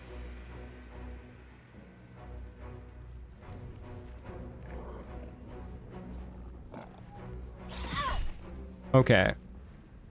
Buddy slowly got up and just stabbed us in the knees. Can't quite reach that ladder. Okay, probably just kill the Kobold Inventor. I like his body bouncing when we stab him with our trident. What kind of barbarian? The non-bear kind? Yeah, exactly. Thanks for the healing. Very nice. Get back here. Get back here. No, dude. Come on. Can I really not reach you? Oh. Okay. Ow. Well, that was not nice. Hello? Oh my god. Minimum damage. You know what, buddy? You like fire so much? Why don't you go live in it? That's what you get, I'm afraid. Just burying then. Yeah, no bear, just burying. Non-barbarians are called Romans. You got a point there. I think bro died and sharded. Oh no. That's embarrassing. That's a bad way to go. Gotta head out now. This mortal form is weak and needs recovery. Good night, Chan Man. Sleep well, pile of bread. Thanks for being here. Okay. Well, we should be pretty good. Can we stop with the reckless attack misses, please? It's not making me a happy camper, that's for sure. There you go. Got Master's Cloak of Sacrifice. I don't like the sounds of that. Not a huge fan.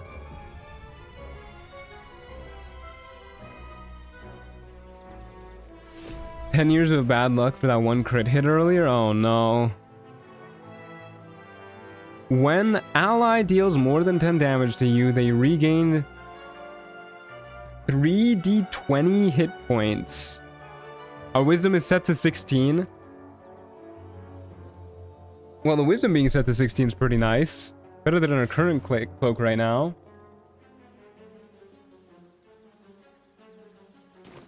Okay.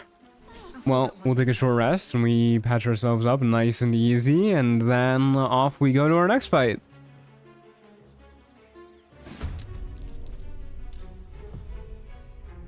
Which has an enemy somewhere, maybe, possibly. An ally-based cloak in a solo run. Well, if we're going druid, we could summon like a elemental or something. That could be a thing. I think I went the wrong way. Yeah. Yeah, let's get this guy, and then when these guys get closer, we'll jump off the cliffs down to them. Trials of Tav said take a walk in the forest. I really wish that the indicators were visible from everywhere, or that the enemies would spawn closer. At least closer to each other. That guy's gonna get jumped so hard. But after we kill this guy. What the fuck? Okay, he's dead. Thank God. Yes, come closer, Goblin Puyag. Yes, to a nice visible location. Mask of Regret. I don't think I like you from what I remember. But check this shit out.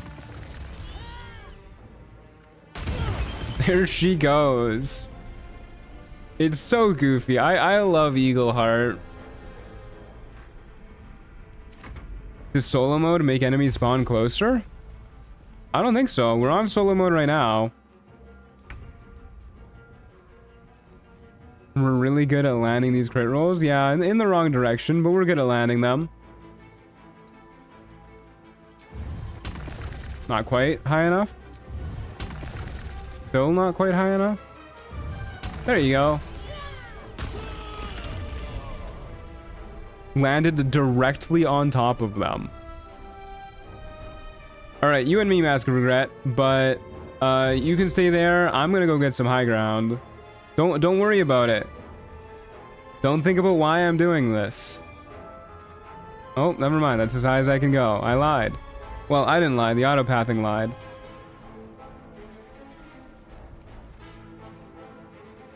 I think I will take this attack of opportunity so that I can jump on this person. Beautiful. We healed from it.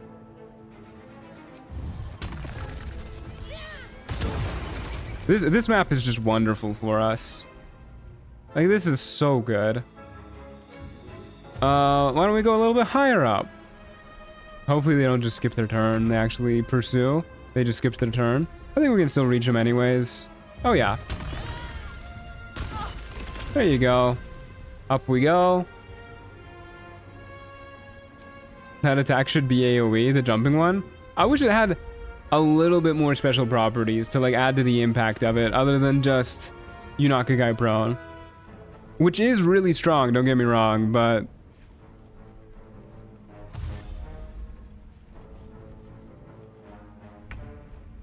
Hello, my friend. You're looking awfully on the low ground today. What? It didn't even make an attack roll. Well, this is awkward. Tell you what, my guy. You could just go down that way. I'll be with you in a moment. This is so silly. I love it. Yeah, me too. It's so goofy. I do hope we start scaling up rogue score a little bit faster though, because I'd like to fight some harder enemies.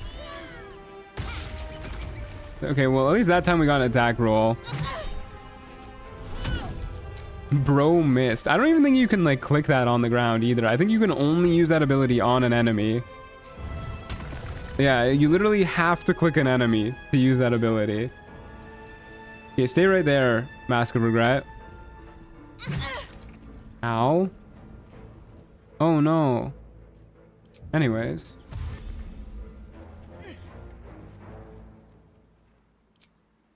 Stay right there, buddy.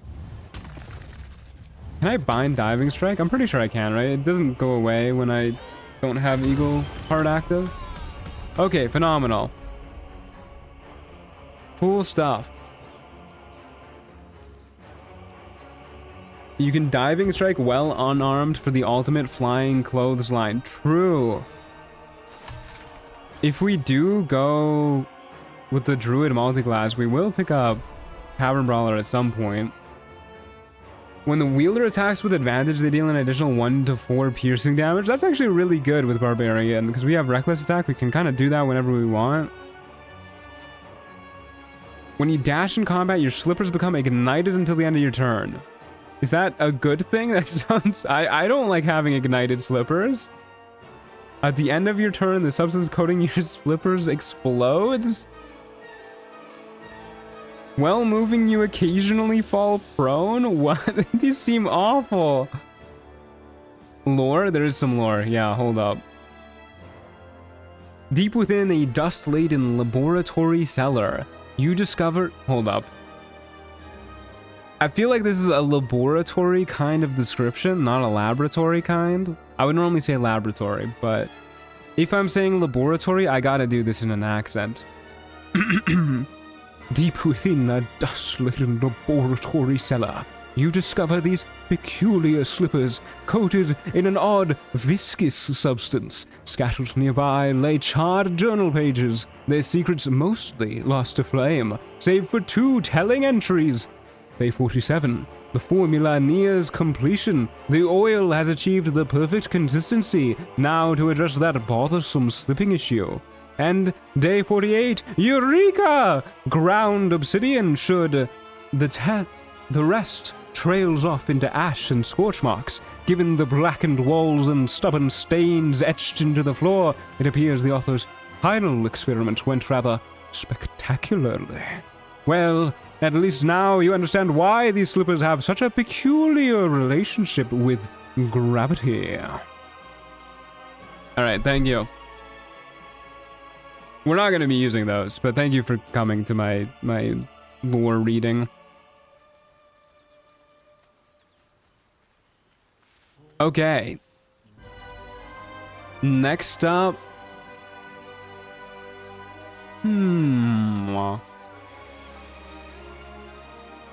Look at some upgrades real quick.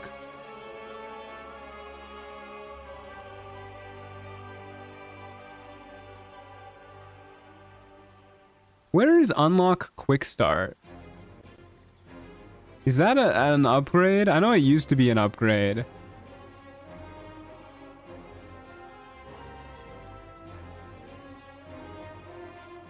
Oh, it's right here.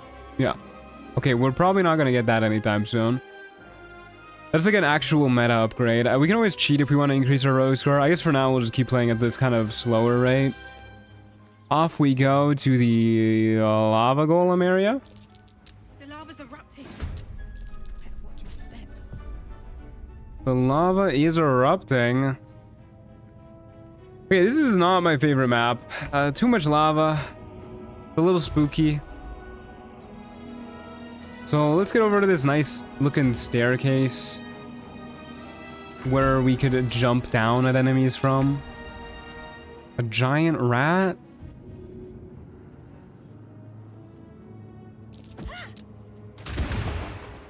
Okay. There goes that guy. And we'll get ready to square off against whoever spawns here. Quick Start is renamed New Game Plus? Yeah, I guess so. Oh my god, I was not expecting the Ox to be able to jump. I was like, we don't need to rage quite just yet. We can rage next turn. Was not ready for the Ox to jump like that. Holy shit.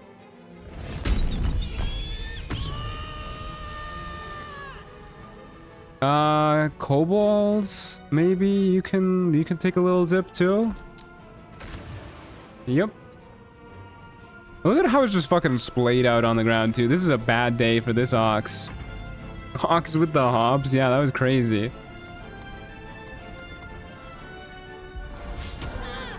Okay, at least it missed us the second go around.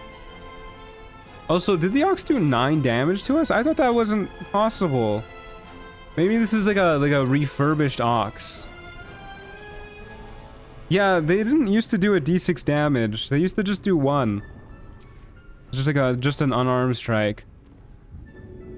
Can't shove it down the stairs, unfortunately, so I guess we're just whacking it the old-fashioned way. Just a little lame if you ask me, but it is what it is. I'm a little behind, clapping and cheering for your greasy slippers lore reading. Happy to provide. Okay. Well, what am I doing here? How am I killing these fellas? Can I jump over to you somehow? Can't get to the edge of that area, unfortunately, which means I won't be able to jump over to him. Other than, like, the regular jump. Which I guess is what I'll do, but it's a little lame. I don't have enough movement to reach him. You know what, dude? Take a javelin. How does it feel, buddy? He just threw it right back at me. Oh. What? I think you might be mistaken, no forks given. I think the Rotha does have hops, apparently. I'm pretty sure we can go up the stairs and jump on this Roth. Get knocked prone, idiot. Get knocked prone again, idiot. And then I'm gonna go back up the stairs.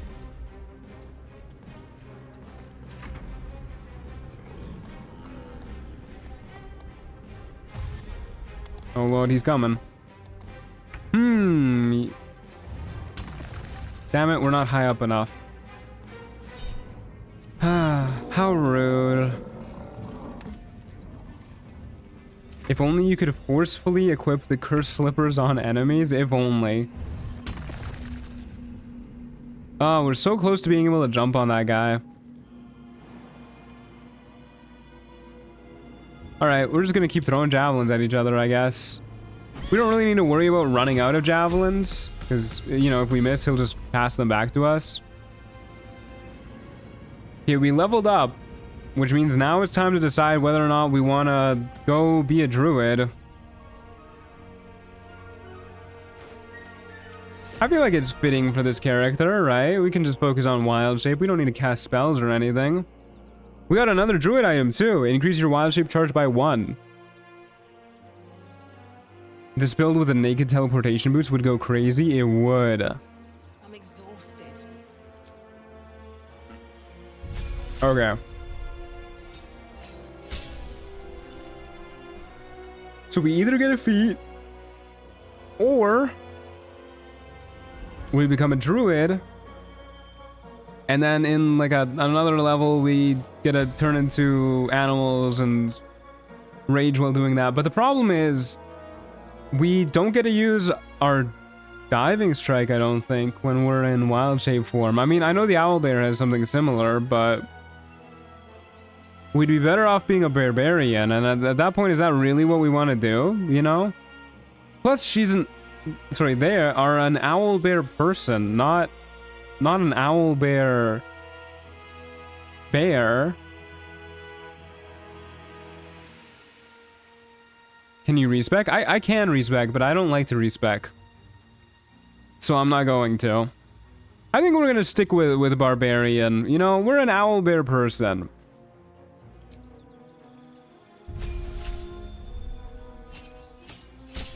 Let's do this.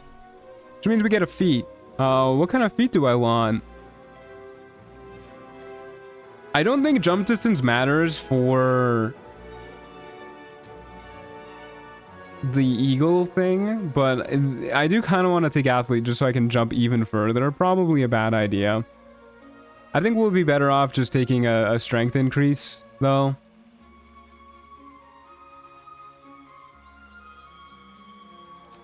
I think we'll just do this. Strength increase. Stick with Eagle Heart. I love hopping on people. Not like that. Well, maybe for one person, but you know, not the way that owlbear person's going at it. Came back to a top hat wearing half or oh my god. Came back to a top hat wearing half orc. Yeah, they're beautiful. It's amazing. Okay. We do need a long rest to get our rage charges back. Hopefully we... Another thing is, in Trials of Tav, until we start getting more camp supplies, we really want the extra rage charges that more barbarian levels gives.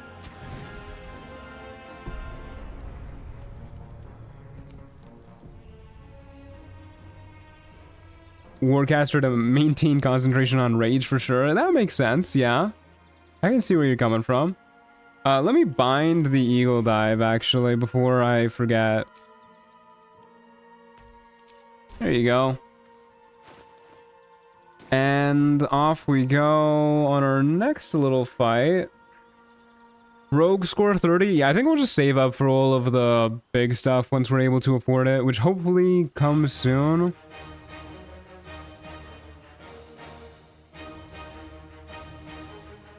I wish there was like a sweet spot between regular mode and challenge mode.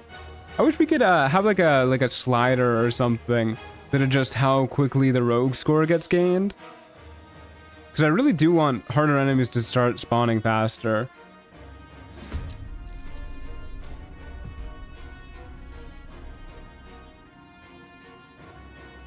The funny move is a +2 to charisma to heal even more on misses. Now that's thinking with portals. Okay, up we go. How high up can we go? We can go all the way up. Get ready to jump on this loser. Oh, it's a shadow. That blows chunks. It's a shadow in the Underdark. Oh no, we instantly failed our save. Do we have a light source? We have a torch. So rude, actually. Yeah, shadows are such a pain to fight. I guess we turn this on. It uses our action too, which extra blows. But at least we can see our enemy. And then I guess we'll rage.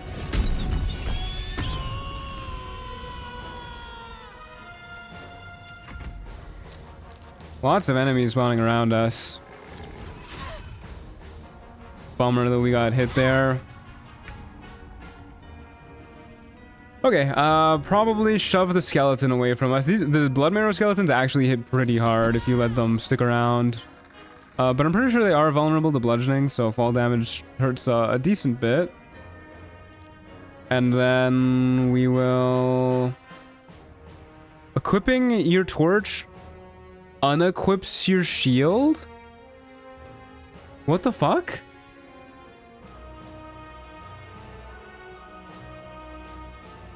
Why? Should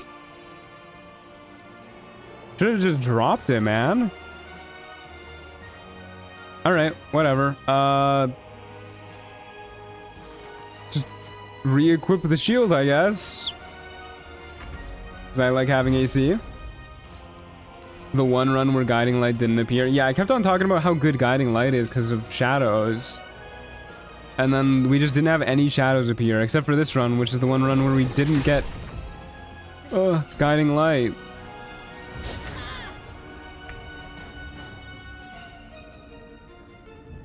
Huh.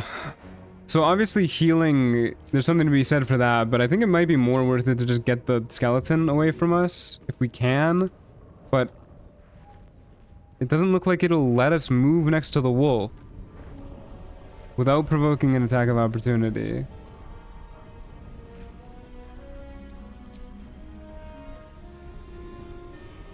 Yeah, this is super annoying. Remember when you said you wanted stronger enemies to spawn? I do remember that. Okay, let's double heal.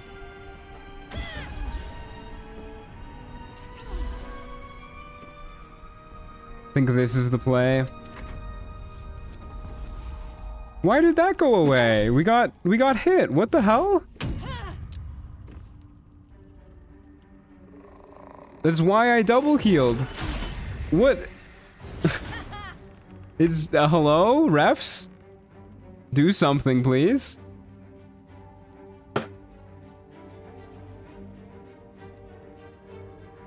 Oh my goodness.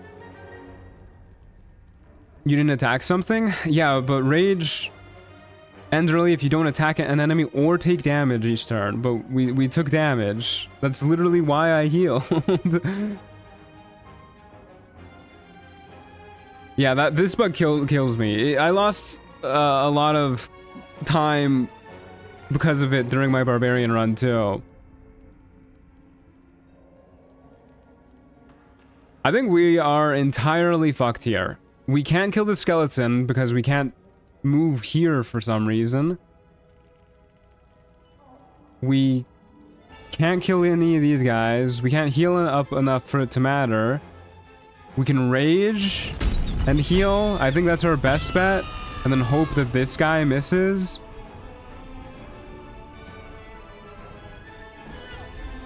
Not, like I asked earlier, what isn't bugged in this game? True. Yeah, we're dead. Literally, not guaranteed dead. We're bleeding. We just took 8 damage. Wait, if the wolf doesn't hit us, we're fine. Oh my god, we're alive. The healing got rid of the bleeding. Gave us enough HP to survive. Can I please, for the love of God, just move here? Why is it doing this?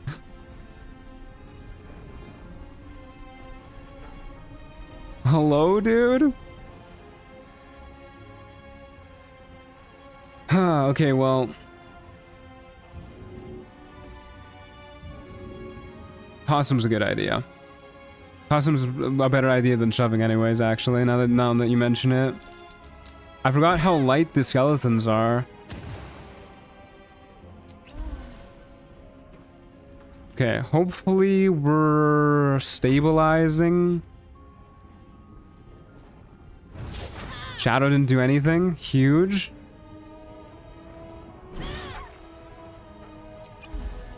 Keep healing. He missed again. Huge. Huge. They're all missing. It's all coming together. Oh, no. Well, I don't want to get hit by the shadow, so we're not doing that. There's another strength drain. Unavoidable damage, unfortunately, but at least we made the save. Okay, Dead Wolf. Should probably top up. Though it pains me so. More unavoidable damage.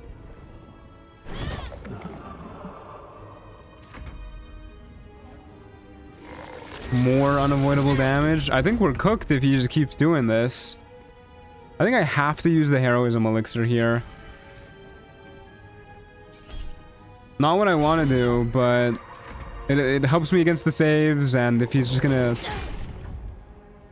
keep doing that, we need the extra temp HP. Oh my god. No, dog, I'm begging you. We're so close. Please. Oh, I think we're dead anyways. Oh my god, he's not missing anymore.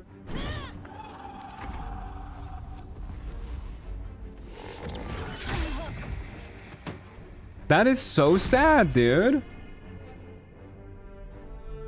That is actually so sad. What the hell?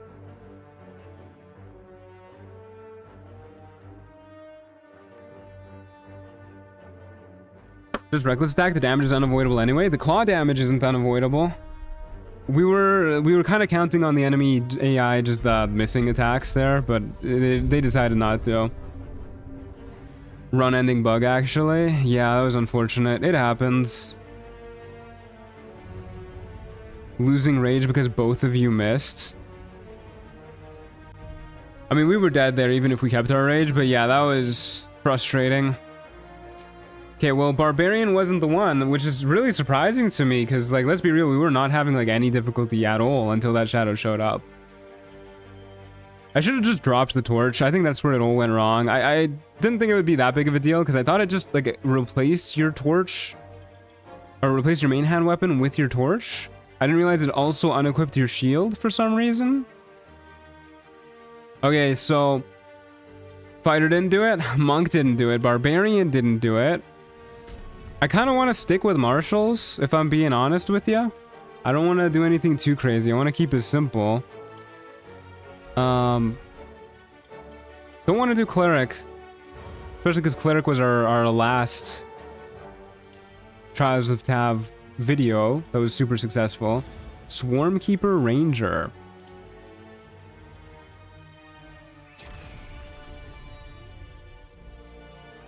There's an idea.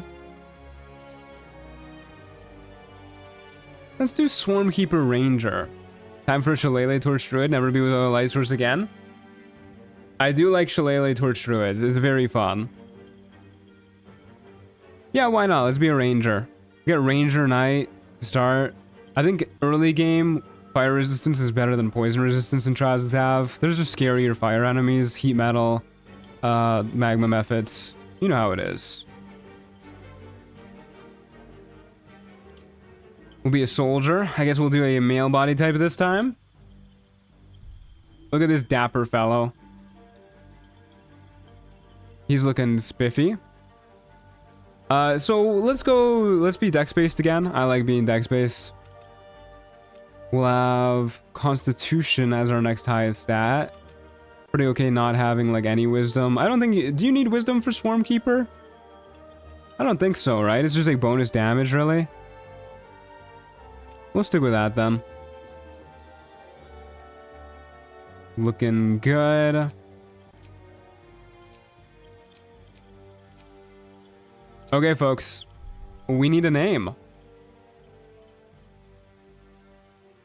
I did a Poseidon-themed Swarmkeeper since you get access to jellyfish and tridents in this game. I lost my honor mode. That's... Yeah, but you did it for the flavor. That's cool.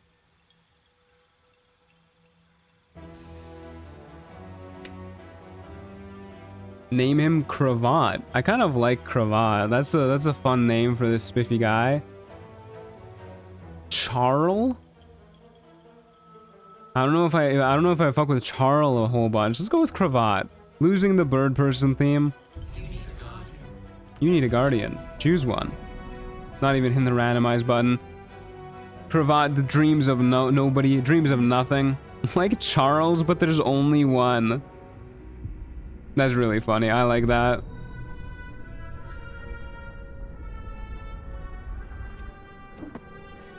Wonder if the gods. Okay. Off to camp we go.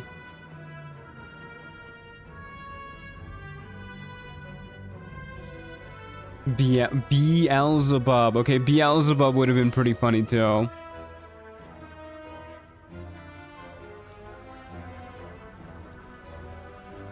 Okay, I have high faith this is the run. Starting with a bow is really strong in Trials of Tav. Makes you insanely good at kiting.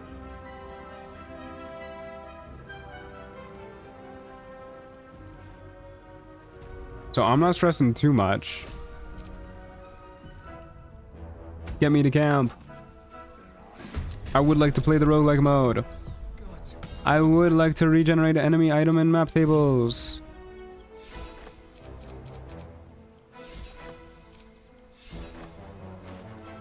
Okay. Let's do this. Send all this stuff to camp. Starting with 14 AC does not make me feel good though. Not one bit. But we have a short bow.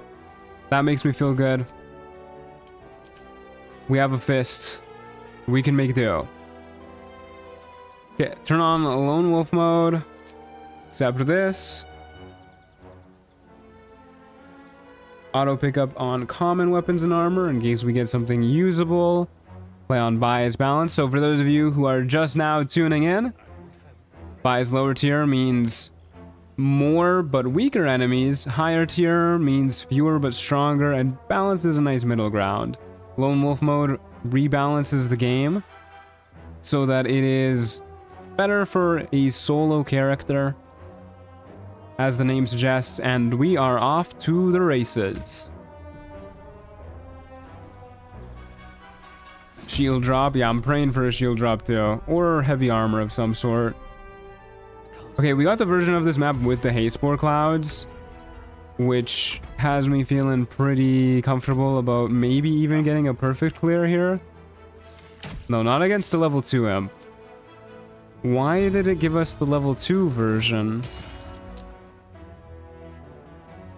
Level 2 version has resistances that deals way more damage. It also spawned in the Haspores, which is incredibly rude. Did Owlbear person die? Yeah, they got.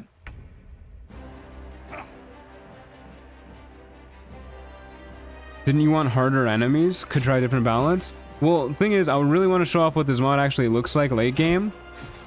So I don't want to constantly get shat on like we do in challenge mode. But I do think that the easier game mode is a little too easy, if I'm being honest with you. I don't think there's a good middle ground, unfortunately. Okay, try and keep them out of the Haspore grenade or Haspore clouds.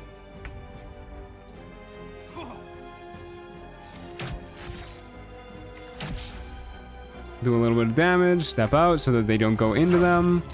We saved on the sting. That could have been a one-shot right there. At least to trigger our half-orc feature. They're just gonna keep going for the sting. Thankfully, they did like minimum damage with that. Very good. 2 damage going crazy. Not to mention we are missing like a mother lover.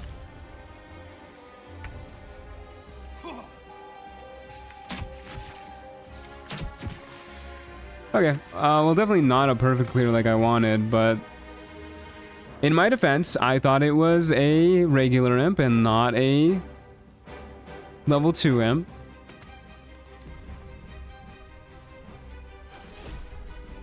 We did get a Sword of Justice, which is actually pretty good because it gives Tears protection, which is basically just Shield of Faith.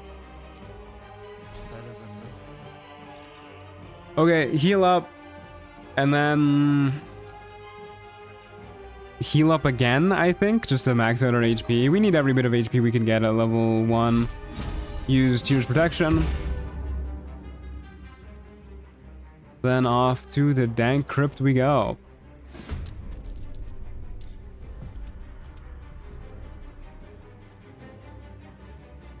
Okay. Got one guy spawning over there. Nothing to worry about. Obviously, we're not going to get too close because we got a ranged weapon, which is our main way of doing damage.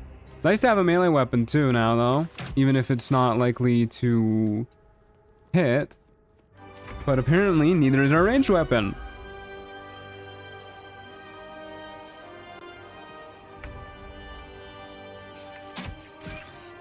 Okay, there's a perfect clear.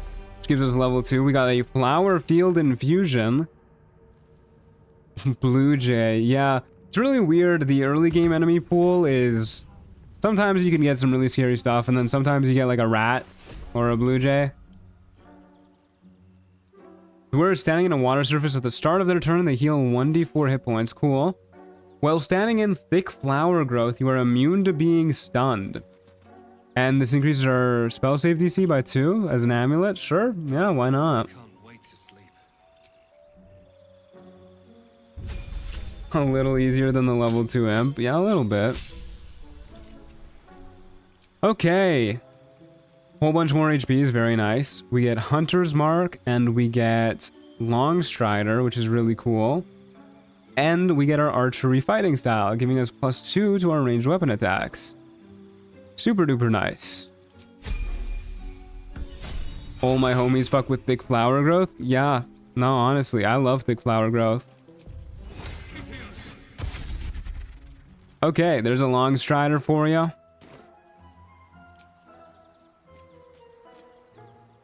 And off we go to Ethel's hut to show whoever there is who's boss.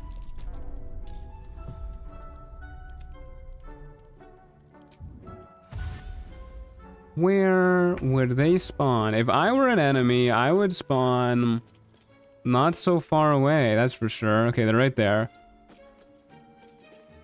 Alright, this should be good. Got a zombie. Probably want to... Do I want to stick with the AC more than the Hunter's Mark? I think I'm okay doing Hunter's Mark here. Ideally, we kill this guy before he gets close to us. Hunter's Mark helps with that. Look at that, 14 damage. Oh, hey, Connor. You're right, it literally is Connor. We're at Ethel's hut. He's a zombie just like hanging outside. Come in, Connor. Come get us.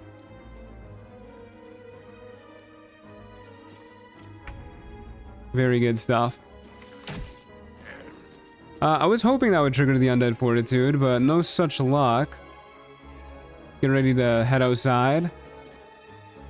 Thanks for Ethel for leaving her back door open this time. DPS is always better than survivability. I don't think I agree with that one, but I think in this case it sure is. I think if you have enough DPS to kill an enemy before they can do anything to you, then yes, DPS is gonna be better. Or DPR, damage per round. But if you have to go in a prolonged encounter either way, then you're probably better off with defense. I wasn't sure if he was stuck there or not, which is why I didn't move that far. Well, he really reached us though, huh? He fooled me.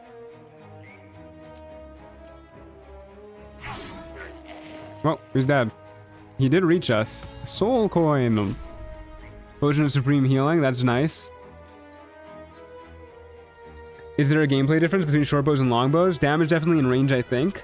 Damage, yeah, the damage die is different. So short bows are a D6, long bows are a D8. And I'm pretty sure the range is different too. I think long bows have a slightly longer range. Okay. So this is a little bit... No, let's keep going. off we go to our next fight. Fungal spores everywhere. Being an unkillable tank is nice and all, and you still only have 5 turns to kill the Netherbrain, who goes immune every other turn. Yeah, but that fight is literally a damage check. Of course, in the damage check fight, damage is gonna be better. Like, the Netherbrain literally doesn't do anything to you other than retaliate.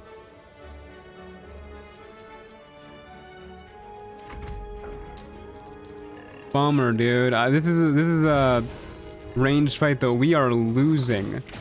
We're getting like way harder enemies recently. Ever since I was like, I want harder enemies, the game's like, fucking bet, dude.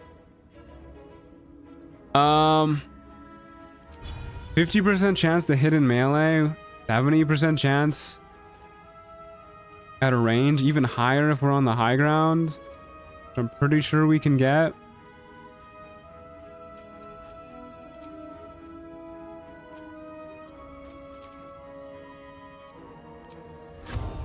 Okay, we really need this guy dead. This is another enemy that we 100% want dead before they can do anything to us. But I don't know how we're gonna do it. We're gonna need to get really, really lucky to beat this guy. Especially because now they have 3 attacks around. Oh boy.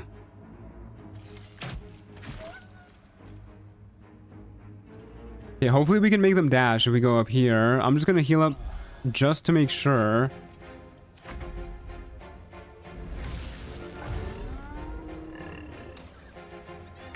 Oh, they stopped in the acid for us? No, they didn't.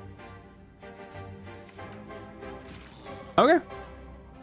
We got pretty lucky. The enemy just decided to not come that close to us. More healing, poison resistance too. Good. Are there survivability checks? Merkle maybe to outlast the healing? Yeah, I think that's the closest this game has to a survivability check. And yeah, maybe Raphael tanking his like really big hits at the start of the fight, but... Okay. Level up. Yippee. Kind of odd the perfect bonus is a choice. Yeah, I wonder why that is actually. I know it's the perfect clear used to increase the difficulty of the game as well. I don't think that is the case anymore. But maybe it's just like a holdover from that. Who's this fella? I never really got the answer. This fella is Cravat. He's a ranger. We're going for Swarmkeeper. He's a Swarmkeeper ranger who now knows how to cast. Cure wounds maybe as like a failsafe. And I kind of like bees. Moths is probably best though. Psychic damage I think tends to be better than piercing damage. Blinding enemies is pretty nice too. Pushing enemies is really pretty useful too.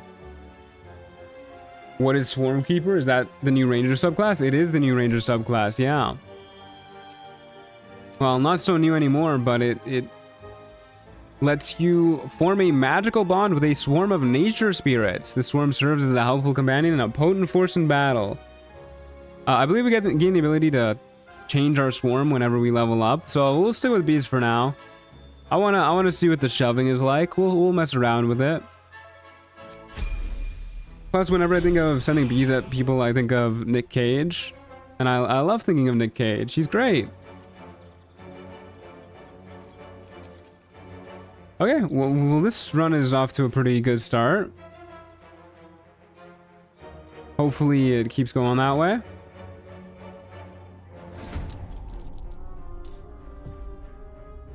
Okay, we got one enemy spawning right there. Get ready to shoot him. Robust Guardian, you say? This is not an agile Guardian. Okay, let's get Hunter's Mark on this bozo. Shoot him a wee bit. And then send our bees to attack. So they deal, as you can see, an extra D6 piercing damage, and then they deal another D6 because of our Hunter's Mark, which works in tandem with them. I would love to get to the high ground. I don't really like that there's an enemy spawning like right next to us here, but I'm hoping we get to go before them.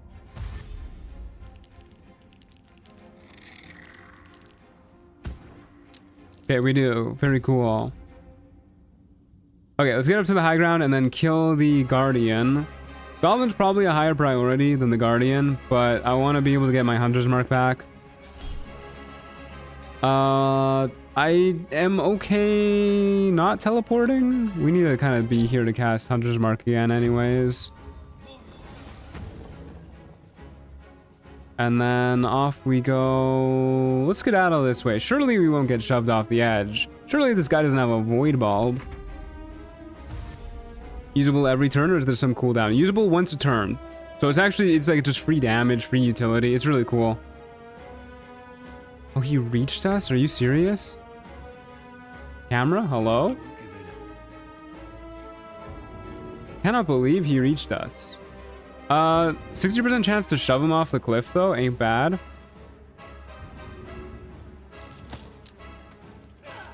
Yeah, that's pretty good. And uses a reaction? It doesn't use a reaction. Like, it is a reaction, but it doesn't use a reaction. Like, it's in the reactions menu, but... I think this is just free, isn't it? It doesn't say it uses a reaction.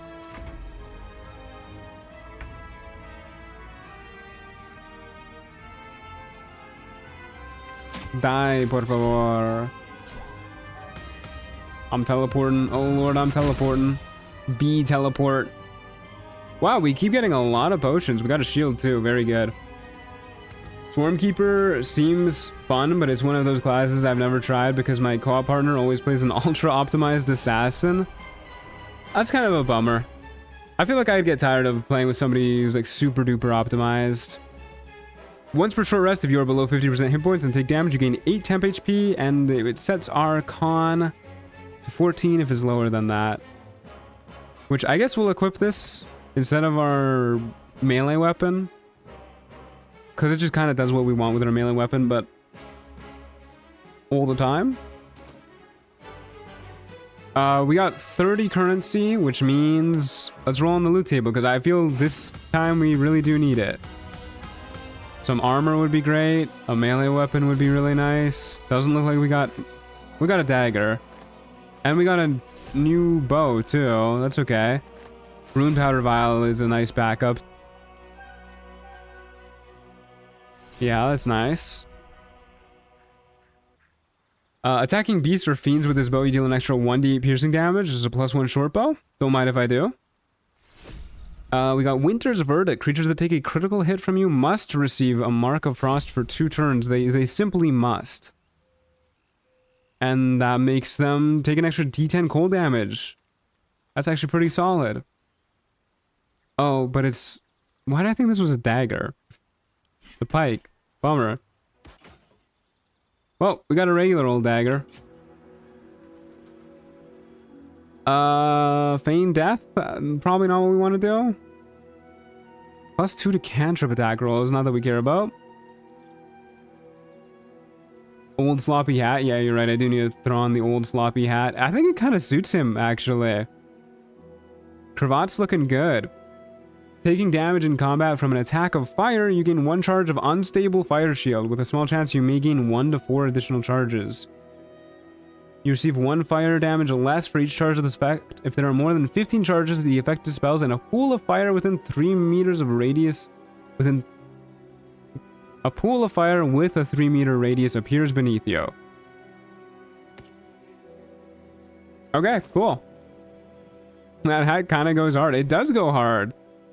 He looks like a beekeeper who just got pissed off, honestly. And he like picked up his family's old war gear. Alrighty, well, that's probably going to be the one and only roll we do for loot.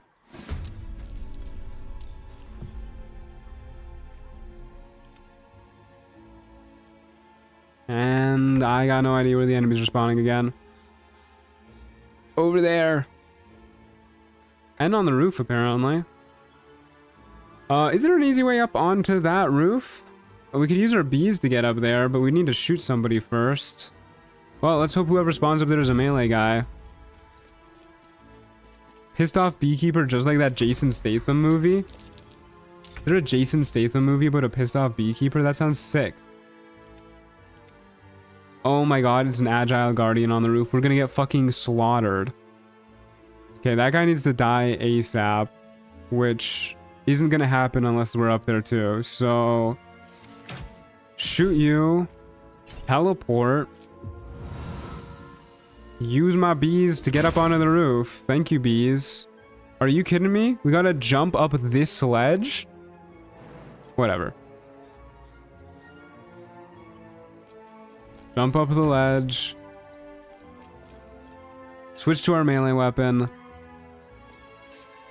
Yeah, switch to our melee weapon. Get ready to shove this guy off the roof, hopefully. It's called the Beekeeper. I gotta watch that, dude. Pravat has those weak librarian ankles. Hey, don't insult his ankles. Knockback would be sick, actually. Dude, these bees are cooking. Holy shit. Wait, that's insane what we just did there? Shoot that guy, teleport up with the bees, stab him, knock him back with the bees. The bees are so cool. I'm in love with the bees. No wonder everybody wants to save them. How can I not see you from up here? Why can I not hunter's mark you? I can shoot you with a bow, but I cannot hunter's mark you. Whatever. No more bees today, unfortunately. By today, I mean this turn. That was a war crime, dude. Yeah, that was so cool.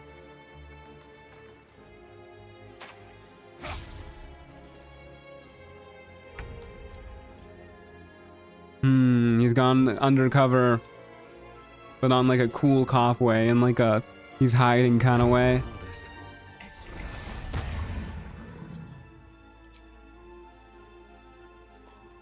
Okay, what is happening? Why can I hunter's mark but not shoot you? Wait, why is it always like one or the other? Okay, there you go. Attack my bees. Oh my god. One shot at that guy too. Look at us go, dude. We are straight up rampaging.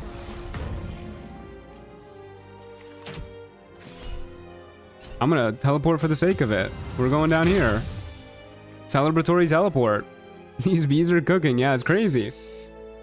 Turns out having 2d6 extra damage on one attack per turn is pretty good.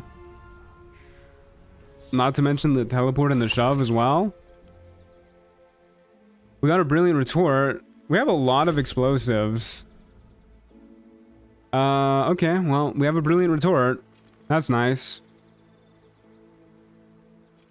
And we have 3 enemies coming up on round 1 next time, which is, I think, frightening.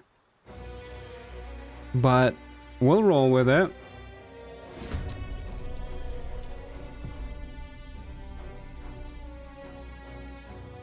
Okay. Probably just a good idea to dash. Get as high up as we can. Nah. I always forget about that difficult terrain right there. Means we're not going to get as far as we originally thought we would. But we can jump over this to get a little bit further.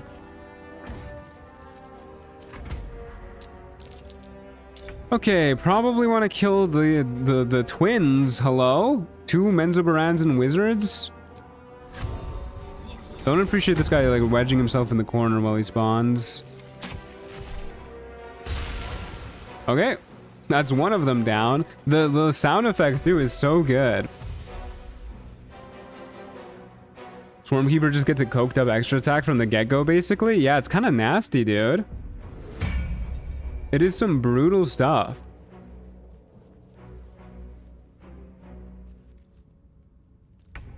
D6 to the fucking skull. How she goes. See if we can do the same to his buddy. This guy's probably got shields though, doesn't he? Well, doesn't anymore, that's for sure. Who needs a rogue? Honestly, dude, Swarmkeeper's cooking. Oh my god, there's more guys? I thought we were gonna be done soon. Okay, well, kill the rat. Gotta teleport. It's only a 5-meter teleport, so admittedly it's not that impressive. But it can let you do some pretty cool stuff, like go here. Yeah, let's kill Brigand next. Good old Gimblebach. The maneuverability is amazing too, honestly. I wonder if you have to hit to trigger the bees. I wonder if you can teleport even if on a miss. I haven't really been paying attention. No way that was 5 meters. Teleportation distances get a little wonky when you have high ground. I'm pretty sure it lets you go further than 5 meters if you have the high ground. Okay, keep it up, bees. Sneak attack eventually outdamages Swarmkeeper, but then again, Swarmkeeper gets extra attack. Yeah. Not to mention the host of utility that Swarmkeeper also gets. Like, obviously, if you're going for burst damage, Rogue is going to be better, but this is impressive, especially early game. Where's this guy? He's over there? Can I teleport back up to the high ground, please? No. Not quite. Well, teleport a little over here, I guess. Maybe next turn we can get up onto the high ground. Should have recasted Hunter's Mark that turn in case I needed the heal on this upcoming one, but we're fine. We are a-okay. Okay, we don't get to do anything if we miss. Which is kind of a bummer. It means that if things start to go bad for us, they will spiral. Because we don't get a teleport, we don't get to push them back, don't get to attack with the bees. Alright, that was good.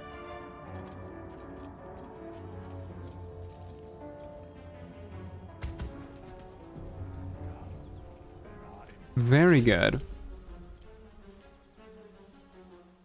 We got poison and boots that give us arcane charge when we dash, which I don't think is good. Nope, that's not good. Okay, well, we'll just keep grinding away. It's also nice that this is not a class that relies on resting like at all. You also don't need advantage for this. I know there's lots of ways to get advantage easier, but it's usually not free. Example, using a bonus action on the one ring with a downside. Yeah, I mean, rogues can also just... I think it's pretty easy for rogues to get sneak attack. Like, even besides advantage, there's just like having an ally next to the enemy that you can do. But I get what you mean. It's nice to have unconditional free damage. The scout gets to go before us. Level 5 Shadow Druid is kind of scary. That means they have level 3 spells. They might Moonbeam us, which I don't like the sounds of. Maybe let's keep an eye on them. If they ever get next to a pit, we'll shove them using our bees. For now, let's just focus on the scout. Wow, 23 damage, 1 hit. It's impressive.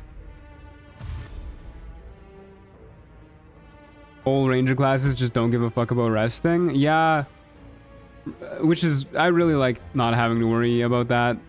Very, very cool. Okay, maybe we can... What? Well, I guess he's not getting hit. I was gonna say maybe we can shove him off and then he'll die to fall damage, but... Nope, nope, the only way we can do that is by running into the rock and shooting him point blank with disadvantage, which feels like he's cheating. Can I shoot the Shadow Druid from here? I don't think so. Guess we'll just ignore that guy for now. Yeah, no shooting the Shadow Druid. I can shoot you, which I guess I'll do. That's a bummer. Well, this fight was going pretty well, but we might have lost a lot of momentum missing that attack and then not being able to finish that guy off. At least the enemies are getting enwebbed. Okay, dude. What? Okay, he's just cheating. Ref, do something. Hello? He stole my hunter's mark. Give it back. Okay, I really want to try and shove the Shadow Druid off with the bees.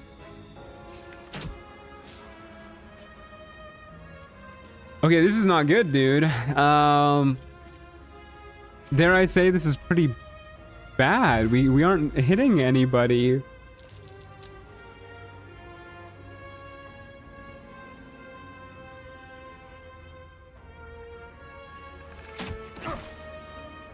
Oh, come on, dude. Broke my concentration too? Okay, we need to kill this rat before it gets too close.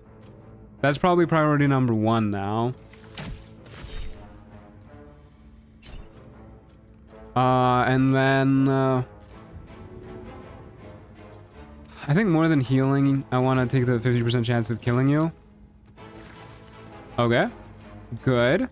That's definitely giving us a lot of lost momentum back. Hopefully we don't... Did they hear about my plan to throw them off the edge or something? The Quantum Goblin is haunting you? And I think so too.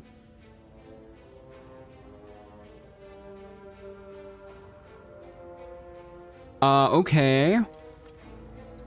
Well, what are we doing here? I'm afraid of both of these guys, if I'm being honest with you. The Shadow Druid looks like it's gonna take a while for them to collect themselves, though, so... Just do as much damage as we can before he gets raging. Probably gonna throw a Javelin this upcoming turn, but we should be fine, unless the Javelin does the weird thing where it knocks us off our feet and, like, backwards.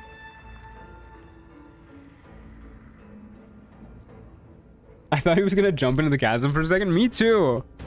I thought he was about to jump into the chasm. Okay. He's in web now. I guess we just want to kill him. What the fuck? What do you mean miss with a 96% chance? That's not good, guys. That's bad.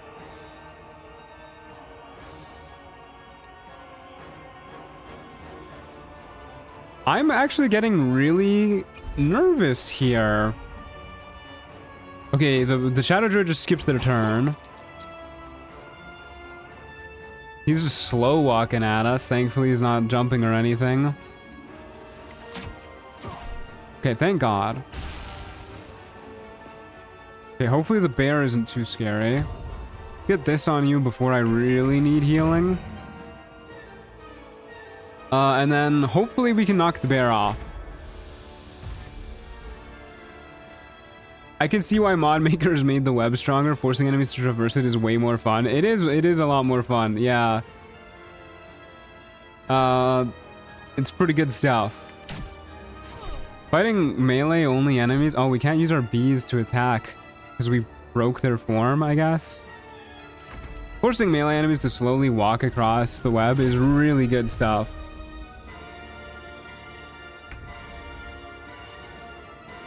Knockback time? I'm trying. Do I go for knockback here? I mean, this isn't the angle for it. I think we just attack. Okay, really low damage on the bees. I guess next time, if they keep walking in the straight line, they get like right here, I'll like move here-ish, go for the knockback. Uh-oh, they remember they could dash. What? What? He just ignored the difficult terrain, I swear to God. Okay, maybe this is a good knockback. Ooh, beautiful knockback. Oh, that was stunning. We got Tempest's Formation Breaking Spear, the Line Splitter. Hello?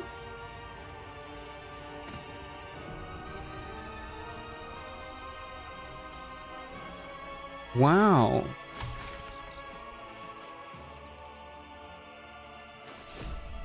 This is gorgeous. I'm really liking Swarmkeeper.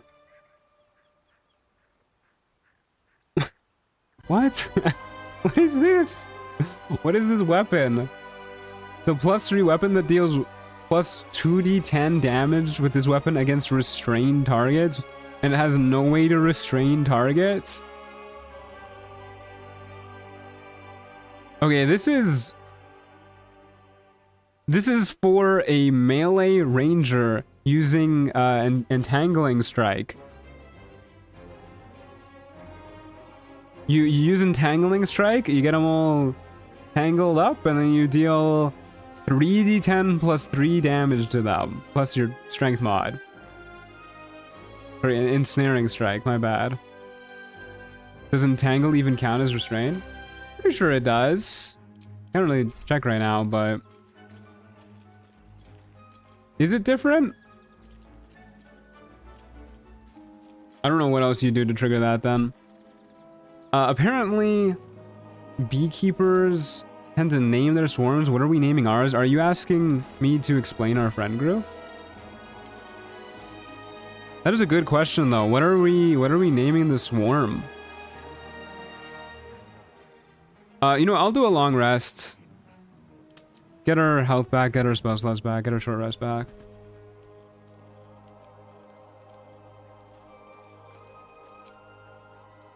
Or a druid. There's plenty of items that entangle also. I think you probably would rather do this on a ranger though. Just because they're a little more built to be up in melee. Especially with a pike. Although you do lose out on a lot of the spell slots.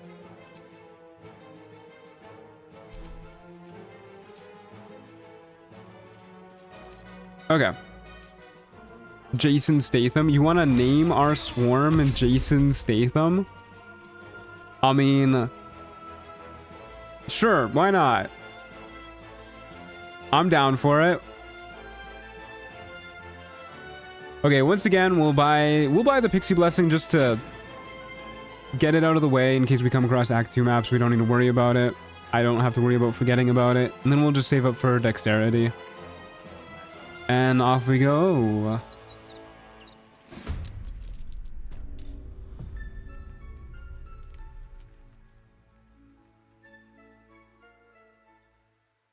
If I were an enemy, where would I spawn? Right there. Just like outside of the battle arena for some reason. Sarah? You want me to name the swarm Sarah? So our two options are Sarah and Jason Statham. These are some healthy enemies. Okay, so... Wow, why does that zombie have 68 HP? Hello?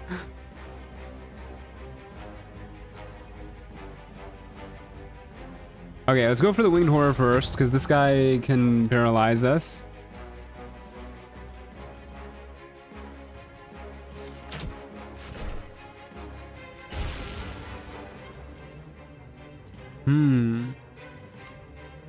I am frightened of that guy. Please don't remember you can fly. Thank you. That's the bartender? Oh, it's one of the... Is it one of the patrons? Oh, I don't like that they instantly reached us too. Okay, here's the plan. Shoot you, teleport, so we don't have to trigger an attack of opportunity. And keep skedaddling, I guess. Oh my god, he remembered he could fly. I feel like the fights are just scaling up like crazy. Not in they're like really fast, but it's like we'll be fighting a bunch of nobodies and then we'll get enemies that if they hit us, we're just dead. Okay, huge. Saved on the Twisting Vines, which is kind of rude. One more good hit and that guy's dead though, and then we're feeling a lot safer when it's just the zombie.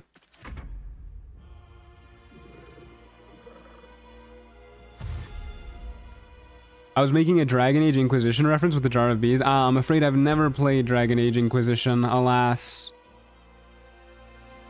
Okay, let's take the attack of opportunity and hope he's not too good at hitting. What the fuck? Why did that knock me prone? Since when can zombies do that?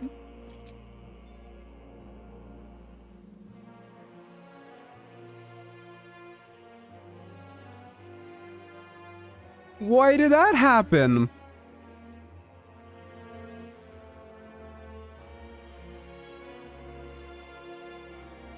It doesn't even say that it can do that. What the hell? Well, that's unfortunate.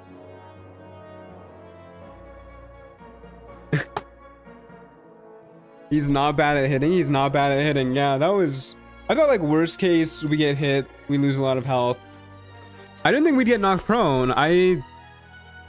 Is this like a bar patron only thing? Why can he do that? Yeah, we do have these potions to heal us up. I guess I'll use this one to guarantee that we get healed up rather than risk anything.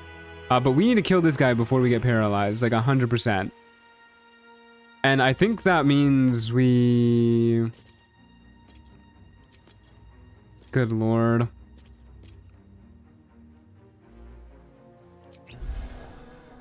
Like, if we can't risk the attack of opportunity, we just gotta shoot him, right? And take the 64% chance.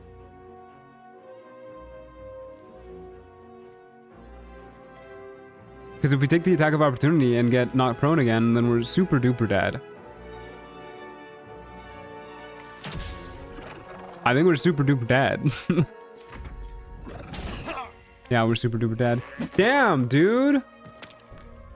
I was really enjoying that. I feel like actually robbed. Oh, that's so lame.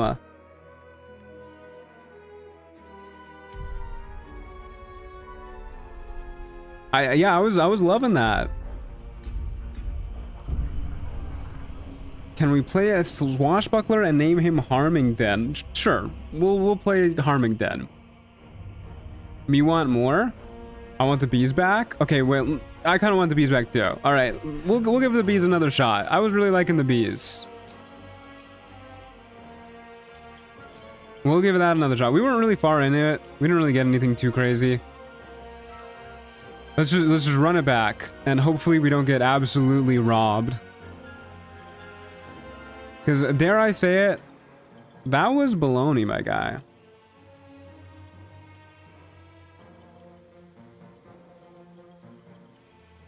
Different swarm, but I like the bees. I like the pushing. I honestly think the pushing is amazing.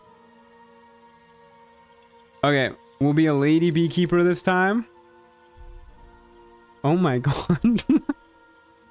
Her eyes frighten me, but this is our champion. Okay, who are we gonna be, folks? Also, these are our stats before I forget. That's what they are.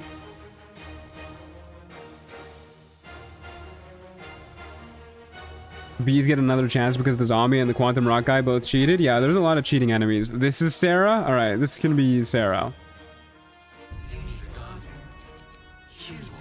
Oh my god, what is that? I think that's the worst looking dream visitor I've ever seen.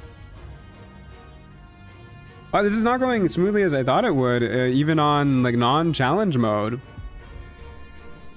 It really, I don't know, the difficulty feels so weird today.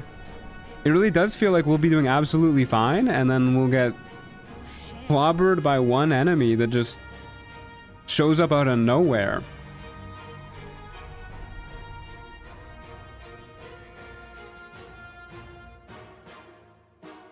The swarm should be named Bumbledore. Ooh, I like that idea. I really like that idea. The RNG gods aren't happy today? No, they are not.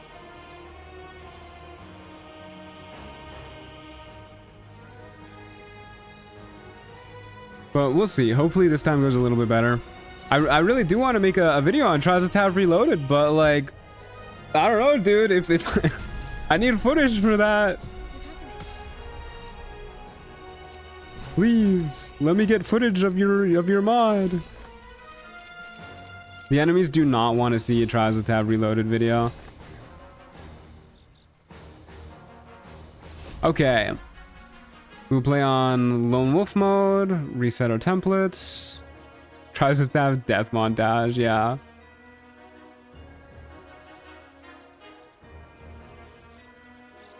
And we will go once again, for those of you who are just now joining. Bias lower tier means fewer oh my god, let me restart that. Bias lower tier means more enemies, but they're weaker. Bias higher tier means fewer enemies, but they're stronger. And bias balance is a nice middle ground. So that's what we'll be doing. And off we go. Ignore this. Okay. We have, unfortunately, no gear or anything to worry about. I'm going to send all this junk to camp. Off we go. What about trying the harder, less enemies option? I feel like that will only exacerbate the problem, right? Because if we fight harder enemies, but there's fewer of them, then we're just going to have it more likely that one guy shows up and really ruins our day.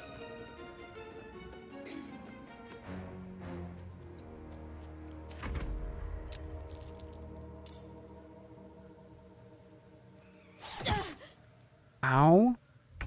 Moth's blind and applies slow. So much better against Mel and to Kite. Well, I don't know what Mel did to you, but I'm okay. I'm okay sticking with the bees. I liked the bees, man. I guess we can try a different swarm. But the bees. Huh, well that's bad. At least we still hit. And max damage too. Good lord, dude. Am I gonna die to this Kobold Scout? Nope. Hey, we got a perfect clear too. And an Arrow of Darkness, which could be useful.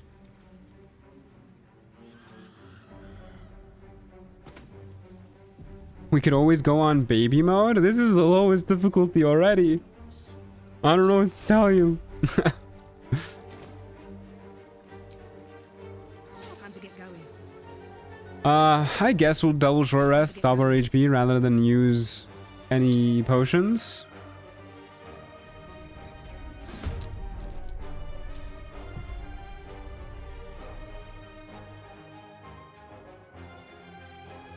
Okay, couple of enemies behind us. One enemy behind us. It's okay. A hyena, you say? That's okay. I'm a little scared of hyenas. Maybe we should have gone for a hamstring shot in case we could have slowed them down. I think they meant explorer difficulty. Oh, the actual difficulty, not just the mod difficulty. Yeah, I guess if I really want to get a video of it, I could. I don't know. That feels... I think I got too much pride for that one, if I'm being honest with you. I completely forgot lower difficulties like in the game are like an option.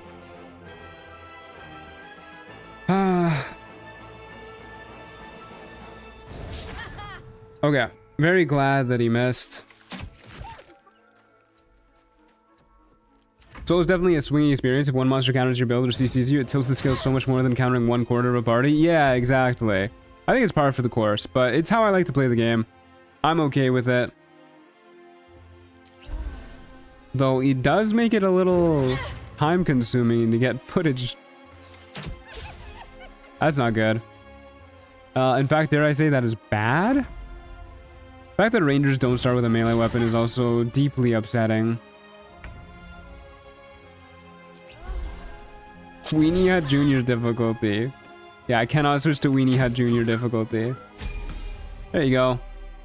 Bind Shutter Amulet. Neat. I bet Truant plays on Explorer difficulty on all his videos. He just doesn't film himself changing it. True. If only there was the VODs. But alas. There is no such thing. Well, I guess we'll throw on the Spine Shutter Amulet. Level 2. We get our friends back at level 3, right? Yeah, we have to wait till level 3 to get all of our pals back. Hunter's Mark Longstrider again. Archery for Shizzle.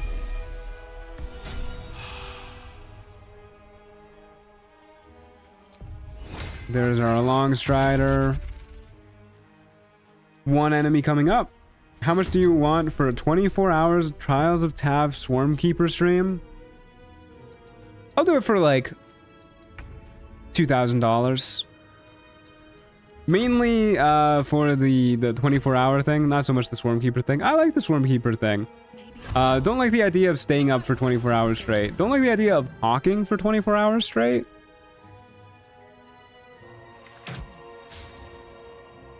That's unfortunate.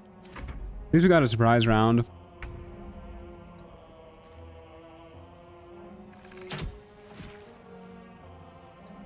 Okay. Kind of low damage, but it is what it is. I'm gonna lose it.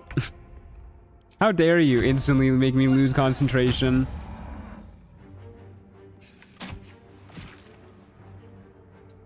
Also kind of low damage. If anyone's curious, the Baldur's Gate 3 difficulty does affect all monsters and trials, including the custom ones, stats, abilities, and honor mechanics too.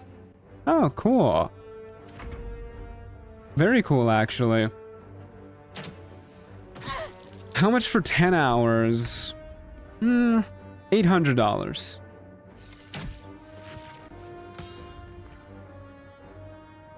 That was not so bad. Might be useful. Probably would do it for lower, but that's the number I said just off the top of my head, so we'll stick with that.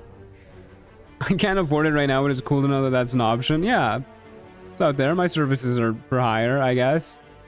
Okay, we got a melee weapon. Plus 1d6 damage with his weapon after dash. Sure, why not?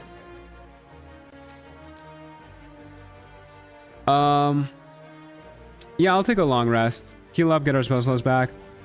So it's $8 per hour of stream.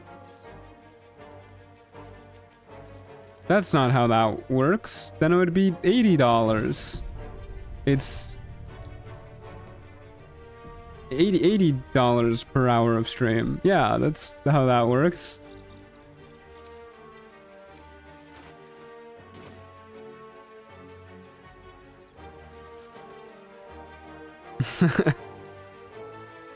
Okay, let's get Long Strider going.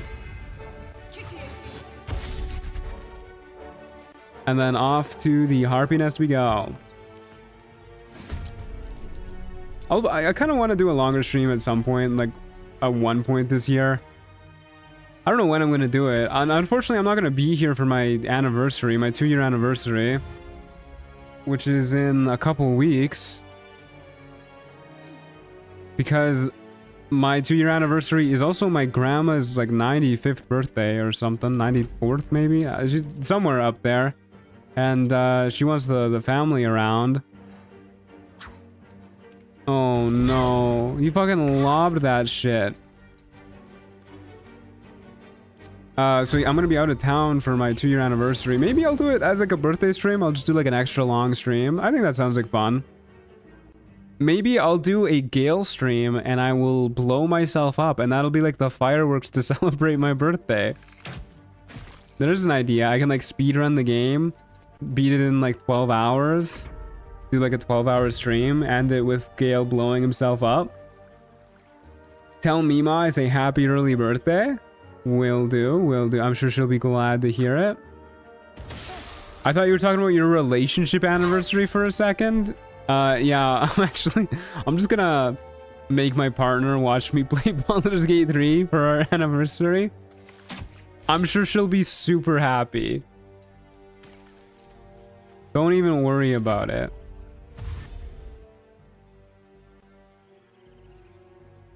I made it to 30 years old and never once have I needed to calculate the angles of a triangle.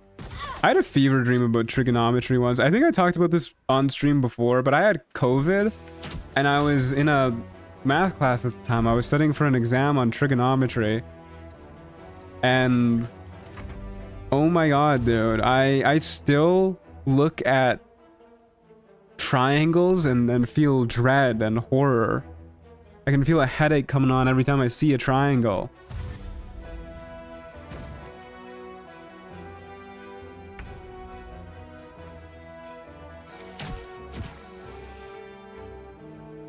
Okay, well, we're making progress, but this is a slow-going fight. Give me my bees back, please. Every romantic partner dreams to spend their anniversary playing BG3. Is it bad that I would actually kind of enjoy doing that with my partner? Like doing like a duo playthrough on our anniversary playing BG3? Oh, this is cool. We get Piercing Rush as a bonus action once per battle. 50%? I believe in those odds. Well, this is just awkward.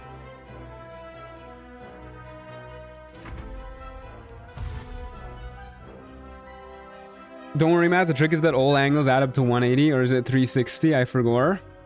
Something like that.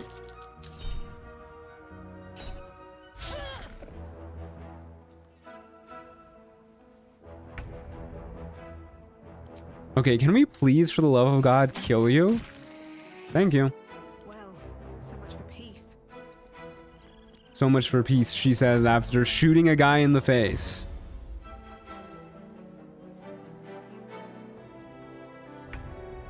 Okay. Now the rat's dead too. That could have been, I think, a easy, perfect clear. But we missed one too many times. Trigonometry, huh? I wonder if I can make the Weave Mind work in BG3's engine. What the hell is the Weave Mind? Please don't put trigonometry in my favorite game. I beg of you. If you put like a triangle themed boss in Trials of Tav just to spite me, well, first of all, I'll fucking lose it because that would be really funny. But I'm gonna cry after that. Loot isn't looting this run? No, it's not. Can't believe we got Marco Heshkir, like, fight one on another run. Alright, well, off we go.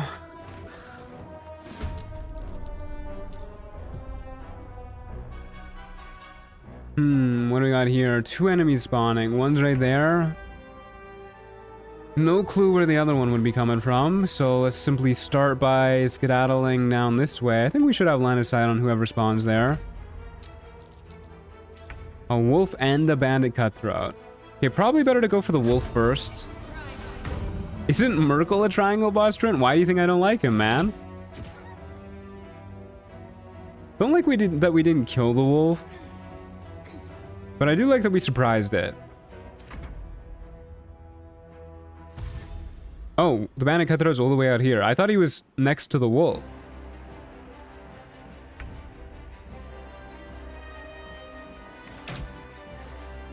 A scene that led to one of Liam's most iconic turns in Critical Role. Yeah, I never really watched Critical Role.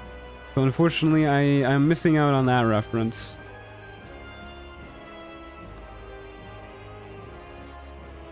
Oh, we're so close to being able to get that. Oh well. Hopefully he can't shoot us. He can shoot us. It's okay, he missed.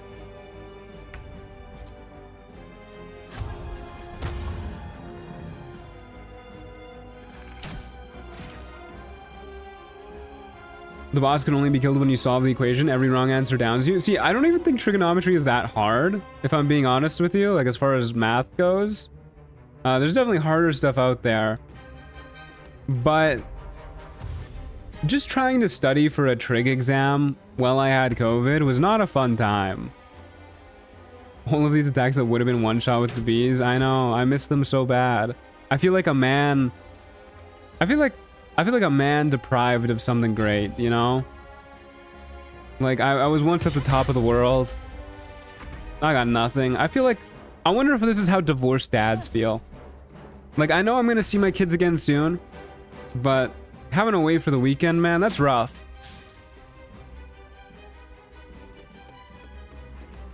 Can I hit this guy? Feel like pure shit just won her back. Honestly.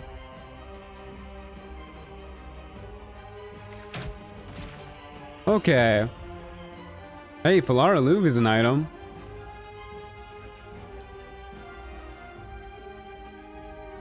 A pretty fun item, dare I say. So close to level 3. So close to seeing the kids again. AC +1 clothing, plus 2d6 to deck saves in rage. I mean, sure, dude. Why not? Falara Louvre is definitely way nicer than our current melee weapon. I think we are significantly better at melee now than we are at range, which is kind of a bummer, but we'll still try and kite enemies, but if they get close, at least we have a good option. Okay, we definitely need to roll loot today. Oh, that's an item too. Any shields, perhaps? We got another rune powder vial too. I should have used a lot of the bombs we were getting last time, actually. I kind of threw, didn't I? I forgot we were getting bombs. Was that last attempt, or was that an attempt before? Do bees work on melee? They do.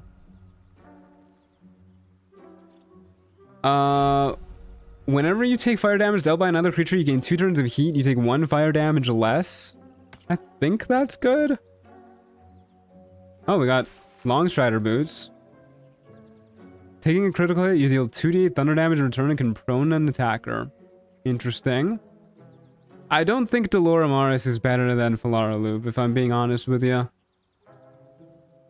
He's more likely to hit, but way less damage. Okay, let's stick with this.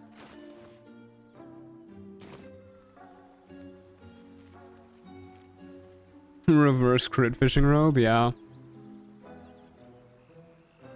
Okay, off we go.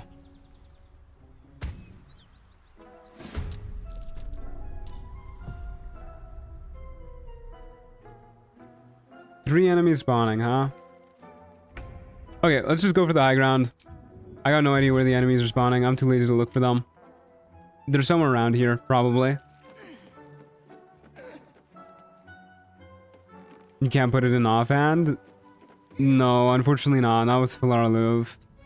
Since it is a longsword. Oh no, dude. Not a Knoll Hunter. A Knoll Hunter before we have bees? I don't know if we can do this. I'm a little worried, fellas. Target outside normal range. Okay, well, what if I go down here?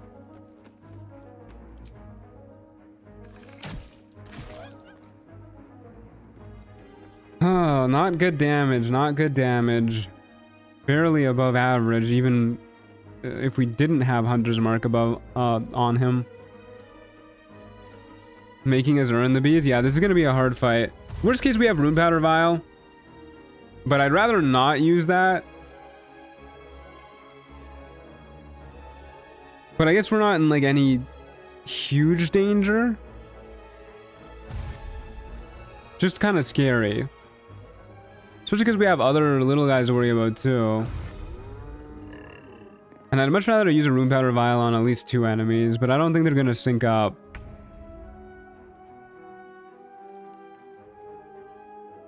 Damn, we can't even hit him this turn? I think we're better off just shooting this guy and then forcing the Knoll Hunter to dash one more time. The same damage we did to our Hunter's Mark target. Okay, we might get Fury the Smalled here. We did not.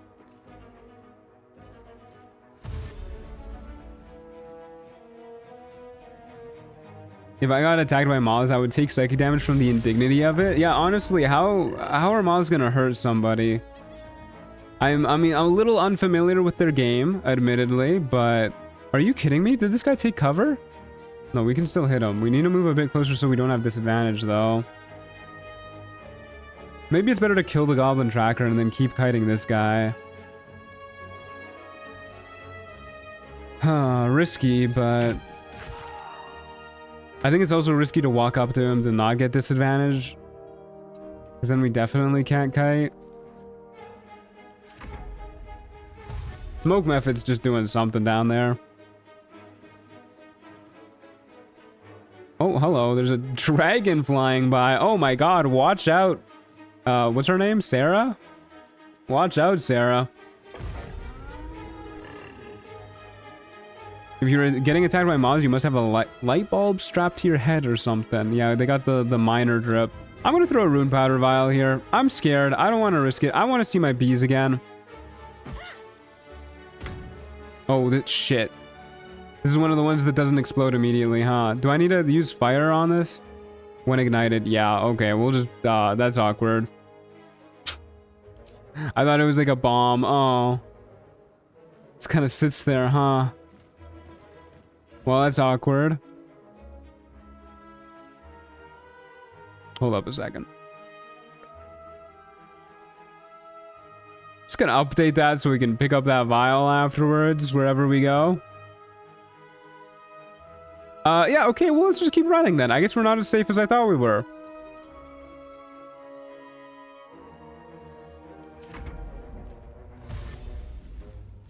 That dude just wants to punch that. That would be great. Would it even explode if we punched it? It says when ignited. Oh, he remembered he could fly. Motherfucker. Imagine if they threw it back at you. I would lose it. Okay.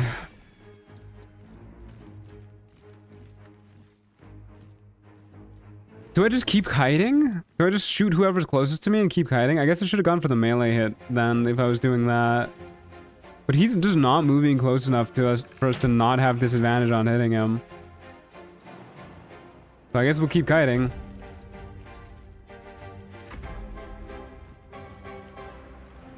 Don't like that the smoke method remembered he could fly.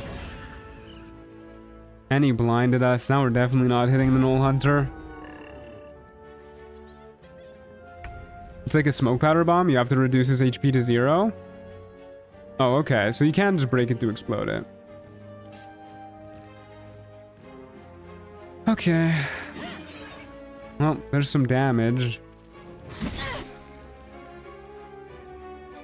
Have we made a concentration save yet? This run?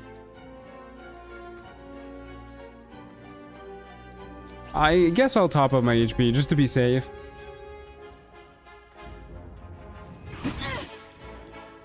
God, this is just so awkward.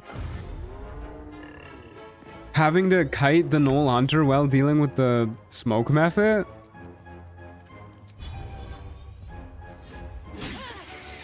Immune to bleeding? Why? Okay, please die.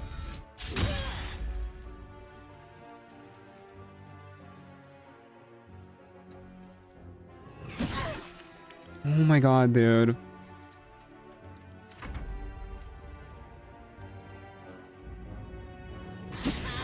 Please, dude, I'm begging you. I'm amazed we've been able to kite the Knoll Hunter for this long. I don't really know how, but it's just like not moving its full distance. Brother in Christ? Hello? We're gonna take so much damage trying to keep this kiting going. Because we keep missing these 75% chances on the smoke method.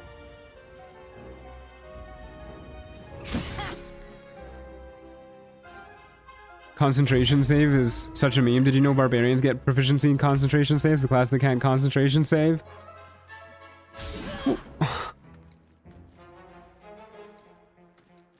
Well, they get con saves for other stuff too, poisons and stuff. You know, it's useful. Please, Mepe, we just want to see our kids again. Seriously. I'm off for the night. Good night, Truant. Chat. Good luck. Thank you. Sleep well, JJ. Thanks for being here. Oh my god, dude. Please, for the love of God, die. Thank you. Why did the oh, this is heat, not burning. Oh. I was hoping this would just like be an activated ability that consumes my heat so I wouldn't have to worry about it. Yeah, I don't think this ring is worth it. I mean, maybe it is. Maybe it evened out to be worth it, but I don't think it did.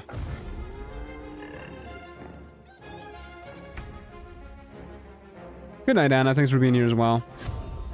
Okay. We'll get Hunter's Mark back on him. Actually, now that I think about it, no, this ring is definitely not worth it because we also need to concentrate on Hunter's Mark. And this makes it significantly more likely for that to break.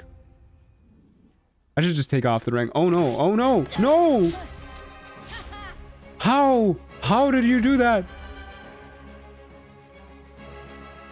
Okay, let me get this ring off. Or what is it? Amulet. Stay away from me. Please. I think he's gonna be able to keep attacking me now. I don't know what changed, but something changed. I'm afraid. Yeah, I think it's just the angles. We're not running in a straight line anymore.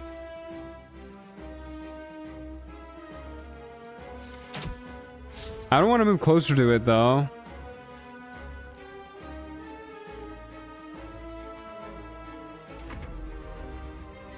One day Truant will do a heat run, and then he'll do a poison run? Yeah, totally. One day.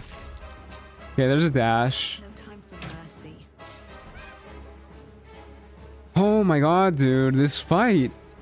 Gonna have to sprint for the moon powder at this rate? Probably. I set it to like 1 minute and 8 seconds.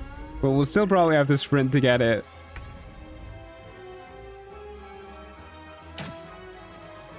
Thank God.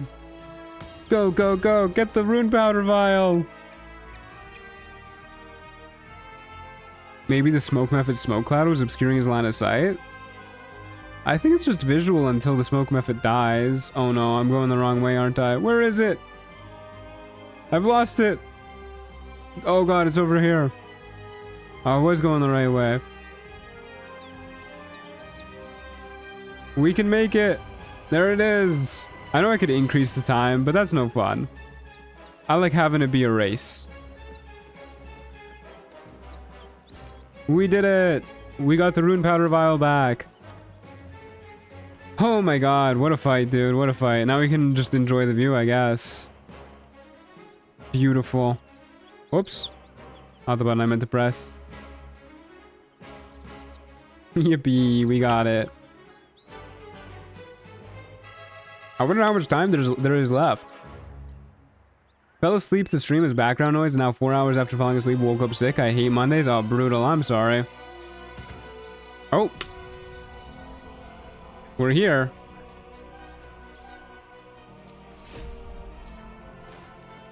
Okay. Well, what did we get? We got a club. We got unarmed attack gloves, which I guess we'll throw on. Creature that damages the wearer within 2 meters receives burning. Sure, why not? All right.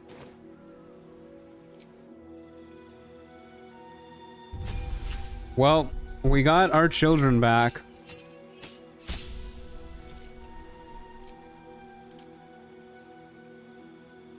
Okay, for spells, I guess we'll take Cure Wounds just as another emergency.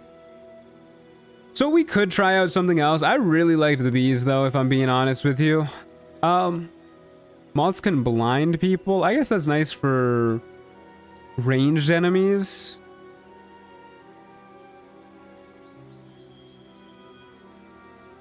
But, I mean, so is what the bees does, right? Shoving enemies, really good. What if we just... I like the bees, guys. I like the bees. Really big bee guy. We do also get Fairy Fire and Mage Hand. I never talked about that last time, but we do get those. Let's go with the bees. Sarah needs her jar of bees. Yeah, you're right. I don't really understand the reference, but we're doing that reference. I love referencing things that I don't know about. Hopefully, it's not like a hate crime thing. Okay, let's set this back to 10 seconds. That was only a rogue score 18. Good lord, that was like one of the hardest fights we've done. Off we go to the Shattered Sanctum in Act 1. Okay, this old place again. So last time we were here, the enemies all spawned like in this direction for the most part. I'm assuming that's gonna happen again. Maybe I should get up to high ground. Maybe we should go over this way. Just in case it helps.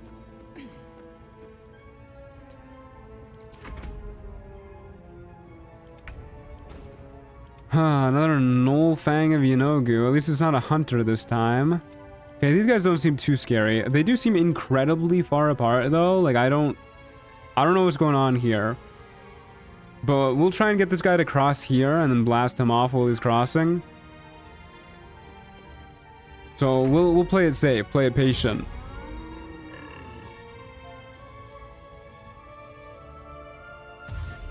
There's a you funky little lesbian who likes anti-capitalism and bees. I like the sounds of that.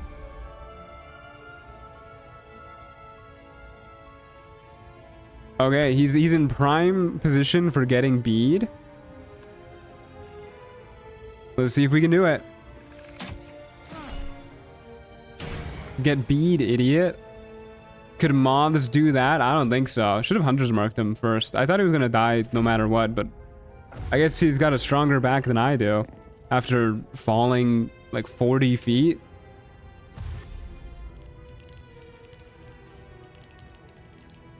Get bead indeed, yeah. Okay, well, I'm really not worried about him now. I guess I'm most worried about the Nullfang of Yanogu.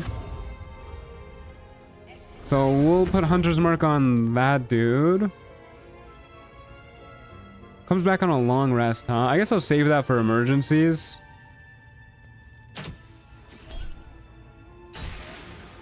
Get the bees going. I feel like even our regular damage rolls are doing better now too. Now that we have the bees. Is that shove guaranteed? Yes, that shove is guaranteed. There's no save, no check, nada. If you hit an enemy with an attack, then you can shove them. Ranged or melee. And it's 5 meters too. It's not a small shove.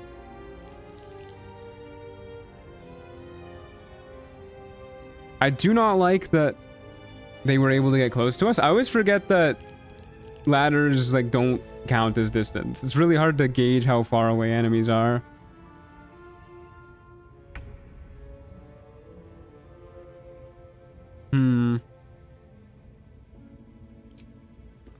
Odds of hitting aren't phenomenal. This guy's not threatening us though.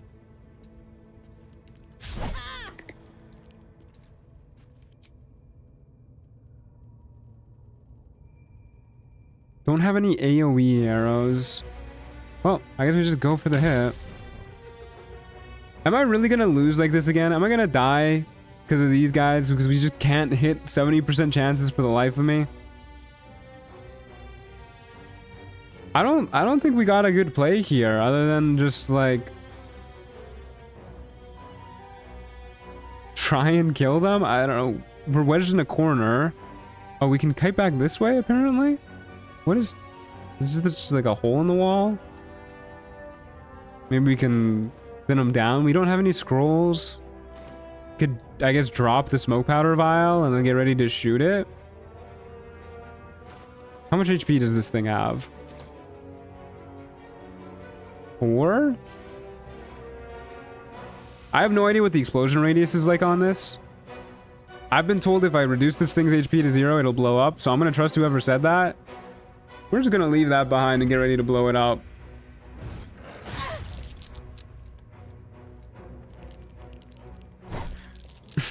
Okay, dude. Sure. The AoE is huge? Oh, no. What is that? What was that throw? Bigger than a regular smoke powder bomb? Okay, probably need to move this further if I can.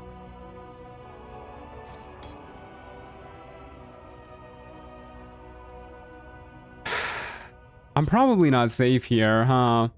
I mean, we could blow it up. We have our half-work feature.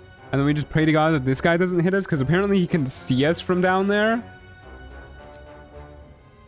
Honestly, dude. Except it won't let me. Not without provoking an attack of opportunity. Okay, there you go. Yeah, fuck it. We ball.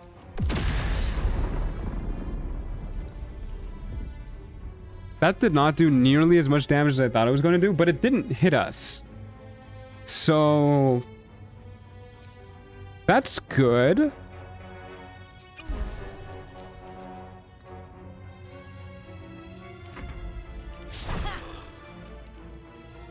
All right. Stop, dude. That's not physically possible. How is he doing that? Like, genuinely, how can he even see us? It's insane. Okay, I don't really want to provoke more attacks of opportunity if I don't have to. So, but I would like to heal up. So what we'll do is we'll swing at you. Bees. 1 damage bees. The bees have a beamed into me. Well, I'm glad we healed. This guy's gonna get up here now. Worked out way better than it had any right to. Yeah, that was pretty clutch. I'm not gonna lie.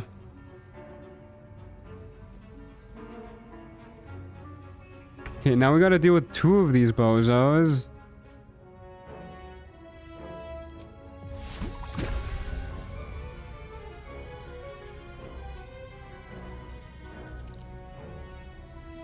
I don't think the AoE on that does damage, does it?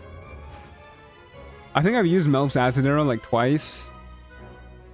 Just leaves a pool of acid. Huh, what a pain. I mean, we could use a darkness arrow to like cheese them with their break their line of sight and make them way less likely to attack us. But I don't like doing that. Yes, I would like to use my bees to teleport. Get me away from that man. I don't think we need to heal, actually. Might be a little greedy, but yeah, I'm pretty sure he's dashing here, and then we should be able to just kill on our turn. Odds are in our favor. Phenomenal. Oh my god, dude, that was a sketchy-ass fight. Robe of Spell Resistance sounds pretty good. These fights are so tight, dude. What is going on?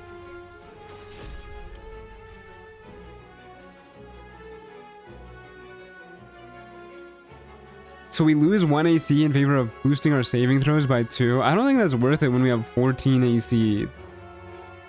Especially because a lot of the early game enemies care more about AC.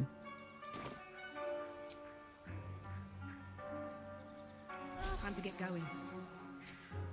I think we take a long rest and no, we'll save it. We still have our half orc feature. Can we just go in with slightly missing health? I don't like it, but man, we're tight on resources. This is tough. You did back yourself into a corner there? Yeah, I mean, the biggest misplay I think was at the start when I just kind of forgot that ladders are like, they're like wormholes. They don't count as distance. Good to have places to kite people to. That map is also just kind of hard to kite people around in, though. There's not a lot of loops, which is what you want. Loops are like really massive straight lines, like this map. Okay, there's a level 2 imp again. Just start by killing the face spiderling, I think.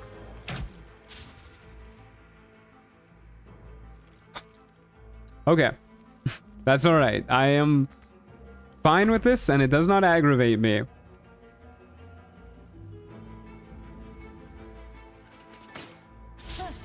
The Thunder Robe sounds good. It retaliates if enemies crit you. That's something. I'd still rather have the extra +1 to our AC.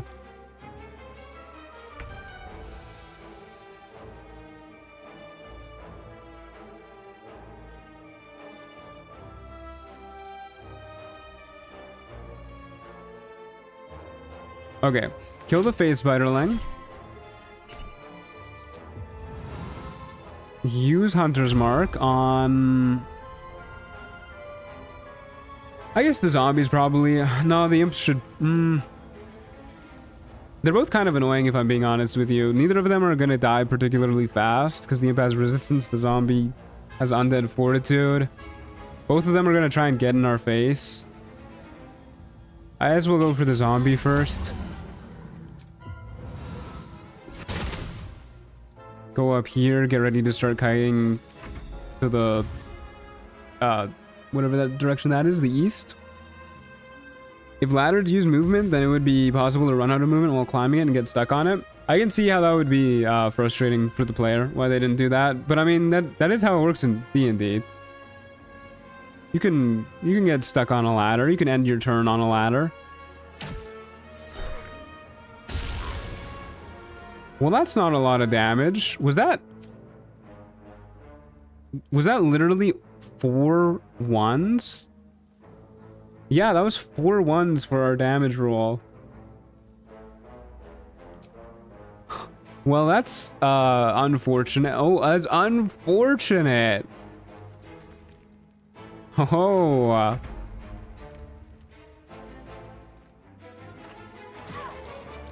I thought if you end your turn while climbing or flying, then you just fall down. In D&D? No. You just... Like... A turn is not... Like it's just 6 seconds of your life, basically, is what a turn is. So you can just fly and then keep flying, and then on your next turn you'll still be flying. And you know, if you're in the air when an enemy tries to hit you, then they'll just be shooting at you in the air. Did that zombie just teleport? I was not paying attention, honestly.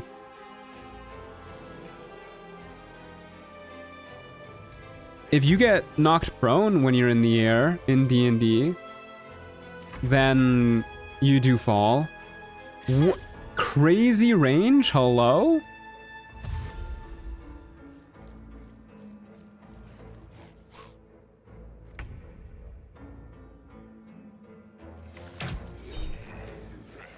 Damn it, I was really hoping we'd be able to use the bees to kind of like circumvent the undead fortitude feature. Look at this fat ass teleport we have now though. Whoop. I'm gone. Okay, Imp's probably going to be able to hit us again. Because this thing has crazy range.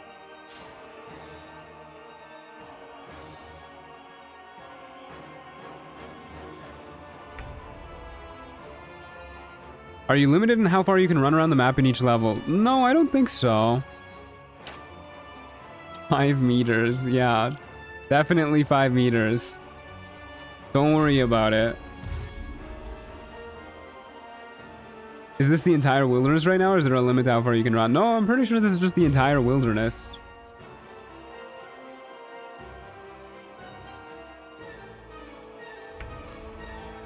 Okay, please die, zombie.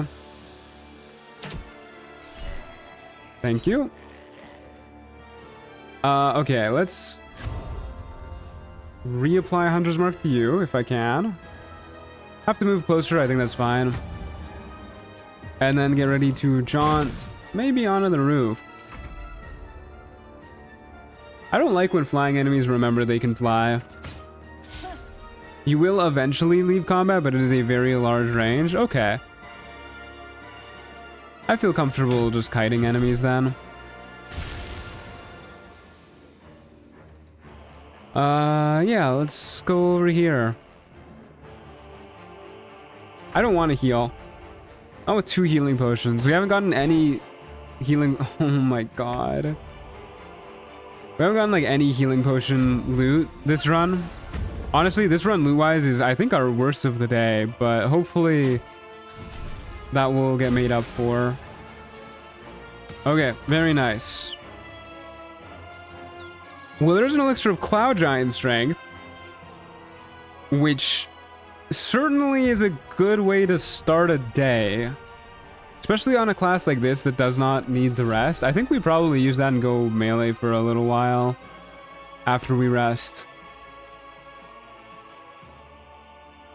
I think I also want the Growling Underdog gloves, because when we get cornered like that, it's really nice to be able to like cut our way out.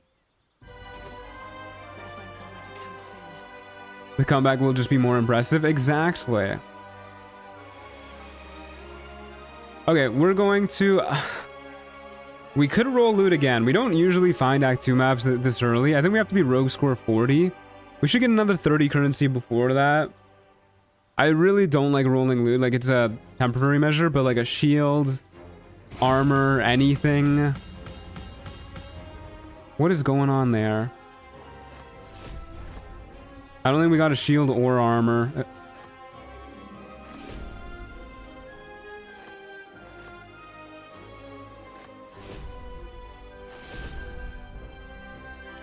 What did we get?